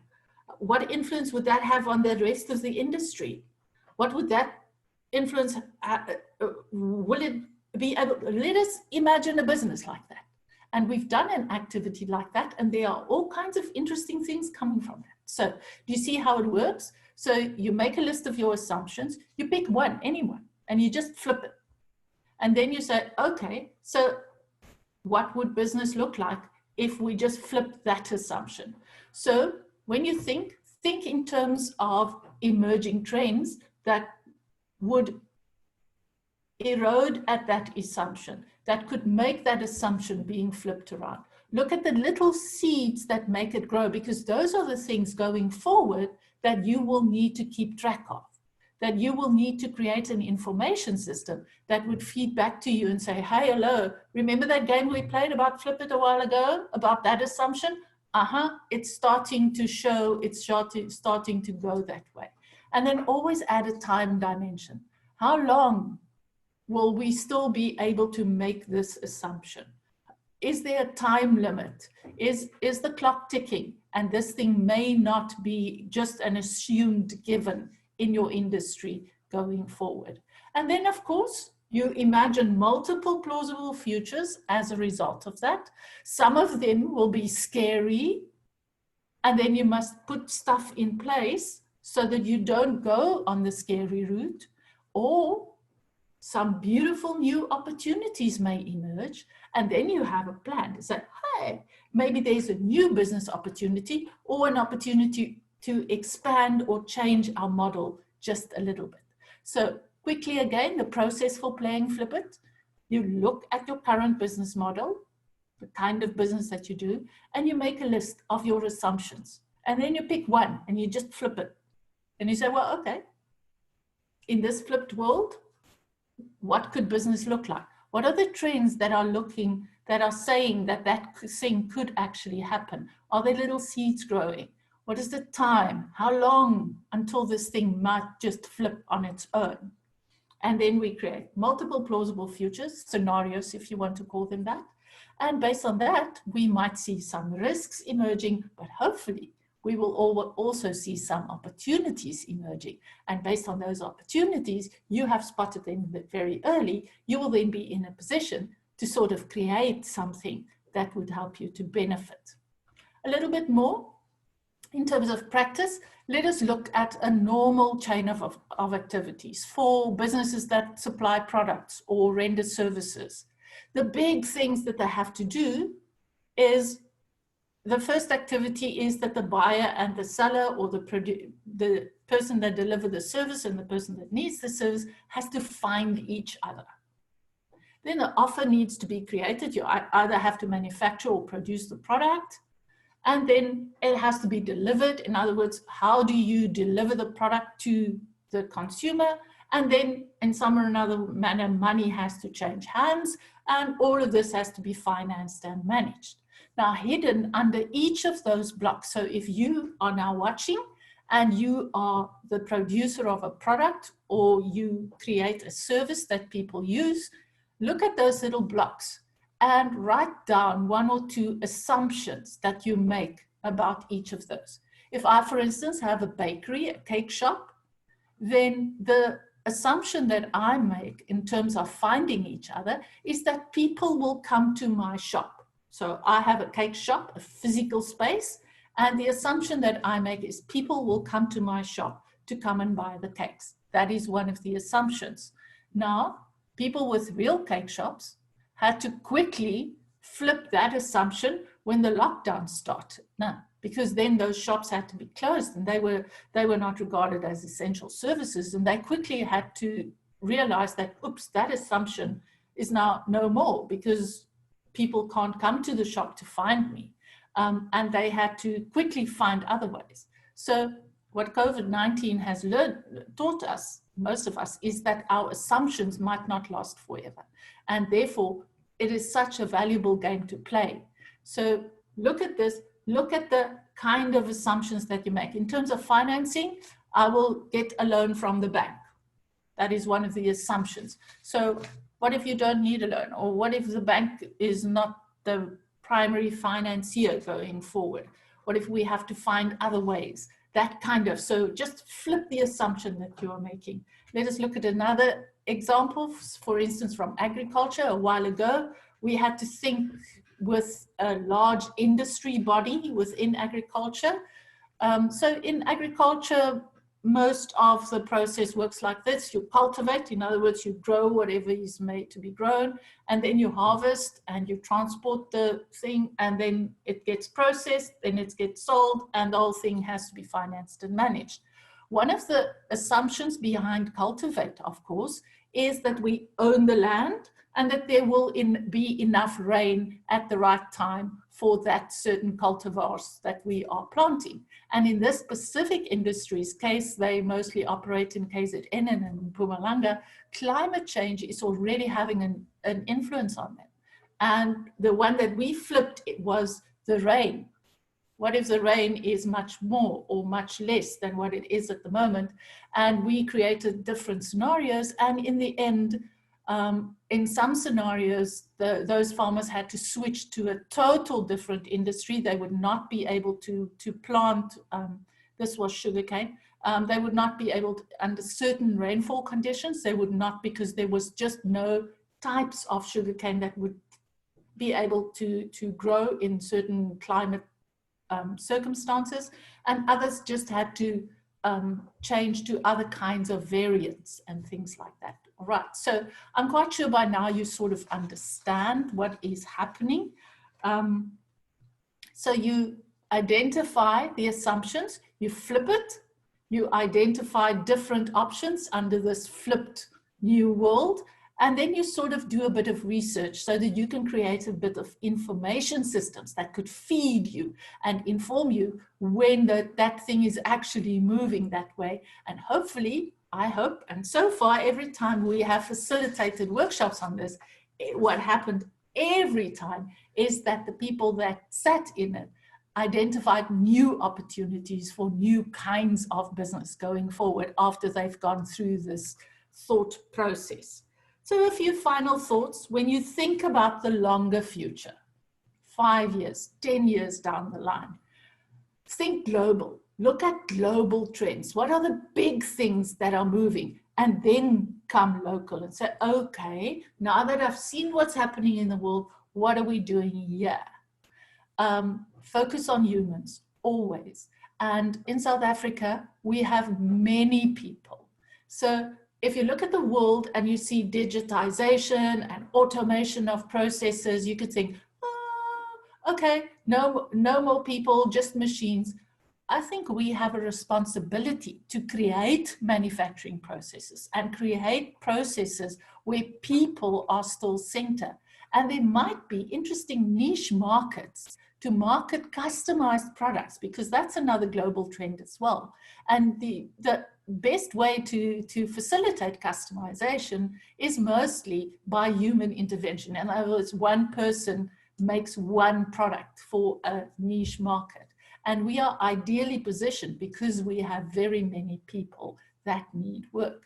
And remember to always think in a systems manner, a multidisciplinary way where governments and local authorities and academic institutions and industry, big business, small business, all work together so that they could address issues in society. And then just accept stuff changes all the time, so that whenever we think of anything, we know that there's a clocking tick already. We make a decision now, we know it's right for now, but we know stuff is going to change. And in that sense, the flip it game helps you to sort of anticipate that change that could come. And then in the last case, if you don't do anything else, at least be curious, keep informed, read stuff, read weird stuff, stuff that you don't usually read, or stuff that is not from your industry. If you read stuff that is happening from other industries, you will find an idea there that you may be able to apply in your business, in your industry. And then remember to add a time dimension. Always ask how long? How long until that thing is here? How long will this piece of things still last? Especially in the flip it game, when we think about our assumptions, how long will our current assumption, the way that business is going now, how long is that still the case? And what will make it turn around? Where could the next surprise come from? So thank you very much. There's my email address. I'm quite sure Paul is going to share that with you as well. If you want to communicate with us, you are more than welcome. And Paul, thank you very much. That's the end of me. Thank you, Doris. It's a pity that it's the end of you because it was interesting, but I think it's great to just get that little toolkit, make it available, and really appreciate it. I was fortunate enough, and thanks again for that invite, to sit in on the scenario planning as well. It's probably about good 3 months ago already, if not longer. I can't even remember, on the Department of Small Business, looking at some scenarios, and it was so interesting. And then, you know, when we started planning for this Webishop, you know, this came to mind. So obviously it's another session on its own, but I think, Doris, thank you. I think this is great for the internal use, if you want, from a lot of the businesses around, and even local municipalities and even district. It doesn't matter. It doesn't have to stop at a business. It can actually be used straight through and right through. Really thank you. Appreciate that. Is there any questions? I didn't see any questions for you, so I think the guys are questionless now. I think they've been inundated with lots and lots of information. But your website, not your website, sorry, your email is there. So if there's any more questions, I'm sure they will contact direct. And we're hoping to get all these presentations out and everything out in the next, well, mostly a week, maybe a little bit earlier, but we just want to make sure that we prepare it quite nicely, and we'll send another link to you where you can actually access all this information and even the full video and the full Webishop as well. But Doris, thank you so much. I know you've rushed here from your one seat to the other seat. That's the beauty about these webinars, I think, or the way that we work, that we can actually almost seamlessly go from one meeting to the other. That does put other pressure on us as well, obviously, because you don't have that resting period in between. I know you finished at 1 and started at 1 minute past 1. You were back on this one again, but thanks for that. Thank you. The only thing left is then for MM to say a few last words, and then after that I'll do the thank you. So MM, if I may hand over to you. Thank you for sitting right through the process. I appreciate that as well, that you took the time and being part of this process. But over to you. Thank you, Paul, and good afternoon to everyone in the Webishop. As you have noted, Paul, people at this point are quite fatigued or tired, having consumed so much information. So I've been asked to just close and say thank you very much, we can go home. But I've been also asked to reflect on 1 or 2 issues. But firstly, let me take this opportunity to thank everyone, all the panelists, from the Executive Mayor, Alderman Councillor Boysen, who opened for us, giving us the perspective from the leadership in terms of how they see the Garden Route from an economic perspective, and all the other colleagues that made very knowledgeable and informative presentations on the various topics that are seeking to reimagine the Garden Route as a destination of choice for investors and for building businesses, new and old, for creating opportunities for young people and for old to live and work in this region, which is quite a beautiful region, as attested to by the various colleagues. I'm not going to waste your time, colleagues, just to speak on 1 or 2 things. Firstly, that it is clear, and I think COVID-19 has showed us, that no one sector is going to be successful without the other. And as a government at this level in the district, we really are interested in building partnerships with the private sector.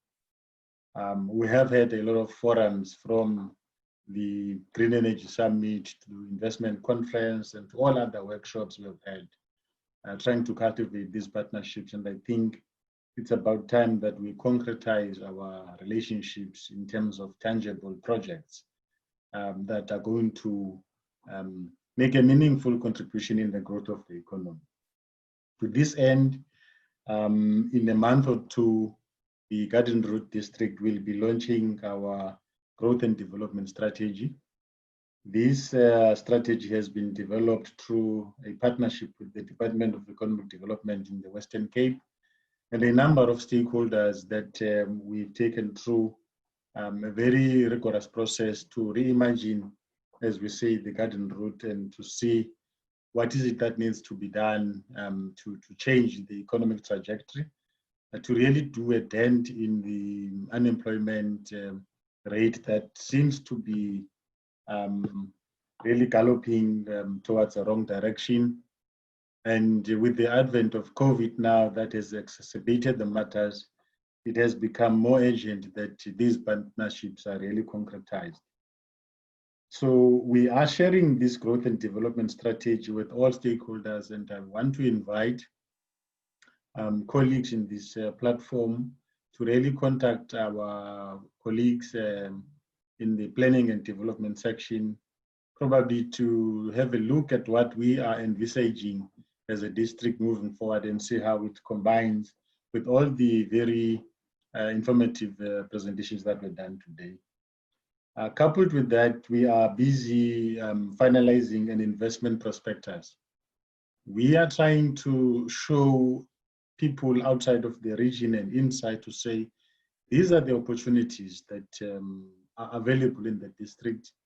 This is the prospectus from Plettenberg Bay to Heidelberg to the Kanaland to Oudtshoorn in terms of what is it that can be done. What is clear is that, as you are all aware, as government generally, we've run out of money and therefore are going to rely on private investment on a big scale. And we want to invite partnerships, and to this end, we'll be adopting the public-private partnership business model very rigorously to really encourage people to look at what are the opportunities in the Garden Route. What is clear is that we really have to practically reimagine the space that we're living in. It can no longer be what it used to be a few years back or 10 years ago. The business processes have to change, and some form of industry has to be allowed to really make an impact in the economy of the region. I know in the region there are towns that were historically seen as what we call retirement villages. But I think with all what is happening in our economy, we have to relook at those and see what industry we can allow, obviously taking into account the necessity to sustain our environment. And I think if you look at our spatial development framework, we will see that we have anchored it on the issue of protecting the environment. So we'll have to look at that very seriously. Thirdly, we have also put together a portfolio of what we call impactful infrastructure projects that can be game changers in the region, from alternative energy or green energy to sustainable water, to agriculture, and all the important aspects of the economy that we see in our region. And we will soon be looking at a call for proposal for investment into those very important projects that will be available in our region, including oil and gas, including oceans economy. There are serious opportunities to build waterfronts in Mossel Bay, Plettenberg Bay, but taking into account very seriously the environmental impact that those would have in our region. We are aware about the regulatory framework challenges, and I think when the presentation on crowdfunding was done, it became clear from the beginning that the lack of regulatory framework or the over-regulation of our activities in the country is becoming and has been an impediment to proper economic development. And I think as government, we have to look seriously on the regulatory framework that we have. And I think the one other thing that we need really to look when building this partnership is the trust deficit that exists between the public and the private sector. I think as government generally, we have not done ourselves any favors in terms of how the public perceives government and all these revelations, including the latest COVID-19 scandals, are not doing us any good as government generally. And I think it is important that we partner with the private sector and we show the good things that we are able to do in this region, and that maybe in the midst of all the darkness that we see, there is some light that can emerge from this region and can prove to the country that with proper partnerships, we can really back the trend and have meaningful private and public sector partnerships in delivering for our people. I was listening to the issue of ensuring that we become a smart region, and specifically the issue of fiber infrastructure investment. And coincidentally, I was busy with a colleague from Stellenbosch University that are seeking to come to us and talk about a regional project for fiber to ensure that we become a smart region. And I think we are going to be looking at that. And once that is properly put together, we'll be encouraging our partners in the private sector to join us. And so today we would like to make a call to the business people in the region, to everyone, to really partner with our municipality, the Garden Route District, and see how we can deliver on all these things that we are prepared to share with you, to show you the investment opportunities that are here. The unemployment statistics and the poverty levels that have been revealed by COVID-19 are very, very dramatic and are not sustainable for any business that we seek to support in our region. The state has run out of money, and therefore all of us must really think out of the box or throw the box away and maybe think more specific about how we're going to ensure that we build a better and progressive Garden Route. With that, Chairperson, I would like to say thank you to all, to the Wesgro colleagues, to the ADP colleagues, to all the panelists that presented today, and to all the people that have spent the last 4 or 5 hours sitting here listening to this great presentation. So thank you very much. I hope this is not the end, but it's the beginning of many very focused workshops or Webishops that we can have to ensure that what I've talked about becomes a reality. On behalf of myself, the Garden Route District Municipality, and all that have been involved in the preparation and delivery of this to you, Paul, thank you very much. I will end there. Thank you very much. Thank you, sir. Appreciate that. And there's nothing more to say apart from, and I almost said drive back safely, but I would say walk back safely to your next room or wherever you're going. So thank you so much for everybody, and you have thanked everybody so far. Only one person I would like to show her face, and that's Rihanna from Wesgro. If you don't mind, Rihanna, I know you're shy, but if you can switch on your video quickly.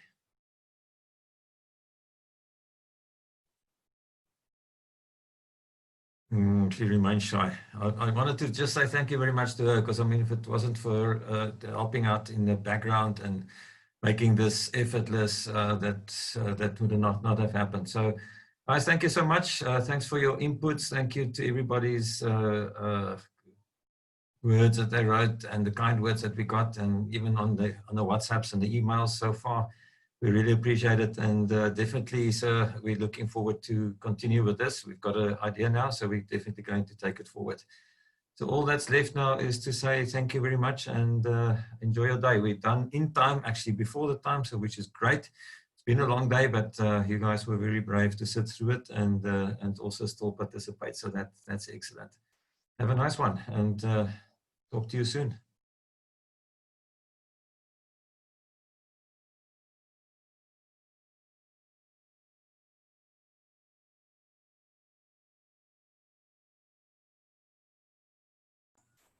Thanks, Paul. Thanks, Wesgro people. Thanks, everybody.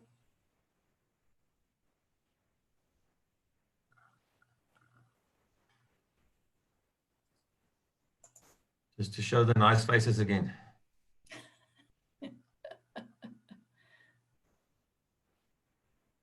We must brag about it. Thank you, Herman, for this. I know we didn't thank you personally, but thanks. Yeah, it's really a beautiful slide.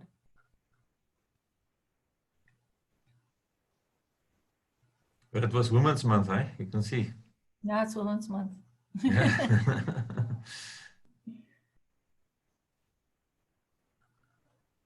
It sounded as though it went well this morning. I only have the last little bit, but it sounds as though it went all really good this morning. Very happy about it. I think everybody's presentations were great, and lots, you know, it was quick and food, but food for thought, you know, because I think it was the main thing to actually just pick up a little bit on some of the ideas. I mean, so that we can take it forward from there. So that's the idea. It's not, but yeah, I think everybody was good. And if people just go away with a little bit of hope and inspiration, then you've done what you could. Let's hope so. I think if it grabs one or two people, then it'll be great. You know, hopefully a bit more. As you can, women in leadership making positive ripples. I mean, so, talking about the Women's Month and the ladies being prominent there in terms of the presentation. So it was great. Okay, no. So bye. Enjoy the day. Dankie Doris, dankie vir alles hoor. Ons weer en dankie vir jou and everybody else that's still as the panelists that's still there. I think Danielle, are you still around? And Vicky and Natalie. They also I know Vicky disappeared somewhere, so just probably left it on. Okay, bye. Enjoy the day. Check you, bye. Bye.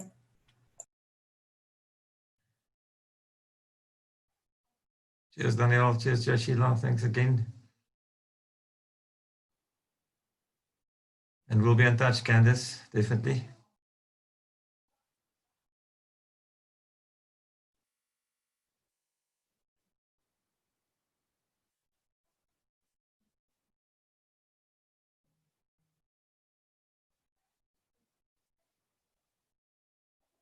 And have a virtual coffee, that'll be cool.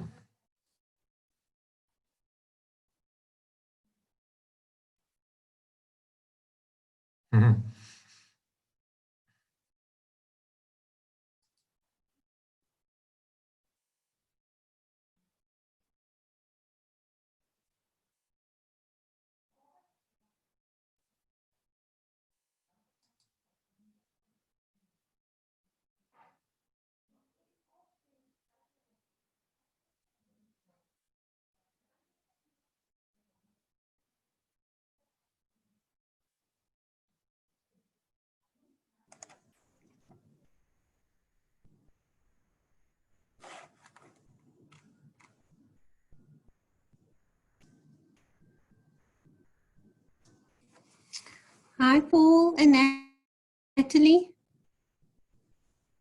Yes, Natalie. Yes, right. So. I just wanted to say thank you. It was lovely working with you guys, and you guys did so well.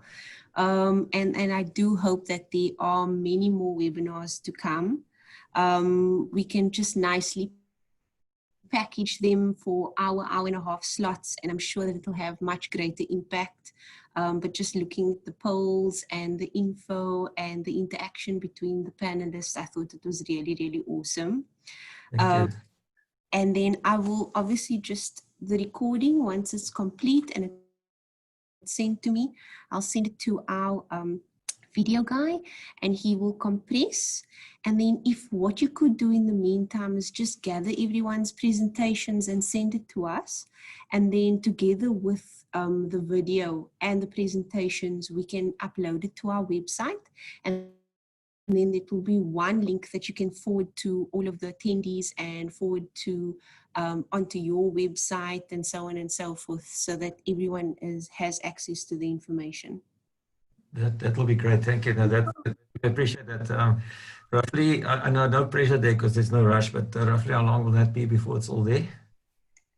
So the video comes to me from the cloud in the next hour or so. Yeah, I'll take a while. Yeah, and then I send it because it was quite a bit of information and it was a lot of presentations. So I think it's a lot that needs to be loaded. Once that's sent to me, I sent it to our guy. He's not in today, he's in tomorrow. He will then complete it, and then the upload to our website takes about a half an hour. So about by tomorrow this time it should be uploaded to the website. No, that's quick. No, thanks. That's exceeding expectations. So thank you for that. No just worries. quick other question. I don't know how to merge PDFs. So what I was thinking of doing is, you know, in front of each presentation, because I'm going to send it in PDF format. I've got a couple of, I don't have all of them in PowerPoint. Otherwise it was easy. But I would like to, you know, those screen savers that we had, or the individual ones, to actually put in. But maybe we can put it in the back or something. I don't know. So I'll do something. No worries. So it will go to one link, so it will be available there. So you don't have to worry about compressing it. Okay, cool. So I'll send you then all the PDFs. I'll just PDF everything, and then I'll send it to you again, and then that should be fine. So that'll be 100%.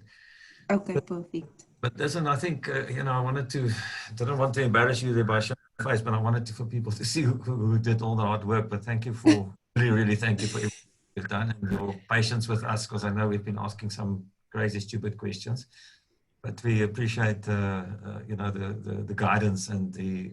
No worries. Very well. I think there was nothing. It's my job. Shame, man. Yeah, but that's the way you do it. That makes sense, and I appreciate that. I really do. It wasn't Okay, your cool. job to help with the counselors. Thank you very much. Yeah, especially that. No worries. Look, I think, look, not everybody, it's like I said in the beginning, not everybody's in the same wavelength of technology. And sometimes we do need to have a little more patience with the oldies, or some people that wouldn't afford the opportunity to actually have access to technology. So we also just keep that in mind, that it's not only about not knowing how to use things, but not everybody has the access. There are people that come from poorer communities.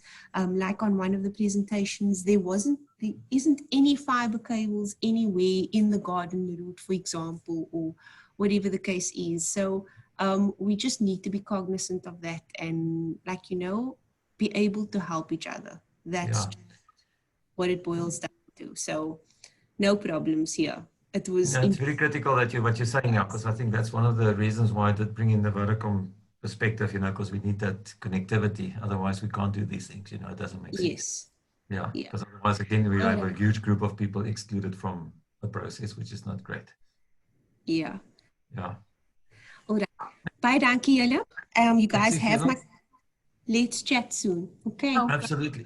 Thank you very much. And thanks, Nats, for managing all those people. I appreciate that as well. And so Melanie was probably itching to be here, but I mean, I think she enjoyed just in bed and listening to all this instead of working. So standing in there.